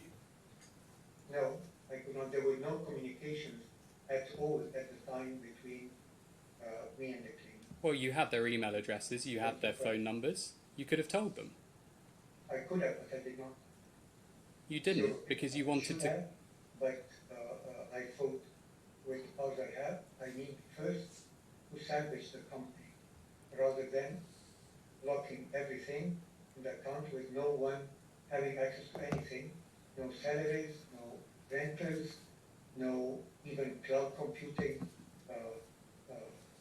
payments. Mind you that we had a customer in Abu Dhabi and the I'm not asking you about customers in Abu Dhabi, Mr. Shehata. You can see what this looks like, can't you? It looks like you're stealing this money. No, I was not. It might seem this way, but what shows in the reason that is there shows very clear that I was not stealing. I was saying that this is a temporary transfer due to the company account closure. Very explicit, and it will show in HSBC's statement as you have it there. Is it your position that there was no other option than to pay the sums into your own bank accounts? Yes, there was no other option at the time. HI Egypt had bank accounts, didn't it? If any money, first, this is not HI Egypt's money. Well, it's not your money either, is it, Mr. Shehata? Yes. But can you just answer the question? Hold on. Can you answer the question? HI Egypt had bank accounts, didn't it? It did. It banked with SAIB, didn't it? SAIB, Said. Yes. And you were aware of those bank accounts? You were its CEO? Yes, of course. You could have transferred the sums from HI Dubai's accounts into HI Egypt's bank accounts instead of yours, couldn't you? That's a great suggestion. First, under pressure, that didn't occur to my mind. However, how would I return back those funds and be able to make the payments in foreign currency from an Egyptian bank at the time? It's next to impossible. You could have asked the claimants to open a bank account in Dubai, couldn't you? The claimants cannot open a bank account in Dubai because none of them was the general manager according to the DDA at the time. I'm not going to debate that point again. You could have even appointed a firm of lawyers to hold the money, couldn't you? Hold it where? That's the point. Or hold it on behalf of HI Dubai? Hold it personally as well? No. You could have appointed a firm of lawyers to hold the money in a client account, and you could have given instructions to them to pay out the money. I was not, until now, I was not aware of that. That there was this other switch. Now, I was not aware of that at the time. your evidence, as I understand it, is that after you transferred the sums from HSBC to yourself, you then used them to pay HI Dubai's business expenses until you later transferred the remainder into an account at Mashrek Bank. Is that right? Yes, that's correct. And you say that you recorded the business expenses in 2 ledgers. It's not me, it was recorded by the accountant who was handling all that before he resigned. All right, well, let's look at your 10th witness statement. Let's look at your 10th witness statement. If we go to Bundle D, tab 10, page 8. And we look at paragraph 26, please. So you say in the 3rd line, when the HSBC account was closed, I recorded the balance and expenditures during the period until I could open another bank account in 2 ledgers. So you're not saying there that an accountant did it for you, you're saying that you did it. Yes, but it was basically, first this is the 10th witness statement where I was not instructed to review and revise any correction. Well, you keep saying that with your other witness statements, Ms. Shehata, but when you gave this witness statement, did you believe the matters stated in it to be true? The math, you mean? I'm sorry, can you come again? The math is correct? No. Let's go to the end of the witness statement.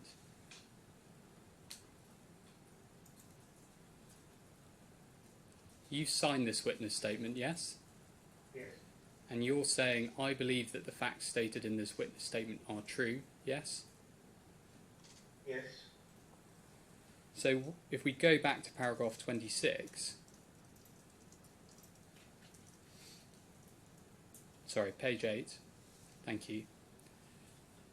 When you said, I recorded the balance and expenditures in 2 ledgers, did you believe that to be true?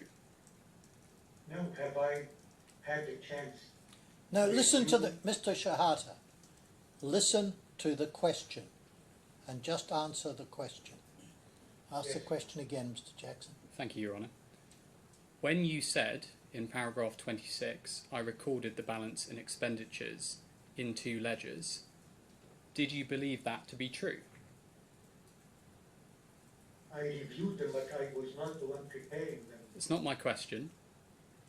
When you signed the witness statement and you gave that statement that I recorded the balance and expenditures in 2 ledgers, did you believe that to be true? I believe that I looked at it, but definitely, sure, I'm not an accountant, but Mr. Abdulaziz was the one who was preparing it, and I was reviewing it, but I did not prepare it myself. I'm going to suggest to you that you did prepare the ledgers, Ms. Shehata, and that No, I didn't. the evidence I didn't. you've given saying that it was Mr. Abdulaziz is false. No, it is correct. It's the truth. If we go to the transcript, Position, but it is not true. all right, if we go to the transcript at day 2, page 105, please. Day 2, please.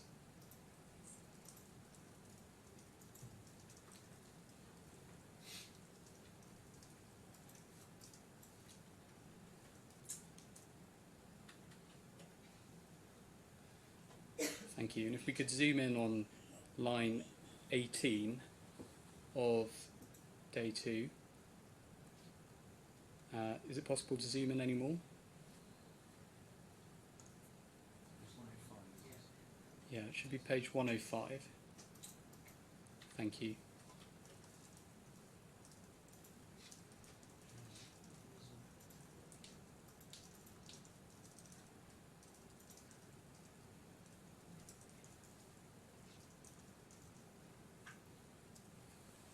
Bear with me a moment.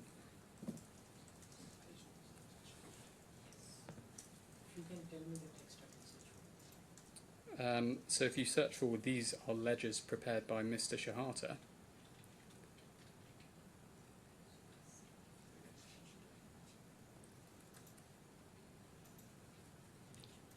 could we try day 1 instead? That's ledger. Sorry, you've got to type. We need to. Okay, could we look at page 103, There we go. please? No, it's there. Thank you, thank you. So, if we look at line 23 at the top, this is your counsel, Mr. Doherty, cross-examining Mr. El Shafei, and he's talking about one of the ledgers, and he says, these are ledgers prepared by Mr. Shehata. Was that upon instructions by you? Preparing the ledgers, you mean? Did you instruct your counsel that you had prepared the ledgers? No, because as I said, I reviewed them, but I'm not an accountant, so the one who maintains a ledger is definitely not me, but I reviewed them after giving input for some transfers that were done from my private account, some payments that were done directly from cash that I usually left from my bank account in Egypt. I gave checks for Mr. Abdulaziz to pay for his salary, for Mr. Saad's salary and other employees, while other ones that are not in Egypt usually, or other payments to other third parties, I would supply him. Ms. Shehata, we've got a lot to get through, and if you keep making speeches like that, we won't get through it. So I'm just explaining. you answered the question with no, and then you gave a long speech afterwards, Mr. Shehata. Can we just focus on the questions and we'll get through it quicker? Now, you disclosed a number of what you call transfer slips, haven't you?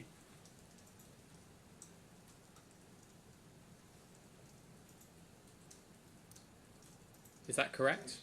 What's the question? You've disclosed a number of what you've called transfer slips, haven't you? Yes, I did.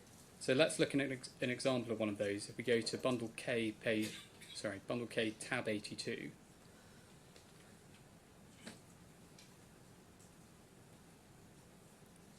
And we can see that it's got an SBC logo on it.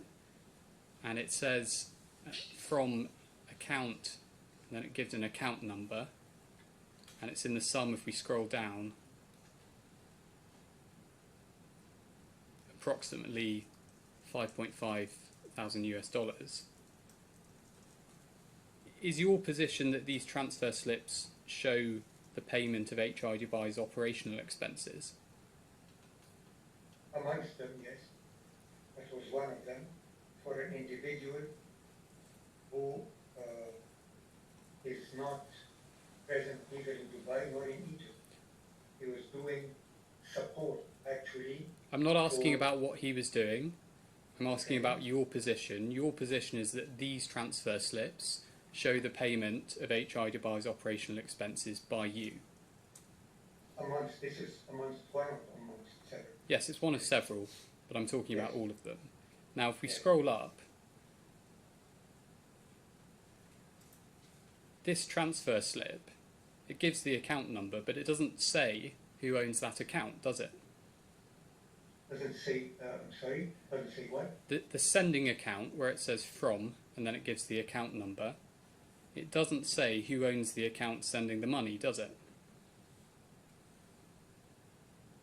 Well, it's my account, personal account in Dubai. It doesn't say that, does it? If maybe you can look at the HSBC for the transfer initially from HSBC to my account, maybe it will show there. No, it doesn't. It doesn't, but I'm not going to go back to it. Now, this doesn't say who owns the sending account, does it? I don't think you've answered that. Well, that's my account, definitely. All right, I'm not going to ask the question again. Now, you've disclosed 20 of these transfer slips. Does that sound right? I don't recall the exact number, not sure of the exact number, but these were the bank transfers that I did for the operational expenses. So you don't have any idea how many you've disclosed? Not off the top of my mind, no. Well, would you take it from me? It's around 20. Do you have any reason to think it's higher or lower? Might be. That's less than the number of transactions in your ledgers, isn't it? Exactly, because as I said, not all of them were transferred, except when the entities, whether people or entities, were not in Egypt. This had to be transferred via the bank. In other occasions, individuals who were in Egypt, because I was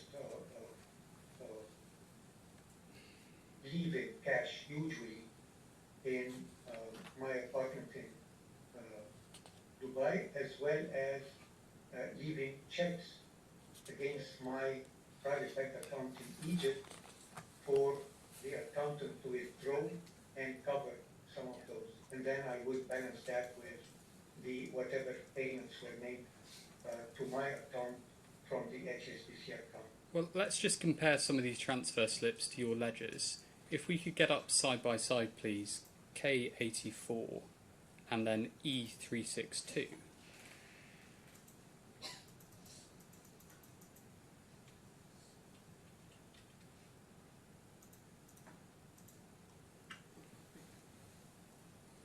So if we scroll down a bit on K84, please, we can see that around $8.2 thousand. And if we scroll down further on K82, please, K84, please, we can see the date of that is the 1st of November 2023. And then on the right, we've got one of your ledgers. That alleged payment in the transfer slip doesn't appear in the ledger, does it? Which one do you mean, please? Well, if the transfer slip is real, there would be a payment of around $8.2 thousand on the 1st of November 2023. If we look at the right-hand side at E362, there's no such payment on that date, is there? I gave all the ledgers, or sorry, the transfer slips. That's not what I'm asking. I'm asking you, the payment that's suggested in the transfer slip does not appear in the ledger on the right-hand side, does it?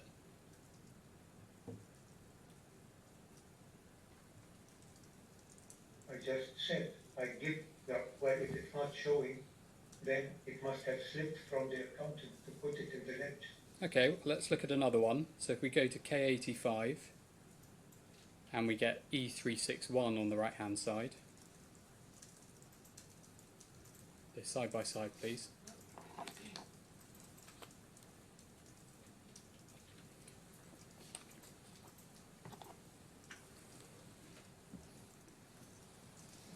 So we can see on the left-hand side the amount is, if we focus on the AED figure, so AED 10,000, and then the date for that is supposedly the 11th of October 2023.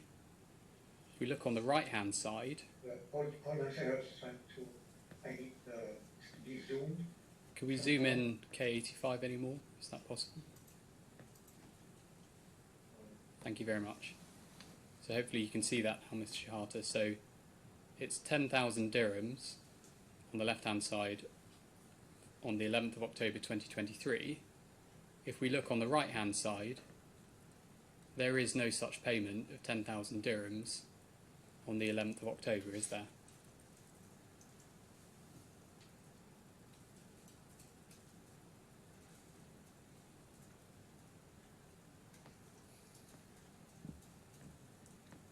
Do you agree? I really need to understand more because I cannot, I need to follow up this was for Mr. Omar Hamada on, that was cash at hand or petty cash, if I might. I'm just going to repeat the question, Ms. Shehata. There's no payment of 10,000 dirhams on the 11th of October in the ledger on the right-hand side, is there?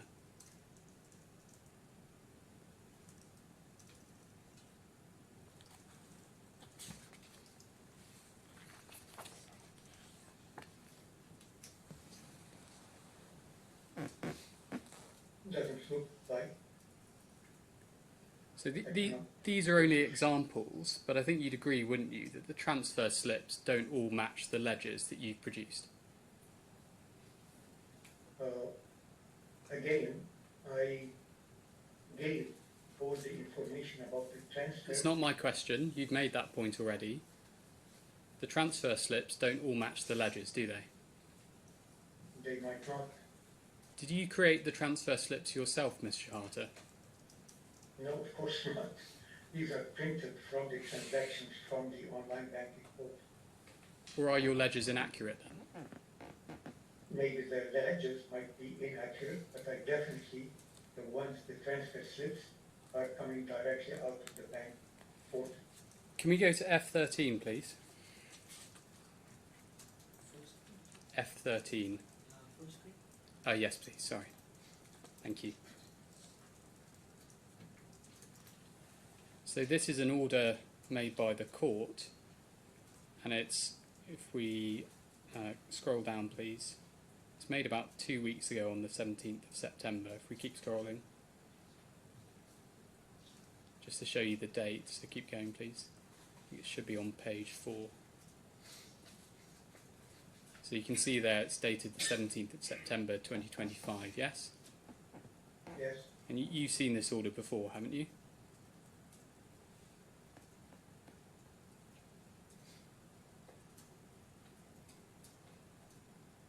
I probably have seen it.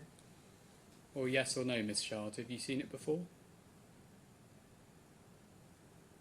Yes, about the chronology of the trial, the dramatis persona who will be testifying in things, and the reading list for trial. Well, if we scroll up, just pause there.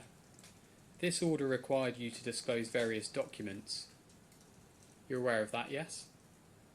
Yes, Is it your position that you've disclosed all of the documents required under this order?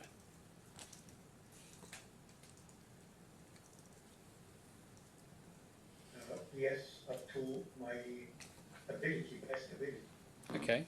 If we look at paragraph 4A, you can see there you were ordered to disclose documents showing payment of the alleged operational expenses, including bank statements for your bank account to which the payments, that's the HSBC payments, were made for the years 2022 to 2024.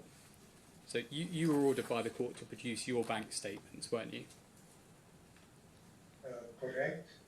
And you, wait for the question, wait for the Just wait. question. You haven't disclosed those bank statements, have you? I shared the transactions relevant to the specific. I'm not talking about the transactions. I think you're talking about the transfer slips. I'm talking about copies of your bank statements. You have Yes, not. I did not. I shared only the transfer slips. You could have produced those bank statements, couldn't you?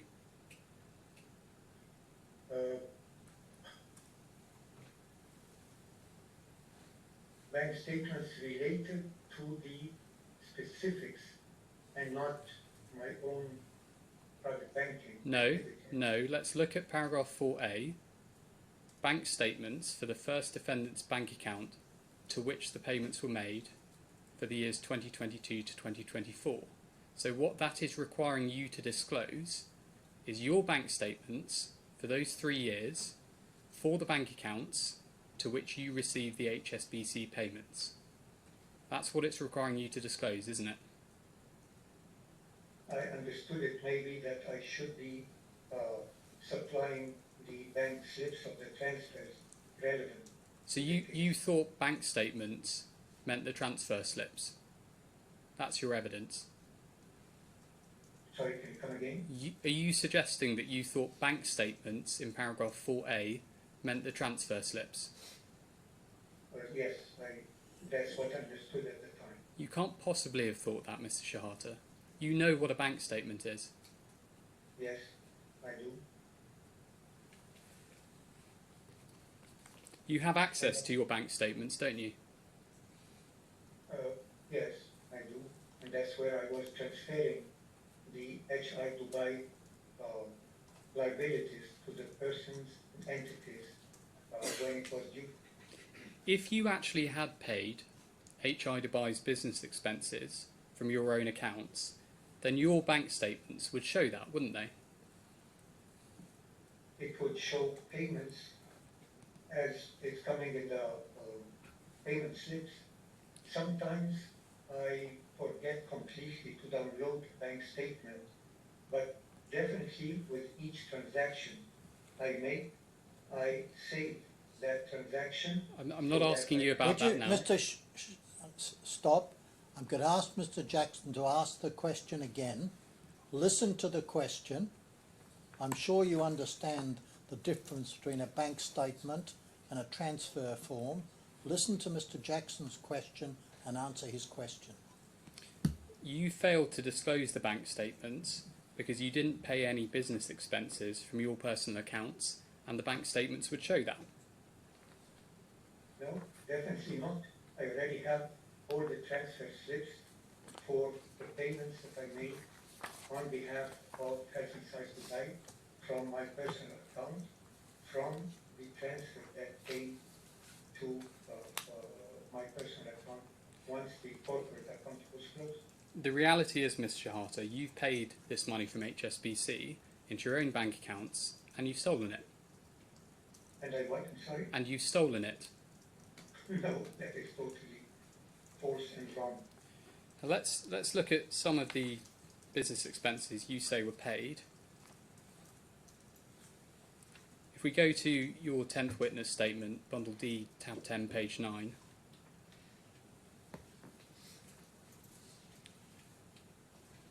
And we can see there you say salary payments were made to 5 different people, yes?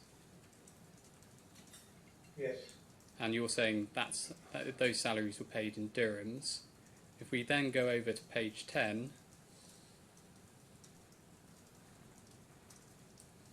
and scroll down a bit, please. Keep going. And we can see further people, so Assam El Melagi and yourself.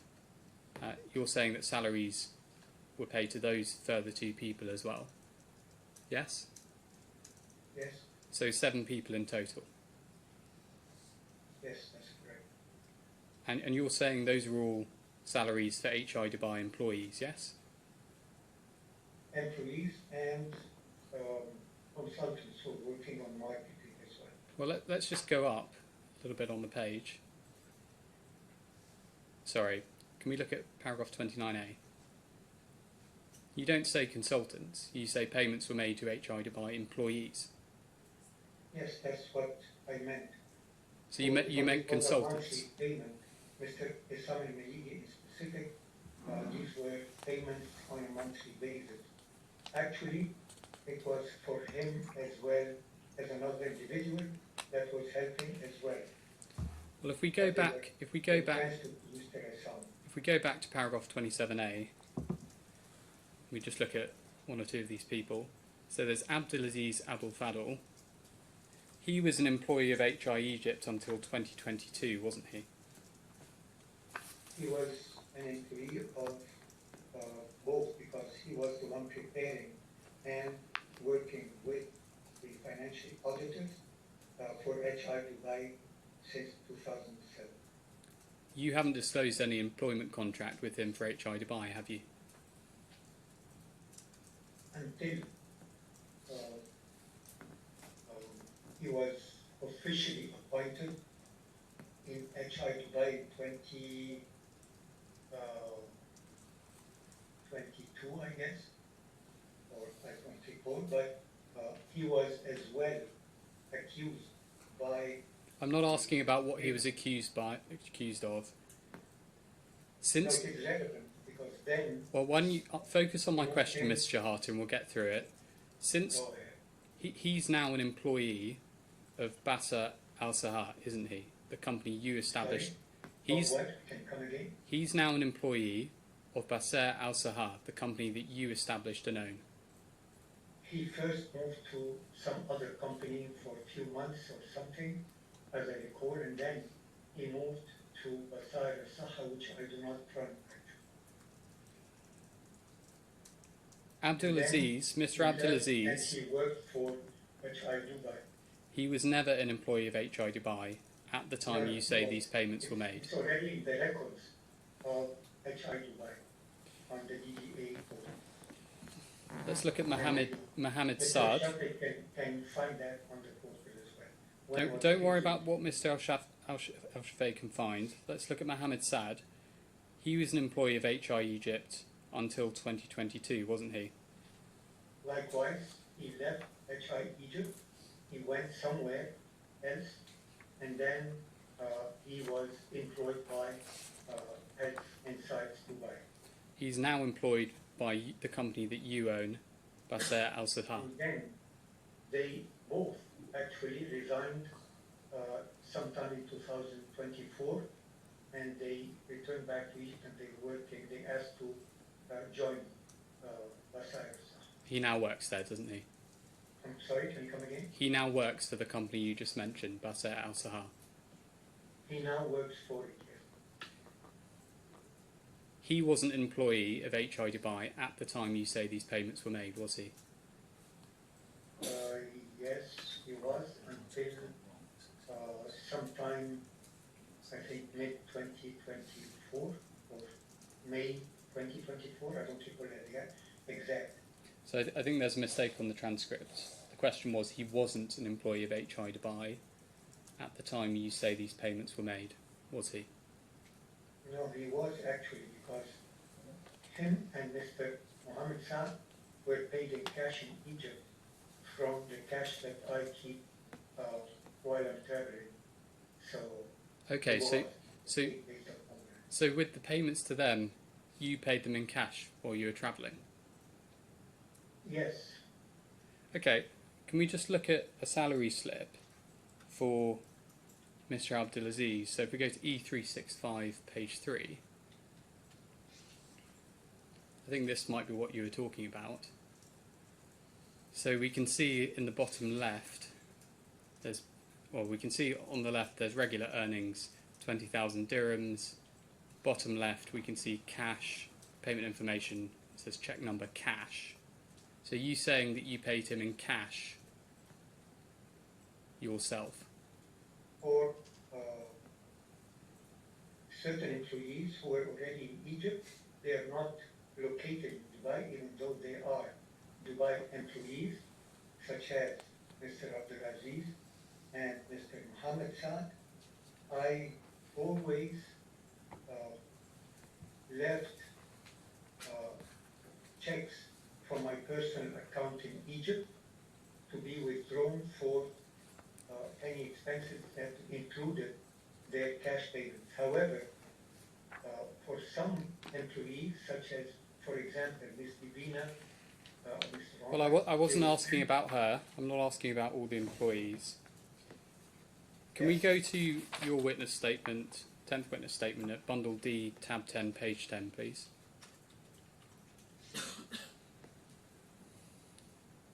And if we look at paragraph 29, please. And just, sorry, next page. And we see you refer to salary payments to you as managing director. And if we look at those payments in your ledgers, if we go to bundle E362, page 1,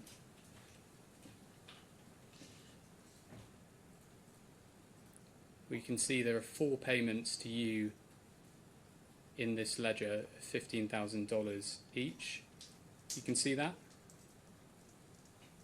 Yes. So that's between September and December 2023, yes? As it shows here. And then if we look at E3641, and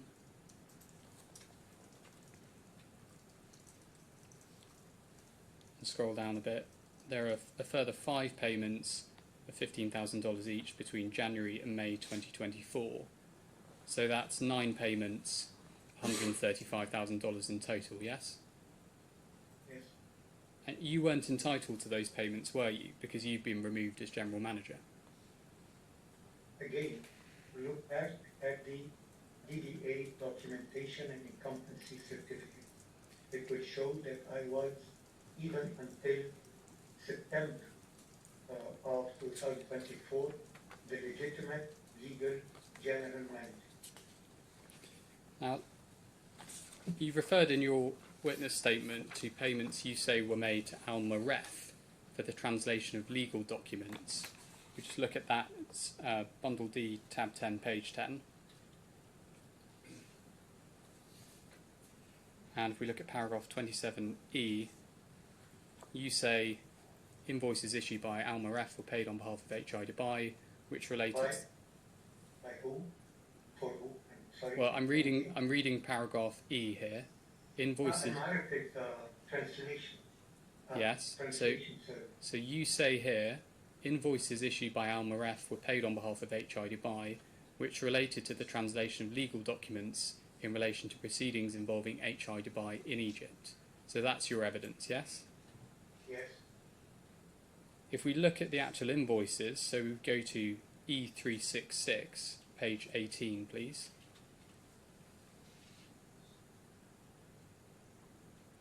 So this is one of the invoices that you've produced. If we look at the description, we can zoom in on that a bit, please. It's in the second column. That is for Arabic to English, and it states Giza security deteriorate, which presumably should be directorate, registration number 1047. Now, that doesn't relate to proceedings involving HI Dubai in Egypt, does it? No, it is involved because we had to translate certain things related to D2 of the HI Dubai. That's not true, Ms. Shehata. That's not true. Well, let's look at E29229, please.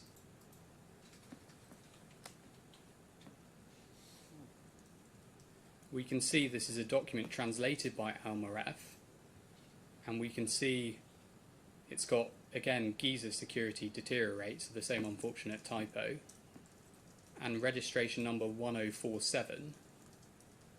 And what this document relates to is a criminal complaint in Egypt by Mr. El-Shafei against you. So the translation services that were being provided on that invoice are not related to HI Dubai, are they? And you go back to the document itself, original? You mean to the Arabic? Yes. Well, this is the translation that Al-Maref have provided. So this is the service that's being provided by them. You can see it relates to a criminal complaint by Mr.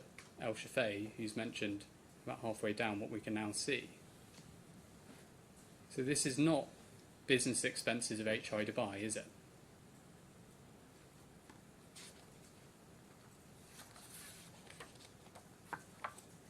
I think that when I just put, I do not really use or read the descriptions except on the original related document. If But as you might know, Health Insights Dubai owed 405,000 or sorry. I'm not interested in that, Ms. Shehata. That- Mr. that Shehata, wasn't my please question. stop. And I'll ask Mr. Jackson to ask his question and you can answer the question. Thank you, Your Honour. If you did pay this invoice using the HSBC money, you were paying your own legal expenses relating to the criminal complaint with HI Dubai's money, weren't you? No, only the ones related to HI Dubai. You also list in your witness statement legal expenses which you say were paid to Tawfiq Abdel Nasser. Do you recall that? Yes? Tawfiq Abdel Nasser, that's the name of a person, isn't it? Tawfiq Abdel Nasser. Yes, that's a law firm. Well, it's a person within the law firm, isn't it? Yes, he's the main principal of that law firm. And as I understand it, you say that you paid legal expenses for that, for him, relating to claims by HI Dubai against Al Khalij and HI Egypt. Is that right? That's partially right, because it also included fees to assist and appoint the lawyers in Saudi Arabia to file the complaint against Al Khalij. Right, for the so $5 million outstanding debt. so Mr. Tawfiq wasn't actually arguing the case himself, he was just helping appoint the lawyers. He was arranging the documents and showing them and arranging with the lawyers, but he himself is not licensed to litigate in front of Saudi courts, but he was preparing the whole case for them, including the preparation of documents and translations if needed and so on and so forth. Right, so that's the Saudi claim, and then there's the claim by HI Dubai against HI Egypt. Yeah, Now- so that was for both. Hold on, both- wait for the question, That was a claim which you instigated on behalf of HI Dubai, correct? Both of them were instigated by Health Insights Dubai. Well, One against Health you- Insights Egypt. That's not my and one question. against Al Khalij That's in not- Saudi Arabia. That's not my question, Ms. Shehata. You caused those claims to be commenced. I'm sorry, can you come to be what? You caused those claims to be commenced. To be, To be commenced. I don't Sorry, understand to be the word. to be started, to be initiated. Yes. Yes. And that, in respect of the claim against HI Egypt, that was commenced in, or started, in June 2024, yes? I can't recall the exact date it was, but I can recall that Mr. Shafei has cancelled Mr. Tawfiq Abdel Nasser's power of attorney and appointed HI Egypt's attorney and on behalf of Health Insights Egypt, Dubai, who cancelled the whole litigation, said Health Insights Dubai does not have any claim for these money. That claim was struck out in December 2024, wasn't it? The claim was struck out, you mean the case in front of the court? Yes. Yes, because the lawyer of Mr. Shafei and Health Insights Egypt is the one that dismissed it based on the fact that he is now the legal representative and counsel for Health Insights Dubai. Well, let's look at the invoices. Mr. Shafei was appointed general manager. Let's look at. Effectively cancelling our claim as Health Insights Dubai to this step. Let's look at the invoices that you've produced. So if we go first to E368/4, this is the first of one invoice that you say is from Tawfiq. So we can see it's dated the 15th of January 2024, and it says first payment $150,000 US. This doesn't say what services were provided, does it? No, there is nothing of the details here. And However, that's that was my question. Just focus on the question. That's quite unusual for an invoice from a law firm, isn't it? Even though I've come to be a bit more acquainted, if you might, with how the invoicing of law firms such as Habib al-Mullah and what a case might look like, but in Egypt, it is not a custom to pay by the hour in the efforts in the persons. That it doesn't go this way there. However, Mr. Abdulaziz is there, and he could be asked. Well, he's not the one giving evidence, you are. If we look at E368/11, please. Just wait for the question. Just wait for the question, Ms. Shehata. Let's look at the second invoice. And again, you can see it's in a similar format, isn't it? So we've got second payment, $75,000. And again, it doesn't say what services were provided, does it? No, it does not. So the total amount that is supposed to have been provided is around $225,000, and that is, and is your position that that is for assisting appointing lawyers in Saudi Arabia? No, And for, hold on, let me finish the question. $225,000 for assisting appointing lawyers in Saudi Arabia, and for a $400,000 claim that got struck out. Can I answer now? Yes. Okay. For the case in Saudi Arabia, it was not merely for assisting to appoint a lawyer, but to prepare the case with them. They were the ones in the front of the judge, and the ones filing and that sort of things. But he was actually the one preparing all the documentation, the statements and everything with regards to the one in Saudi Arabia. With regards to the one in Egypt, he was the one preparing everything, and he was fronting as the lawyer for Hassan Said Dubai until he was cut off by Mr. Shafi and his newly appointed Egyptian lawyer, who is his personal lawyer and Hassan Said Egypt lawyer. Did you? I'm going to stop you there, Ms. Shehata. It's a very long answer. Yeah, it's not. It's a very long answer. I need to get through these questions. So I'm going to put my next question to you, if you can wait for that, please. That needed to be recovered. Ms. Shehata, just please wait for the question. Mr. Shehata. For 900,000 riyals as lawyer expenses after we lost our appeal to recover this money from our Khalij. So 900,000 with Saudi riyals, divide that by 3.75. So that would be almost 300,000+ US dollars for the one only in Saudi, not including the one in Egypt. So it's not very much off. Can you focus on the questions I'm asking, please? The question is asked is what these expenses for, and was accused of providing their explanation. Can you focus on the question? So my next question is, did you create these invoices yourself? Of course not. All right. Now,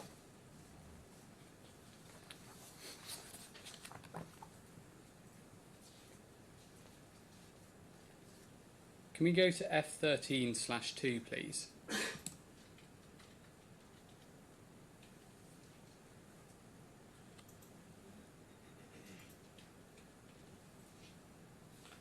We saw this order earlier, and if we look under subparagraph 3, you were ordered to produce bank statements for any account held by the second defendant with Mashrek Bank for the years 2022 to 2024. And what you've disclosed, sorry, first of all, you can see that, can't you?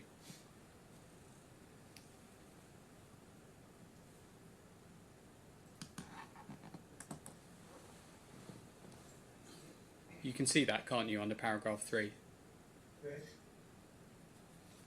Now, you've disclosed, in response to this order, 5 documents from Mashrek. We just look at those quickly. So, if we go first to K74.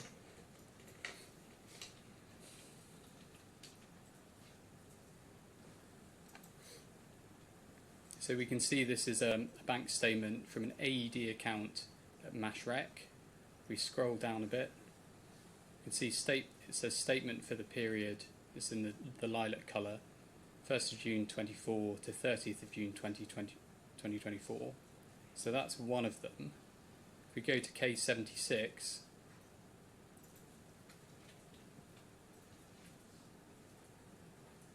we can see that's a similar one, again for the AED account at Mashrek, 1st of May 24 to 31st of May 24. Then case 78, please.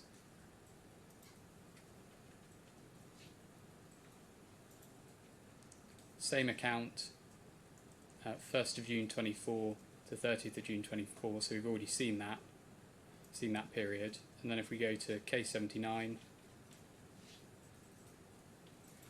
same account, a period we've already seen again, 1st of May 24 to 31st of May 24. And then finally at K80,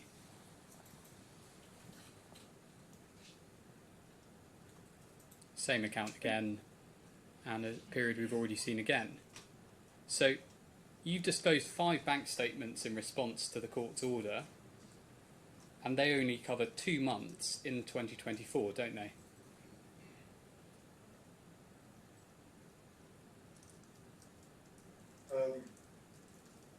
First, there was no Mashrek bank account. Hold on, that wasn't my question.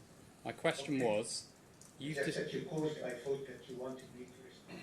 well, I wanted you to answer the question. You've disclosed 5 bank statements from Mashrek, and those only cover 2 months in 2024, don't they? Yes. And if we look at the document that's now on screen and scroll down a bit, we can see it's page 3 of 7. And if we can't scroll down anymore because that's the only page there. So even for the months, for the bank statements you provided, those bank statements are missing pages, aren't they? No, they're not. Well, where are the other pages, Ms. Shehata? Let's just look at the bottom again. Page 3 of 7. Are you saying you've disclosed all 7 pages of that? These are the pages that you have there. Well, they're the ones you disclosed to us. Are you saying you've disclosed pages 1, 2 and 4 to 7? Let me clarify. The Mashrek Bank, I applied for it as evidence in all the emails that were exchanged. And it was created, but it was not activated because to do that. Ms. Shehata, I'm not asking you about when the account was activated. I'm asking you about what you've disclosed. There are no statements as per se until I transferred 830,000 dirhams from my personal account to, that was the remainder. I'm not asking about that. I'm not asking about that because you say, hold on a moment. You say that transfer took place in May 24. Yes. Now, you were ordered to produce bank statements for Mashrek for the whole of 2024. So there must... Hold on. There must be more bank statements after May 2024 and after June 2024 that you have not disclosed. No, because I've stopped dealing at all on the bank, Mashrek Bank, except for the office rent. There were checks for TCOM that were front-dated, so they were being, whenever their funds were there, started being there in May, then they were withdrawn. Plus, so you say, sorry, just pausing there, you say the that... gratuity payments for the employees who have resigned. So you say that after June 2024, there were no other payments from Mashrek? Up to my knowledge, I stopped actually logging in or using it whatsoever. Okay, well, let's look at K64, page 1.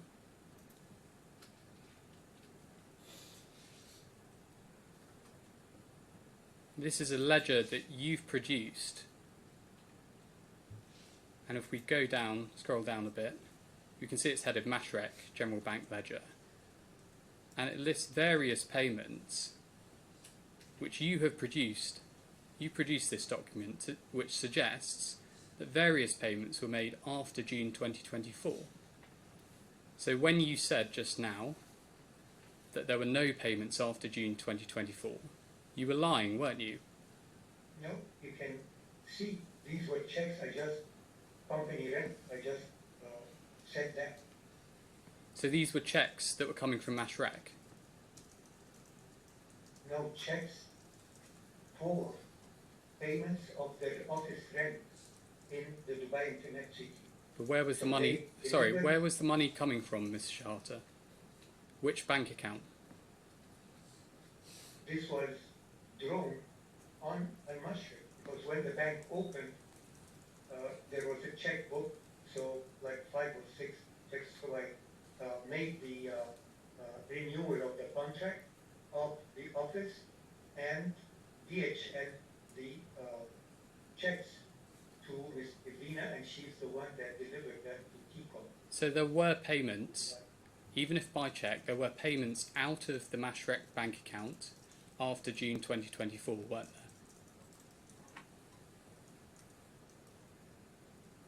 Yes, so So when you told us there weren't a moment ago, you were lying, weren't you?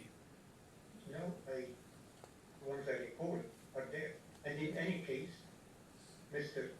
Mustafa Al-Shafi is not the general manager since October 2024. Why can't he just access the bank? That's go not to the that question, account? Mr. Shehata. Now, These are the ones I found at my disposal, Your Honor, so I supplied all what I have at my disposal. there were two bank accounts at Mashrek, weren't there? There was one in USD and there was one in dirhams.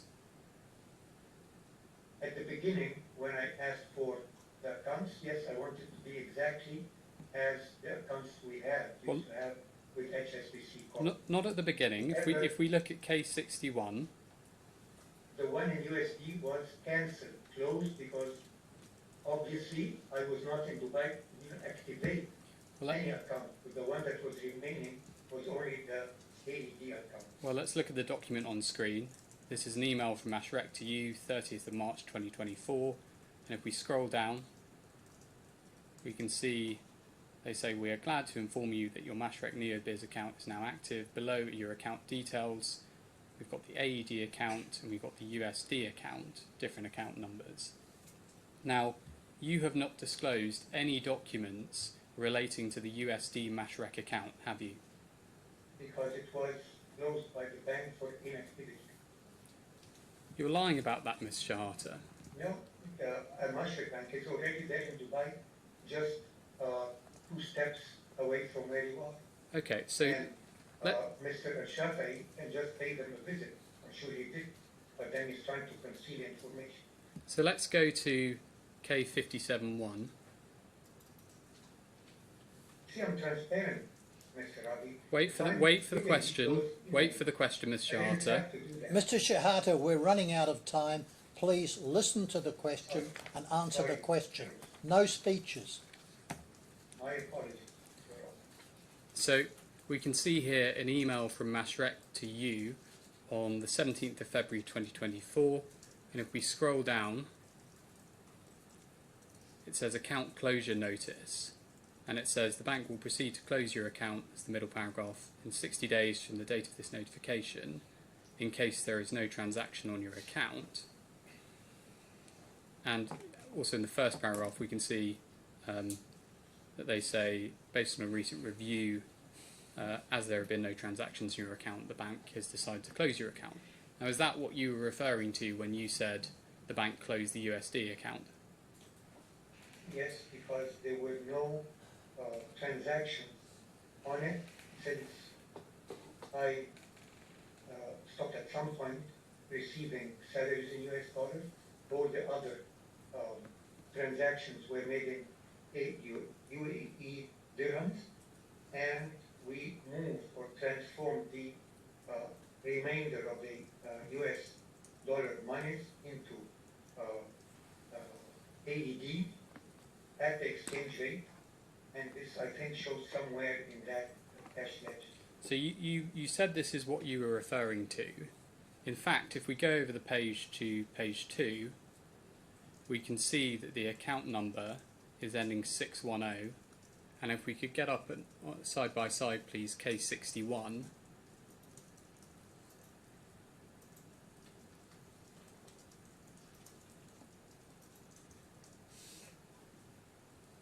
Can we scroll down? So we can see that the account closure notice relates to the AED account, not the USD account. Yes?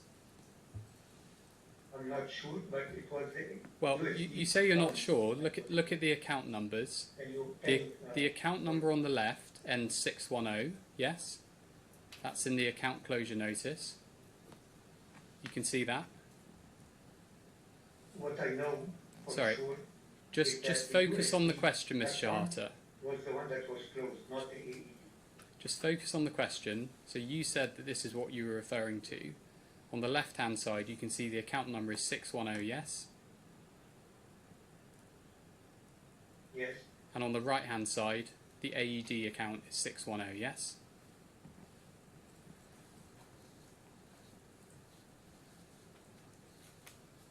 Yes? yes, but must have been a mistake because it's the USD that got closed. If we go to case 62, we can remove the side-by-side now. Sorry, in fact, I've given you the wrong reference. K58, please. Mr. Jackson, how much longer? I think 15 minutes, Your Honour. 15 to 20. All right. Now, Mr. Shehata, we're going to finish today. I hope we don't have to sit on too late into the evening, but you will be of great assistance to the court if you attempt to answer the questions and confine yourself to answering the questions and not making speeches. All right? Yes, Your Honor. And just so we get through it quickly, Ms. Shehata, I'm not going to repeat my questions. I'm just going to put them to you and then move on. This document we've now got on screen is dated the 18th of February 2024. You can see that? Yes, It's after the account closure notice, yes? yes, And it confirms the account closure notice has been sent erroneously, yes? which I just said, yes. The USD account was never closed, was it, Ms. Shehata? No, it was closed. And you are not disclosing the USD bank statements to Mashrek because there's things in there that you don't want us to see. That would be very stupid of me because already Mr. Nasser Shehata, as the general manager since October 2024, would have access and would have exposed. That would be a very stupid plan that you suggest. Can we go to K64/1, please?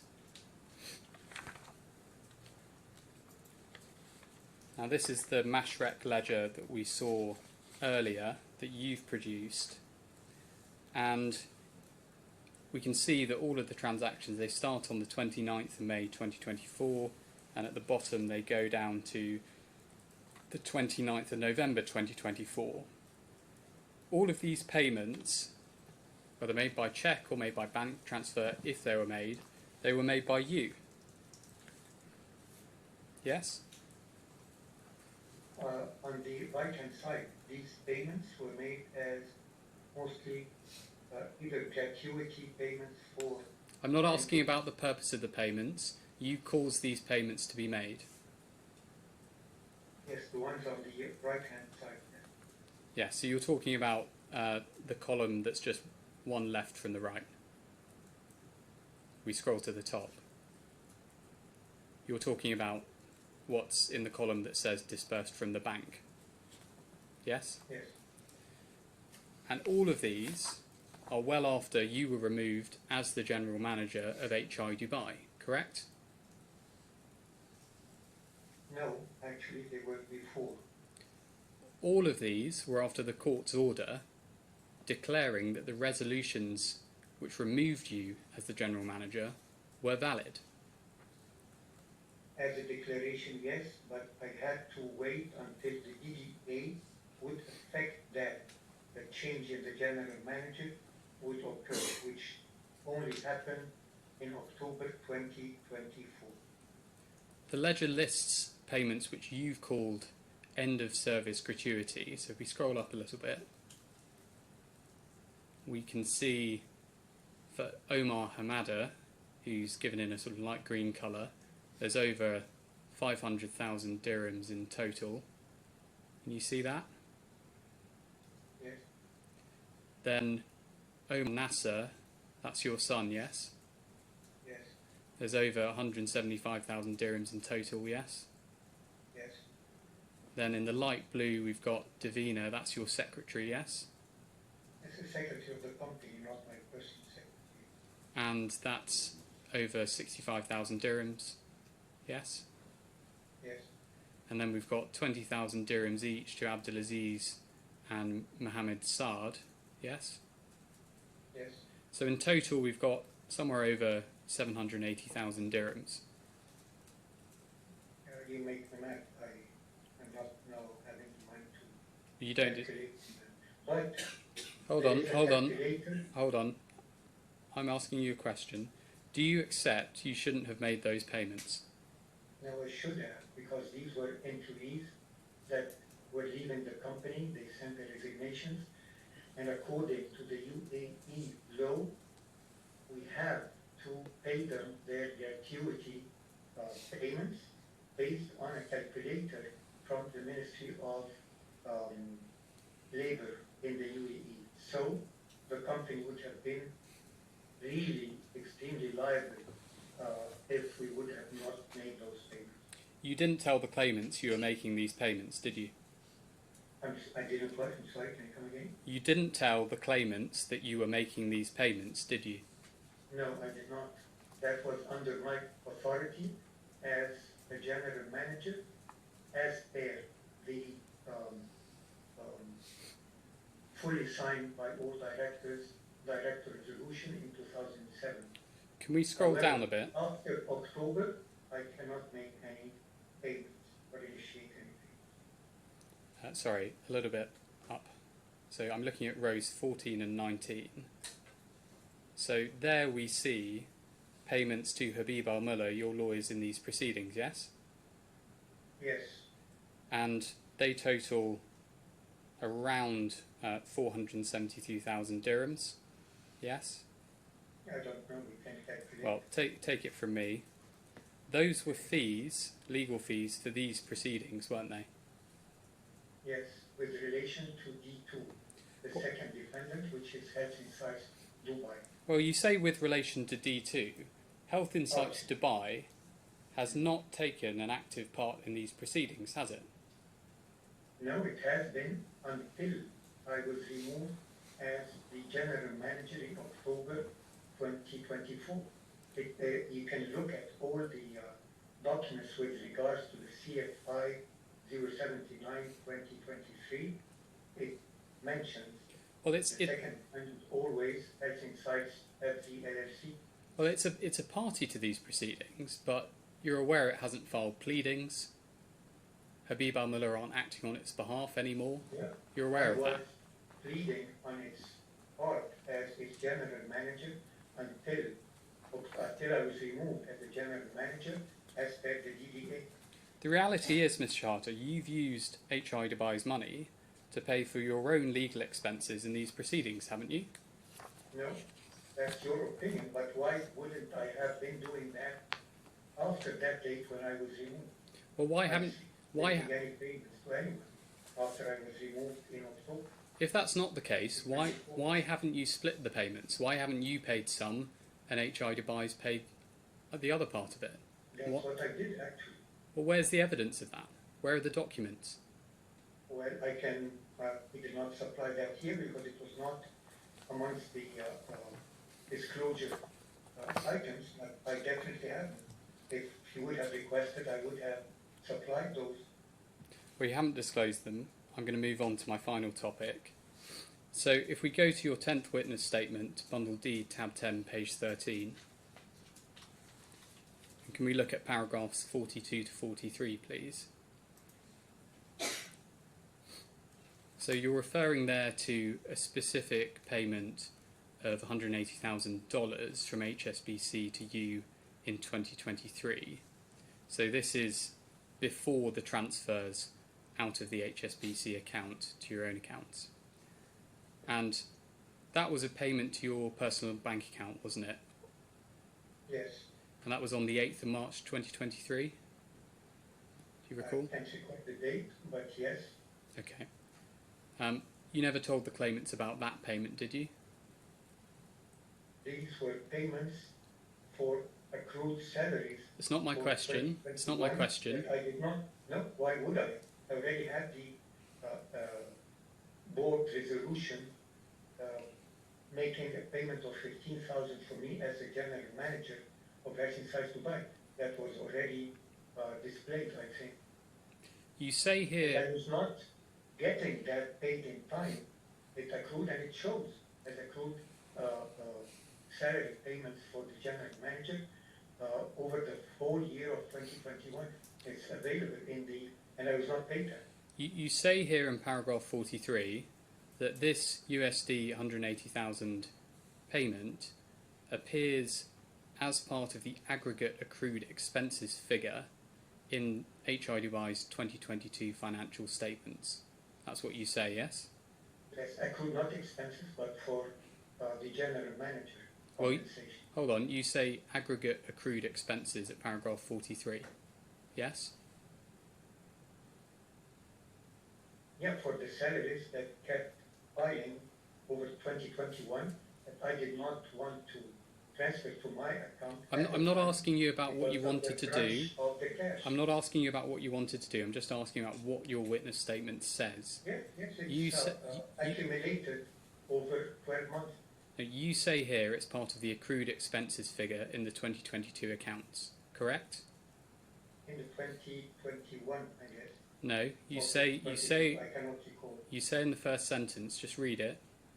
Take a moment to read it. You say in the 2022 financial statements, yes? Yes. So if we look at those, if we go to Bundle E, tab 261, page 20, please.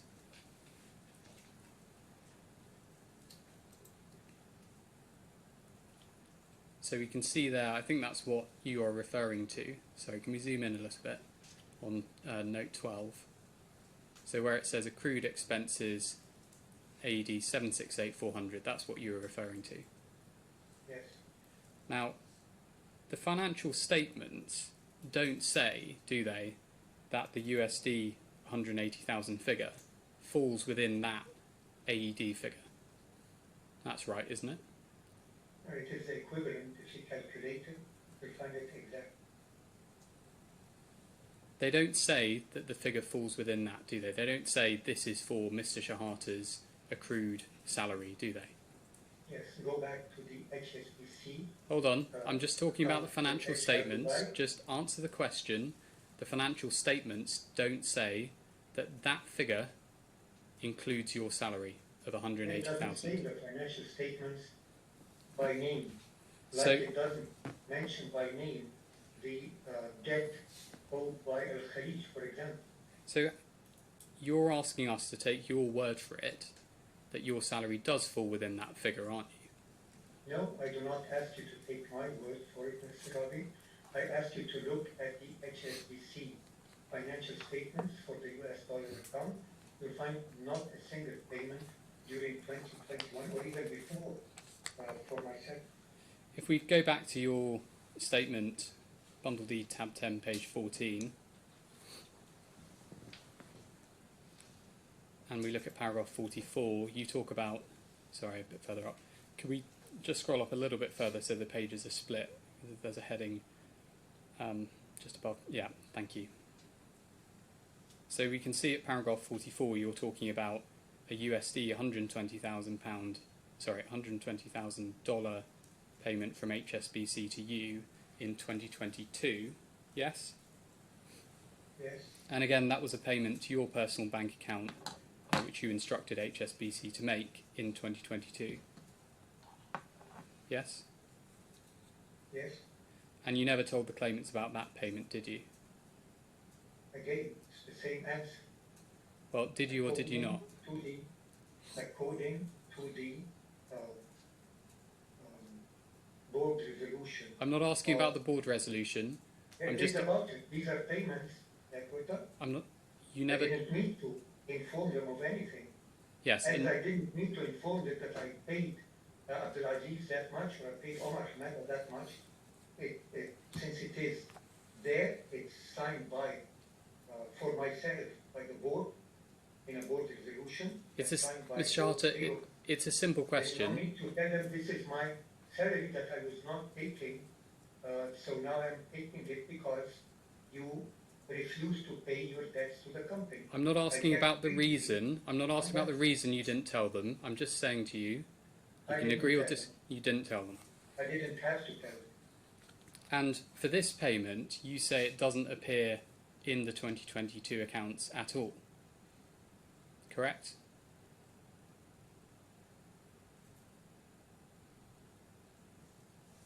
Can you explain what you mean, please? So in the second sentence, you say because it was settled before year end, it did not appear as an accrued expense in the 2022 financials.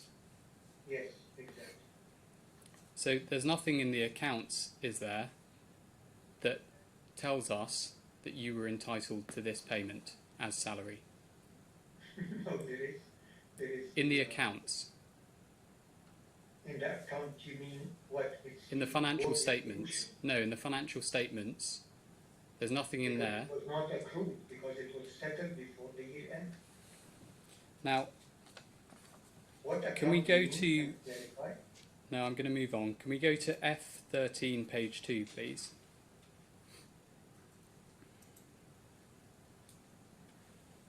And if we look at paragraph 5, this is the order, again, we were looking at earlier relating to disclosure. And we can see at paragraph 5, you were ordered to produce emails and or letters between the first Where of the... is paragraph 5, please? Subparagraph 5. You were ordered to produce emails and or letters between you and HI Dubai's auditors relating to accrued expenses of HI Dubai for the year ended 31st of December 2022. You can see that, can't you? Yes, And you were ordered to produce that. I do not have any. I'm not asking you about that yet. You were I don't ordered. have, so what do you want me to produce if there is I'm not nothing there? asking you about that. I'm just asking about what the order says. Now, if we go to your disclosure statement at Bundle K, tab 1, page 3, so just to give you the context, sorry, if we go to page 1 first. So this is a statement that you made pursuant to the rules of the DIFC courts, and if we scroll down, if we go to page 3, right to the very end, we can see that you signed it. Now, you signed that, yes? Yes, And at the time, you were saying to the court that you believed the facts stated here to be true, yes? mostly, unless because I was not given the chance to Mostly. revise or, modify any. Listen to the question, please, Mr. Shehata. Ask the question again, Mr. Jackson. So at the time you signed this Very statement, careful. at the time you signed this statement, did you believe the facts stated in it to be true? Yes, at the time, yes. Can we look at paragraph, we're there in fact, paragraph 10. You say, I can confirm that this is in response to the document production order that we just looked at relating to communications with auditors. And you say, I can confirm that I've never dealt with the auditors myself, and therefore I'm not in possession, custody or control of any communication between the auditors and myself. Is that still your position? Yes, So you've never had any communication with the auditors at all? not at all. I don't know even where their office is. You've never received an email from them? No, Can we look at Bundle S, tab 1, please? If we scroll down, this is an earlier document production statement that you gave. And if we look at page 3, right at the very end, again, we've got a statement of truth by you there, yes? which statement is that? You've Which got it. number? So this is a document production statement that you gave on the 20th of May, if we scroll down a little bit more. So you gave this on the 20th of May, yes? Which number? Because I Well, again reviewed. It's not a witness statement. corrected. It's not a witness statement. It's a document production statement confirming the scope of what you produced and giving reasons why you produced or not produced documents. And just go back to page 3, please. and you signed it saying, I believe the facts stated in this witness statement are true. You signed it, yes? Yes? Did That's you my signature. did you believe the facts stated in this document were true when you gave that signature? Up to my knowledge at the time. If we look at subparagraph F on page 2, please. So you say there, in response to a different request for document production, I searched for all emails from the domain farahatco.com. Just pausing there, Farahatco, that's the auditor for HI Dubai, isn't it?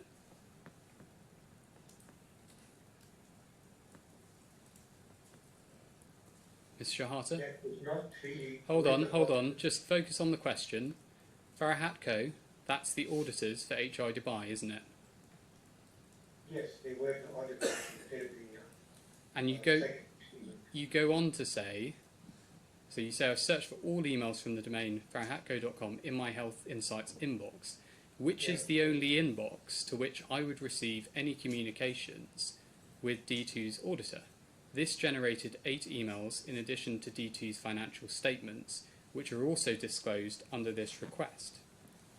So, when you said in your most recent disclosure statement that you had never dealt with the auditors and didn't have any communications with them, and when you told the court just now that you'd never received an email from them, that was a lie, wasn't it? No, that was the truth. If you would allow me to explain, I will explain. These were not, I do not even know what's the email address itself to search for. So in the search, you have from, to, and the body text of the subject. I searched for this farahat.com in the body text of the email, and it produced those 8 entries coming to me from Mr. Abdulaziz, based on that he received emails from the auditor, not directly to me at all. That's exactly what I was saying. I didn't have any direct communication with the financial auditor. Well, that's not what you say here. You say the only inbox to which I would receive any communications with D2's auditor. You're not talking about Mr. Abdulaziz. But in the body text, I do not know even what's the complete email address. I cannot search from just by the domain. It has to be with a complete email to perform. And I didn't know that, so I just put farahat.com under the body text of the email, and this is what was produced, all coming from Mr. Abdulaziz, not from Farahat to me at all. The reality is, Ms. Shehata, that you haven't disclosed your correspondence with the auditors because that correspondence would show that the US dollar 180,000 payment and the US dollar 120,000 payment were not salary payments and that you've stolen that money. No, not at all. I didn't have, I still insist, I never had any direct communication with the auditors, and the bank statements of HSBC account for HI Dubai would show you that what I'm saying is the truth. What you're saying are just fictions. Your Honour, I Or have no your further questions. understanding of how events might have taken place. But it is evident at the end by the bank statement. No further questions, Your Honour. So, Doherty, do you re-examine? Yes, I suspect probably if we took a short break. Yeah, how long will you be?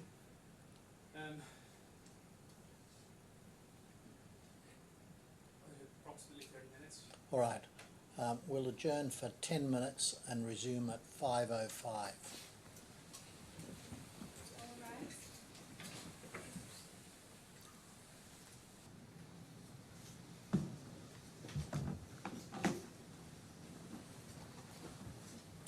Mr. Doherty.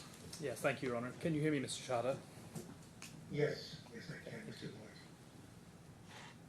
If you could bring up the document at E280, page 5, please.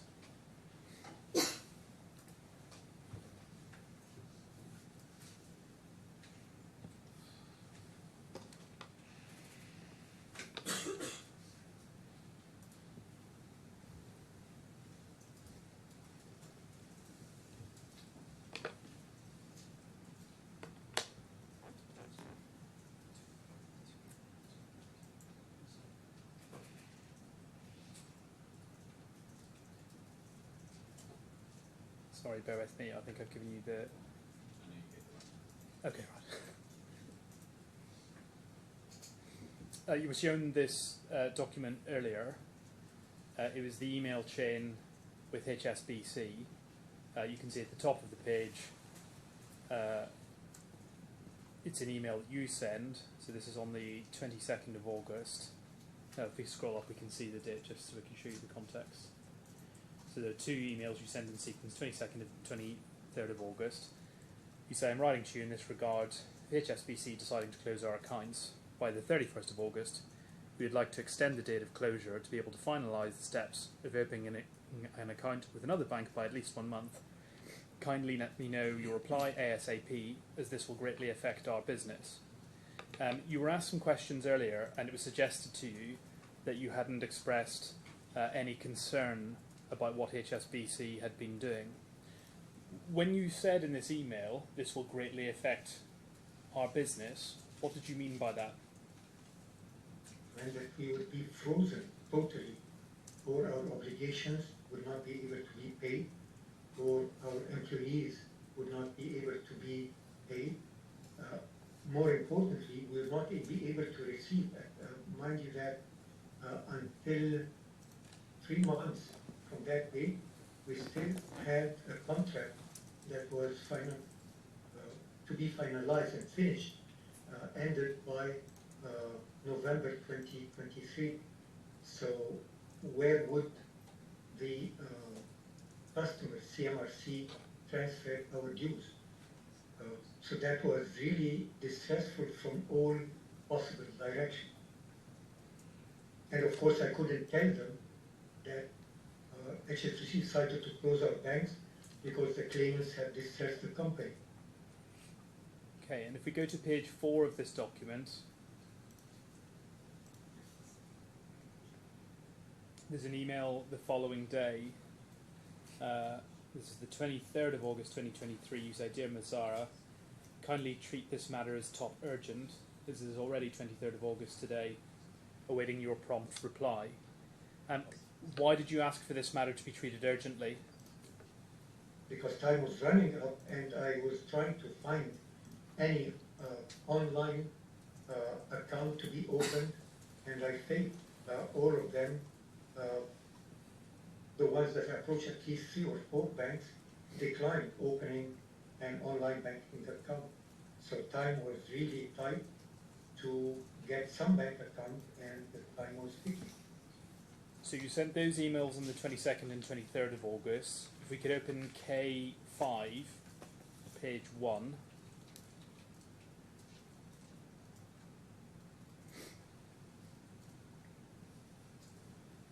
This is an email sent from Mashreq Bank to you on the 8th of August 2023. The title is Mashreq Neobiz application submitted. And if we scroll down, there's an email that says you've successfully submitted your account opening application. There's a reference number. It says we will review the document submitted and get in touch with you within 2 working days. Sure. So this is the 8th of August 2023. Prior to the closure of the HSBC account, did you take any steps to open up an alternative bank account for Health Insights Dubai? Yes, that is the proof. I was trying to communicate and to open, and I was exchanging the documents for the company to open a new bank account elsewhere. That was at the beginning of August, because this was for the documents to be supplied, but before that there were the communications to initiate the opening of that account. When you sent HSBC the emails we've just looked at on the 22nd of August and the 23rd of August 2023, had an alternative account been set up at that time? No, even as I was, all the other banks that I approached insisted that I would meet their representative at the office in order to create and activate an account. And of course, at that time, I was under this travel ban in Egypt that the claimants put me under, so I was not able to travel. Only the Mashreq Bank made the same condition, but they agreed to create an account pending meeting at the office in Dubai to activate. Could we open up E60, page 1?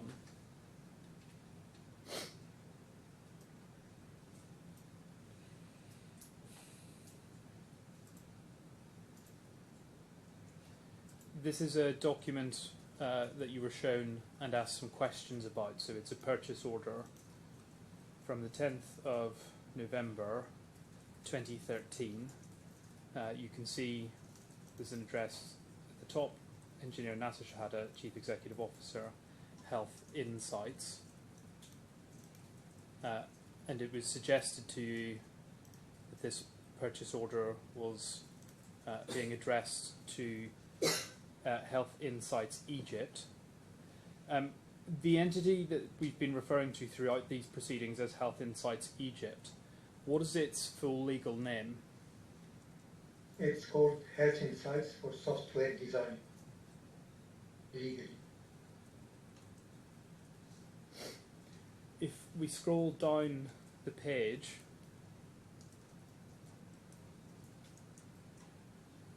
there's a section which says payment, and it says payment will be via Swift wire transfer to Health Insights account as stated in every invoice, and payment will be 15 days in advance for every year of support. If we could skip forward to page 6, please, of this same document.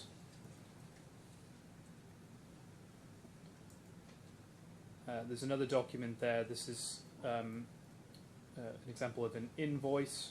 If you scroll to the bottom of the page, you'll see a section which says terms of payment, and it says please remit to. If you could have a look at that. Yes, it was. To your recollection, what was the Health Insights account as stated in every invoice? It is the one in front of us here at the end, at the please remit to inside the box. Health Insights FZ LLC, HSBC Bank, Middle East, and the IBAN number for it, and the SWIFT code, obviously, BBMEMA. See, and which entity owned that bank account? Health Insights Dubai, FZ LLC, as stated at the top of this invoice. So perhaps if you can just see what you're looking at, scroll to the top of the page. Yes, that's the entity. To your recollection, which entity issued these invoices? As stated at the top right-hand side, it is Health Insights FZ LLC, Health Insights Dubai, with its offices and address in Dubai Internet City.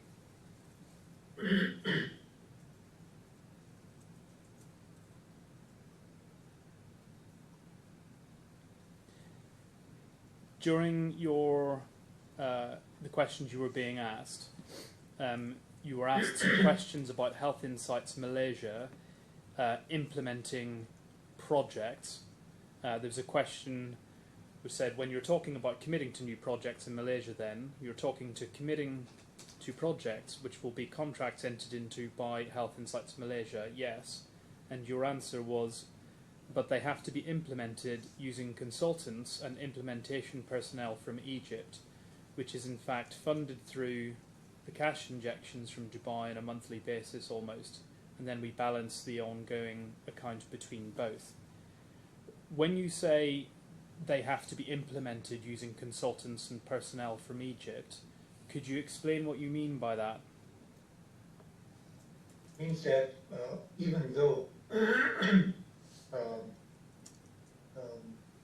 I've developed certain implementation support personnel from Malaysia for Health Insights Asia, but a number of them were coming from Health Insights Egypt, as they have been trained and have been implementing and supporting the America Plus and subsequently the MCC for some years. So I meant the personnel that needed to be added if I am to expand the business which will get the revenues for the implementation and support to HI Dubai. Because they are cheaper resources, obviously, than the ones in Malaysia. Or in Saudi or in the UK with the national plan. So you say which will then get the revenues for the implementation support to Health Insights Dubai. And in your answer, you referred to funding through cash injections.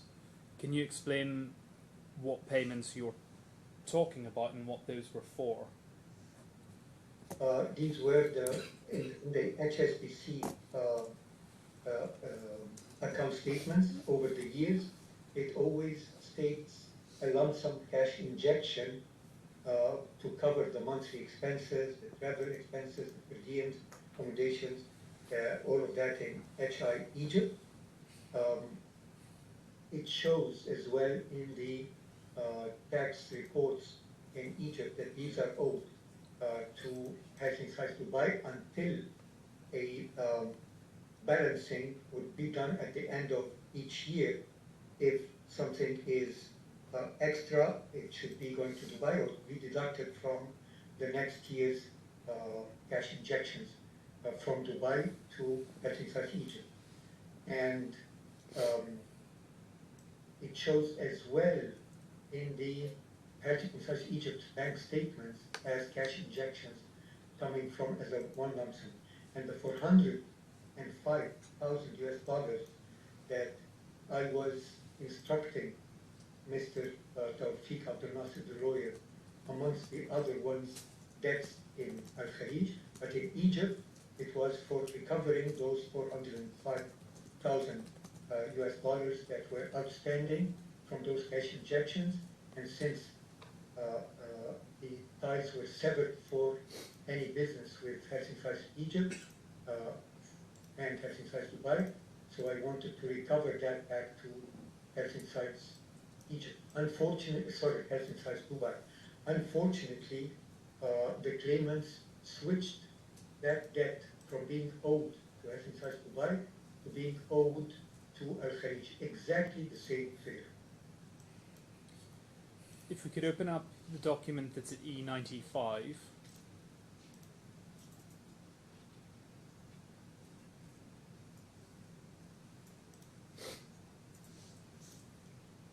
And if we scroll down slightly,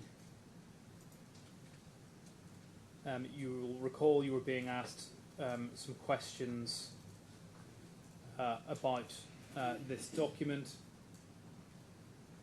This is the partner reseller agreement. You were shown the fourth paragraph down that made reference to entering into an agreement for the purchase and resale of the software in the aforementioned territories, and you were asked some questions about that. When you were providing your answer, you referred to something you were talking about at the top of this document. But if you could read the paragraph that's at the top of this document, so the one beginning, whereas Health Insights FZ LLC. Yes. And do you want to explain what it was you were referring to? Since the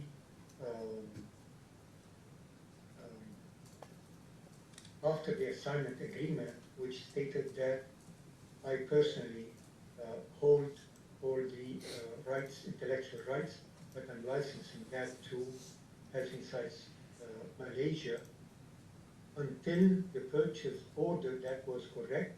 But once the purchase order and the subsequent payments were made, purchase order made from Health Insights Malaysia to Health Insights Dubai, and subsequent invoicing and payments by HI Malaysia to HI Dubai, the ownership moved from me as the author to Health Insights Malaysia as per the purchase order and the work for hire and the payments and so on. Okay, and just looking at the first paragraph where it says, whereas Health Insights FZ LLC has stated that it is in the process of closing a deal with Cambridge Medical and Rehabilitation Centre, who requires cloud collection of services based on Medica Cloud Care Hospital. Do you recall the circumstances that led to the creation of this document? I have made several demonstrations. There was this fee that was floated by the Cambridge Medical and Rehabilitation Centres in Abu Dhabi and Al Ain. And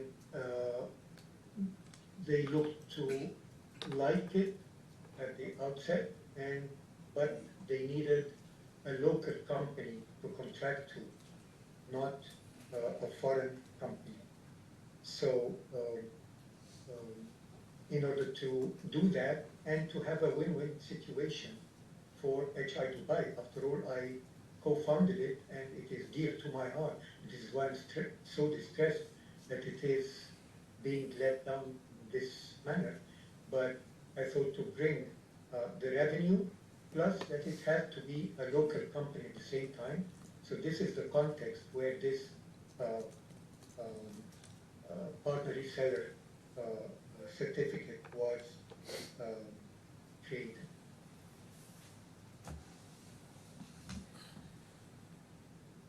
Earlier you were asked some questions about HI Dubai's HSBC bank statements. And there were some questions where it was suggested to you that you hadn't disclosed those. So a question was put, you've referred just now to HSBC bank statements. You've not produced those HSBC bank statements, have you? And your answer was, they're with the claimant, they already mentioned that in your witness statements. Could we open up D7, page 4, please?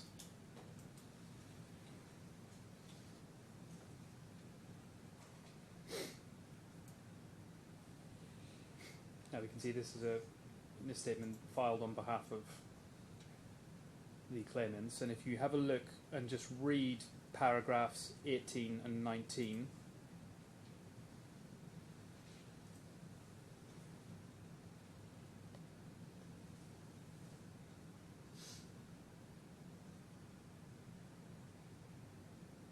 you can let me know when you've had the opportunity to read those. Yeah.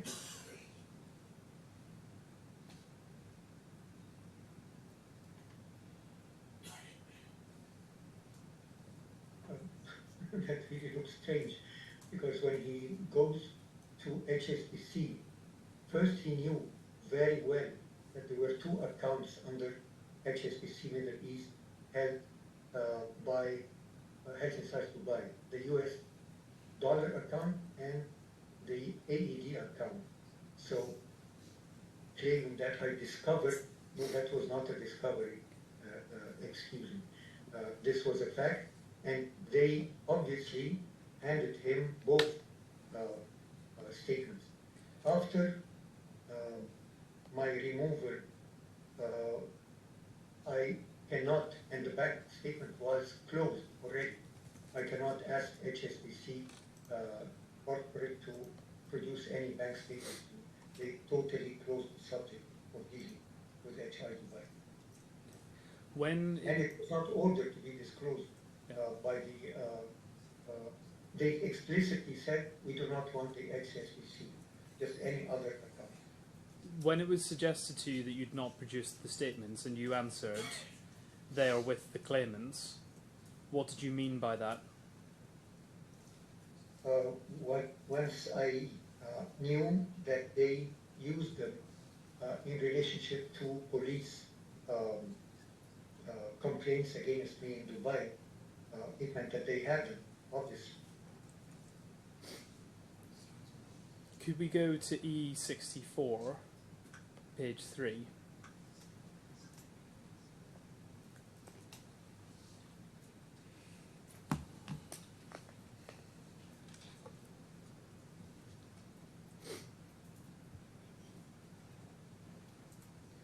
You will recall being shown this document.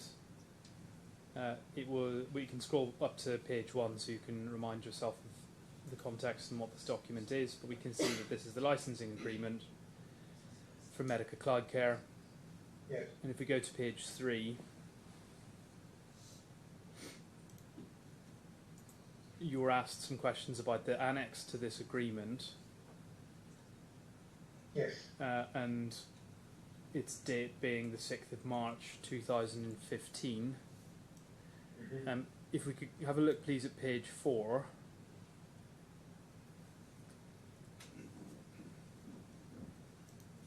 At the bottom of the page, we can see reference to your name. Is that your signature? Yes, it is. When did you sign this document? On the 15th of November 2015. But I'd like to make a clarification here. The date of the annex, the whole agreement was prepared by my lawyer in Malaysia in March, as it states at the part of the annex. This part of the annex date was left since March, when he was sending me the drafts to review and everything, and I forgot to change the date of the annex to the date of the actual agreement.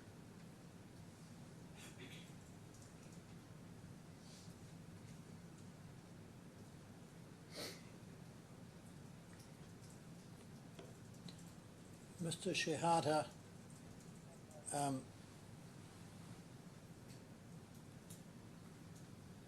let me just see what you said.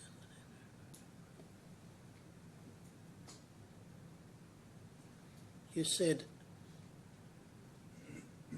this part of the annex date was left since March, when he, that's your lawyer, was sending me the drafts to review and everything. You were asked to produce all those documents. Did you produce the drafts? Or did you produce the emails or No, other I used to communications be- sending them to you? No, whenever I met the lawyer in Kuala Lumpur, we would sit in a restaurant or I passed by his office and we reviewed those. Similarly, the contract for the CMRC, which was in Dubai. No, I'm asking you about your statement when you said that he sent you the drafts. What did you mean when you said he sent you the drafts? Not send, he gave them to me because we were sitting together at his office in Kuala Lumpur or in a restaurant, and he would have his laptop, I would have my laptop. So it was not really sending and receiving by emails. We were sitting together, so with a thumbnail drive, you put it And did on, you give it to me. produce these drafts? No, I just was putting some comments. No. You say your lawyer gave you these drafts. When you were asked to produce documents to the court and to the claimant, did you produce those drafts? No, it didn't occur to me.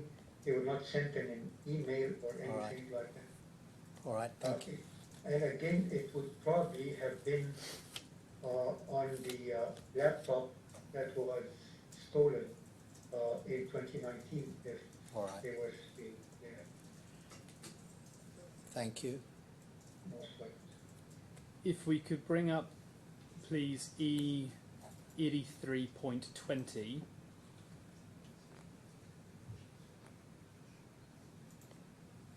We go to page 2. You will recall being asked some questions about work that Mr. Nazmi was working through on the IHE. It was suggested that Mr. Nazmi was working on the IHE guidance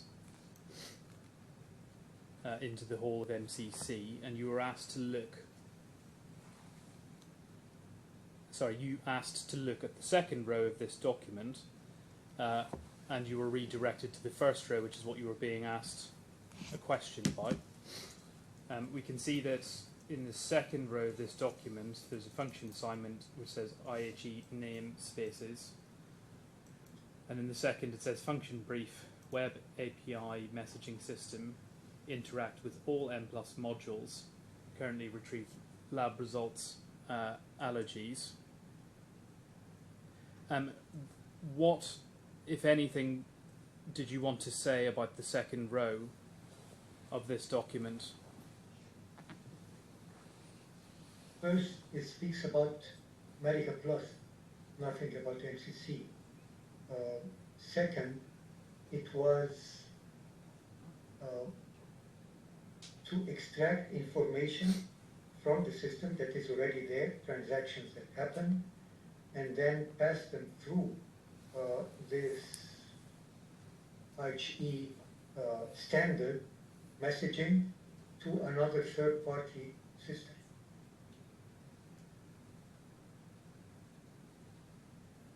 But it's not really a function of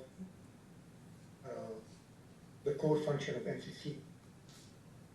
But I'm not sure actually this did happen because, as I said, Mr. Nazmi, main specialty was laboratory analyzer interfaces to bridge the orders for laboratory tests to the analyzers and then receive back the results under Medica Plus. When you were being asked a number of other questions about these spreadsheets, you were asked whether you accepted that the development being described related to MCC then, and you answered no. I'm saying that they were initially, and you said 2016, it could not have been MCC because MCC was not even implemented. It started being implemented in 2017.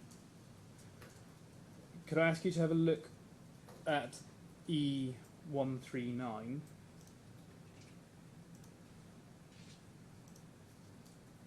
If we zoom out slightly, you can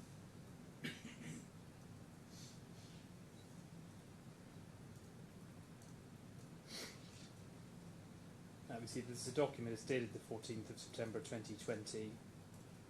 It refers to the implementation of Medica Cloud Care System. And there's some text below that which says, with reference to maintenance and support contract for the hospital management system, the hospital certifies that Al-Khalij has converted the hospital's existing medical system from the old version of Medica Plus to the new version of Medica Cloud Care on the 18th of October 2019. When did you understand that Medica Cloud Care began being implemented by Al-Khalij in Saudi Arabia? As I corrected in my witness statement at the beginning of those hearings, around mid-2019 and in 2020. And it's evident even from the purchase orders for the first mention of Medica Cloud Care came, I think, November or December of 2019, and then subsequently in 2020 and 2021.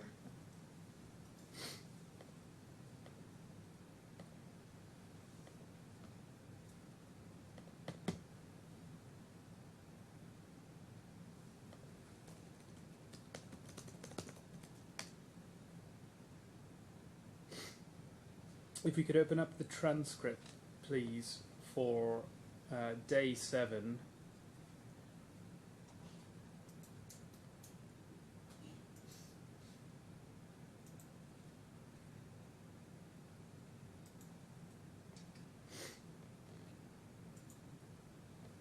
And if we have a look at page 20, starting at line 8.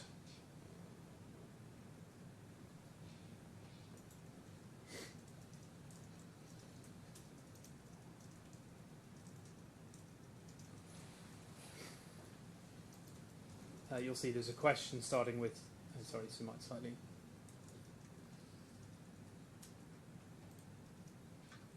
There's a line starting, line 8, it says, you disagree, do you? And then there's an answer which says, that is software, that software was related to Medica Plus and integrations with third parties in Saudi. And then there's another question that says, do you see the status column? Some say pending, some say done. Do you see that? and then you answer yes, and it says, and you see that where they say pending, the ticks are in .NET and VB6, and where they say done, there are ticks in HTML5, and then below that you start to say HTML5 is not, and then there's some over speaking, and then you say below that it is a user interface.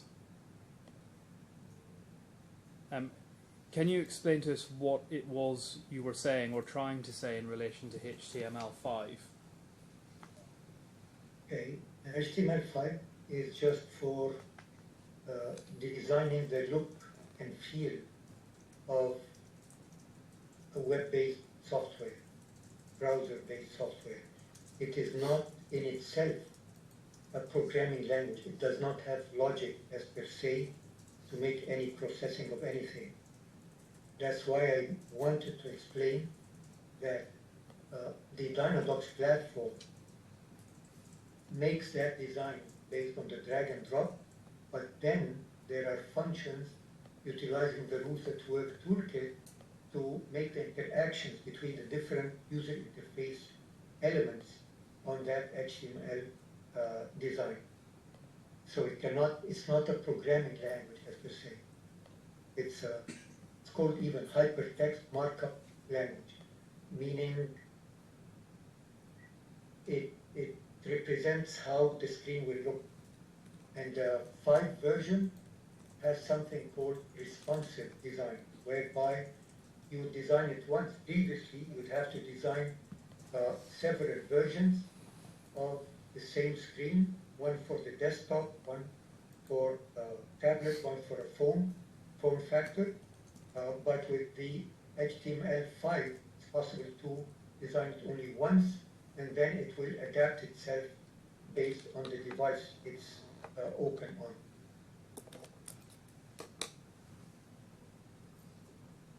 So the Dynadocs does that with ease without having to worry about those designs, and then the rules at work will incorporate the logic of the interactions inside the user, the HTML, as well as externally with other things.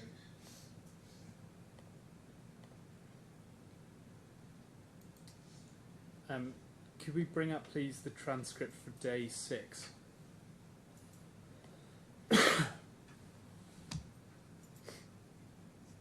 At page 136.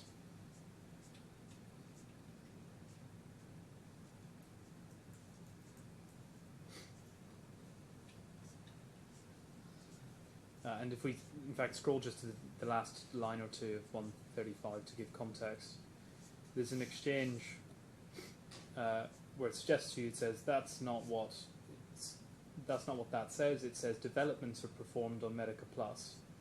You say yes, exactly, on top of Medica, and then there's some over speaking. It says developments though, and you say yes, developments, and there's a question which says not integration, and you say development of integrations are development unless you're not aware of software, but to development an interface to another third-party system, you have to write code naturally. And then the question is, but you're not developing Medica Plus if all you're doing is interfacing. And you said, but you're doing that if there are parts of Medica Plus, actually many parts that will interact through this integration and interfacing. In the context of this exchange, could you explain, please, in simple terms as you can, what you mean by development and integration? Integration and interfacing, if it was simple and straightforward, we do it within the Rules at Work toolkit. We design a rule that will communicate and do the job. However, when it came to, say, laboratory analyzers or other systems of third party, which could be a government agency, Ministry of Interior, Ministry of Health, or whichever, we need to write code to communicate between M+ data, moving data there, or posting data coming from a third-party system. And that required coding could have been in C# with MCC, or it could have been with VB6 in Medica Plus.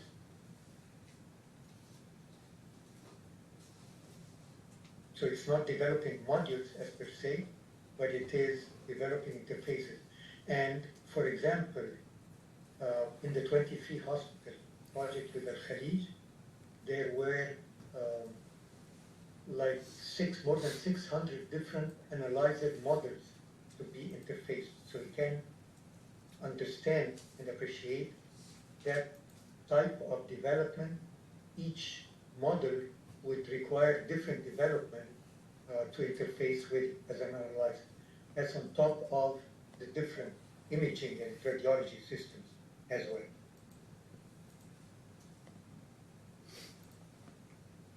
That's what I meant by developing interfaces and integration.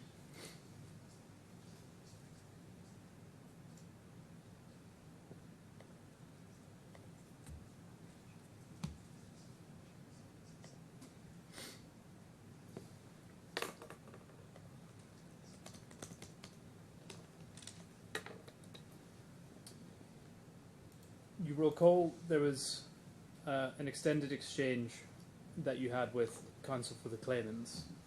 It was being suggested to you that you weren't here to have a conversation and that you were in court. And it was suggested to you that you refused to travel to Dubai, and then there was some over-speaking.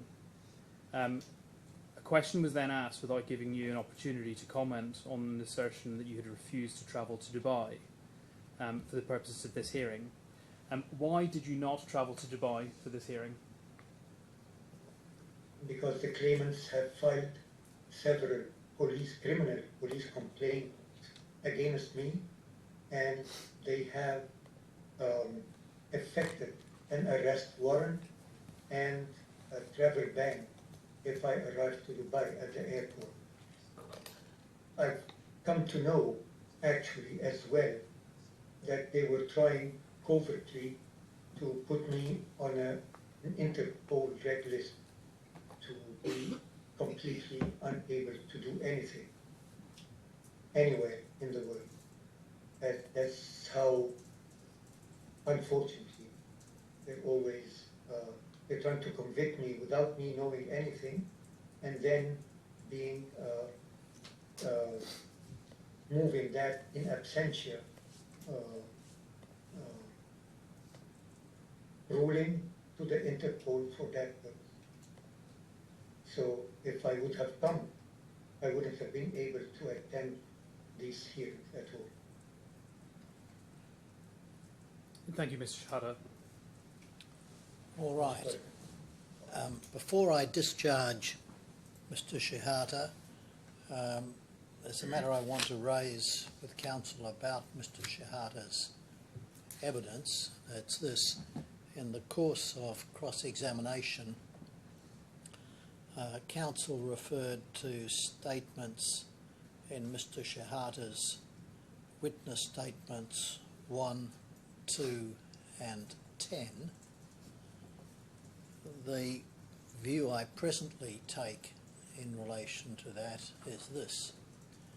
First, where the statement was put to the witness as a truthful statement, then it is in that the statement in the witness statement is evidence as to the truth of that statement. Secondly, where the statement was put to the witness as an inconsistent statement, then the statement in the statement is not evidence of the truth of its contents. Thirdly, the balance of the witness statements are not in evidence in the absence of any counsel having sought to tender them. Does any counsel wish to make any submission about that approach? Not from me at this stage. It sounds right, but it being... Well, one of the issues I think, Mr. Montague-Smith, is that different jurisdictions take different approaches to this. I think the position is that ultimately the court has a discretion as to how it should deal with the evidence. Yes, I mean... Hence why I'm giving you notice now if you want to put a different position. No, thank you. I think that in the main, the reason for me putting those statements to Mr. Shehata was not to show that they were true. It was to challenge the account he was currently giving in the witness box. But I certainly don't rely on any other bits. No, of if his they were put statements. as, Yeah. therefore essentially as inconsistent statements, Yes, yes. then they're not evidence. Yes. They're not in evidence as evidence of the No. truth of the statement. And I think as far as Mr. Shehata's statements are concerned, it's really a matter for my learned friend as to whether he wishes to ask Mr. Shehata to confirm those statements, but I wouldn't invite that at this point in proceedings. No. Do you want to say anything, Mr. No, Duffy? I think that there are similar points which had been my understanding of how, for example, the first claimant's first statement would be dealt with. So I think we're on the same page when it All comes right. to the issues that were raised in those statements which were put to them across. Yes. All right. Well, thank you, Mr. Shehata. Thank you. That completes your evidence. I was going to say that you're free to come or go as you wish. We're almost finished for today. There are some administrative matters I want to discuss with council, but you are free to either terminate or remain on the connection as I do that. Thank you. Thank you very much, Your Honour. Directions, Your Honour. Yes. Very good. All right. It seems to me that there are 4 issues. Right. Written closings, when? Yeah. Written closings, how much? Time for the oral closings, how much time does the court need? How much court time do we need, sorry? And then the listing. Yes. I've discussed these matters with my learned friend. Yep. As I understand it, we are... Thank you, sorry, I'm out of shot. We are broadly content, both parties, if we were to have written closings by the 7th of November. That's about 5.5 weeks away. The reason for that is largely because I have another arbitration which I have to do, I'm afraid, but my learned friend very kindly has agreed to that as a time scale. There is a little bit of a difference between us on the second part, which is the page count. You may or may not be interested in this, and you may or may not have a strong view on it, but I think we had been thinking in terms of something like 75 to 100 pages. My learned friend is thinking of something like 200 pages. I think we both agree that whatever is ordered, that it ought to be equal from both sides, so we ought to have some parameter, otherwise you're going to end up with Yes. a one-sided thing. I don't have particularly strong views about it. 200 does seem to be quite a lot. In fact, 100 felt quite generous, but my own friend has different views. Yes. There is always, from the point of view of the judge, of course, the balance is, on the one hand, the more assistance I've given by submissions, the better. On the other hand, the longer it gets, the more difficult it is to assimilate it all. It's a matter, obviously, of course, of striking what's the best with this particular case. In that figure of 200, Mr. Doherty, have you given, I was going to say given some thought, obviously you've given some thought to it, but is that going to, are you taking into account the factual references to transcripts and incorporation of extracts of transcripts, or how are you sort of getting to that 200? Yes, I mean, obviously everyone's got different forms Yes. of doing these things. I tend to think that it's more, well, you can tell me, but I tend to think it's more helpful to have, if you're relying on particular pieces of evidence, for it to be set out in the body of the submission, Right. rather than handing in Yeah. a lengthy separate appendix. So when I had been thinking about the page count, it had been largely on the basis that if there were key pieces of evidence that we wanted to refer to, we would largely be referring to that in the body of the submission itself. Yes. Well, if And I do prefer to have everything within the body of the document, not appendices to it. And if that then requires that limit, then so be it. I'm confident that council will exercise judgment in not being verbose and unnecessarily taking up pages, but having heard what you had to say, Mr. Doherty, 200 will be the limit. But not, of course, Not a target. doesn't mean I'm encouraging everybody Of to course. go to the limit. Very good. I think in relation to the amount of court time that is required, again, Your Honour might have some sort of view on that, but we had tentatively agreed that it feels like 2 days would be about right. I had thought 1 day each. Yes. Yeah. We may need to think about scheduling it because there's a counterclaim as well, so it may be that we take 2 goes at it each. Yeah. I can put it like that, with a reply and then a defence to counterclaim and then a reply on the counterclaim would probably be the position. Are you in a position to talk about dates now? Not with a great No. deal of confidence, but it would be very helpful to have Yes. Your Honour's availability, and then we can think about where that might work.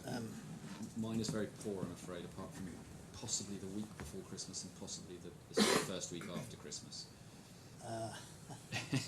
When you said the week before Christmas, I'd understood you not to mean It's the week 5 of. days before the 25th. It's the week prior to that. Well, I Oh, can I'm put mistaken I by can that, put but- you both Well, we're at about that. to be. My eldest daughter is getting married Ah, on the 20th of December, well, and I will be engaged for some days before that and some days after that. well, many congratulations, and that is fully understood. So it sounds like that week is unlikely. It will Yes. not work. I somewhat wonder if it's one where I ought to speak to Mr. Montague-Smith and we put together Yes. effectively as wide a range of dates as we can. All right, muster. but to assist and you send so it to the far court. as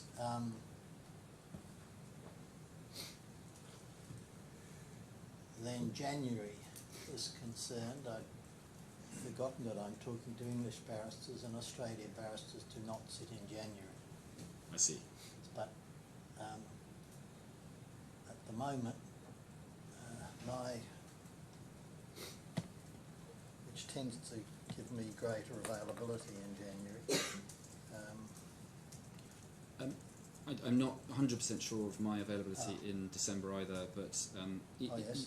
it sounds like the week of the 22nd is therefore out, but would the week of the 15th be 15th of available? Because I December. think that was the one that I was considering. You're not available. Yes, at the moment I can do the week of the 15th. Okay. Mr. Jackson's not available, he tells me, so if you would just, I mean, at this stage, if we can just exchange a bit of dates. that's and right. then, what I was suggesting to my learned friend was perhaps we could provide the call Yes. in the middle of next week with some actual dates to avoid. Yes, well I can do the week of the 15th. Do Yes. you want to talk about January or? Yes, if you, Um, yes, that would be sensible. Let me just get back.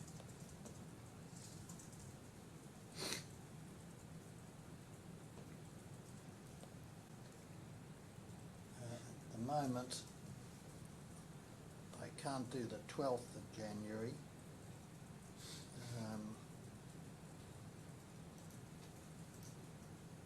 But otherwise, I'm free for the rest of January.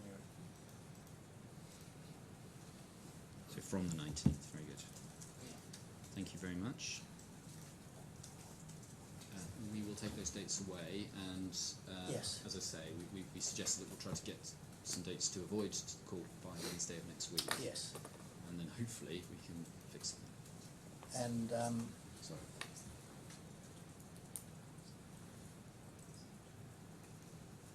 Sorry, I'm being asked just to clarify. When you said Your Honour was not available on the 12th, you mean the whole of the week of the 12th? no, just the 12th. Just the 12th. Oh, very good. Just the 12th.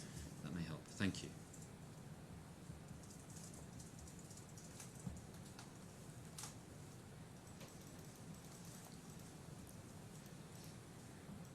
Very good. All right, well, as you say, if you can confer and then communicate with the registry about that. All right, well, I will, well, it's not a matter of reserving yet because I haven't heard from you, but I thank council and those assisting you for your assistance thus far, and the court will now adjourn.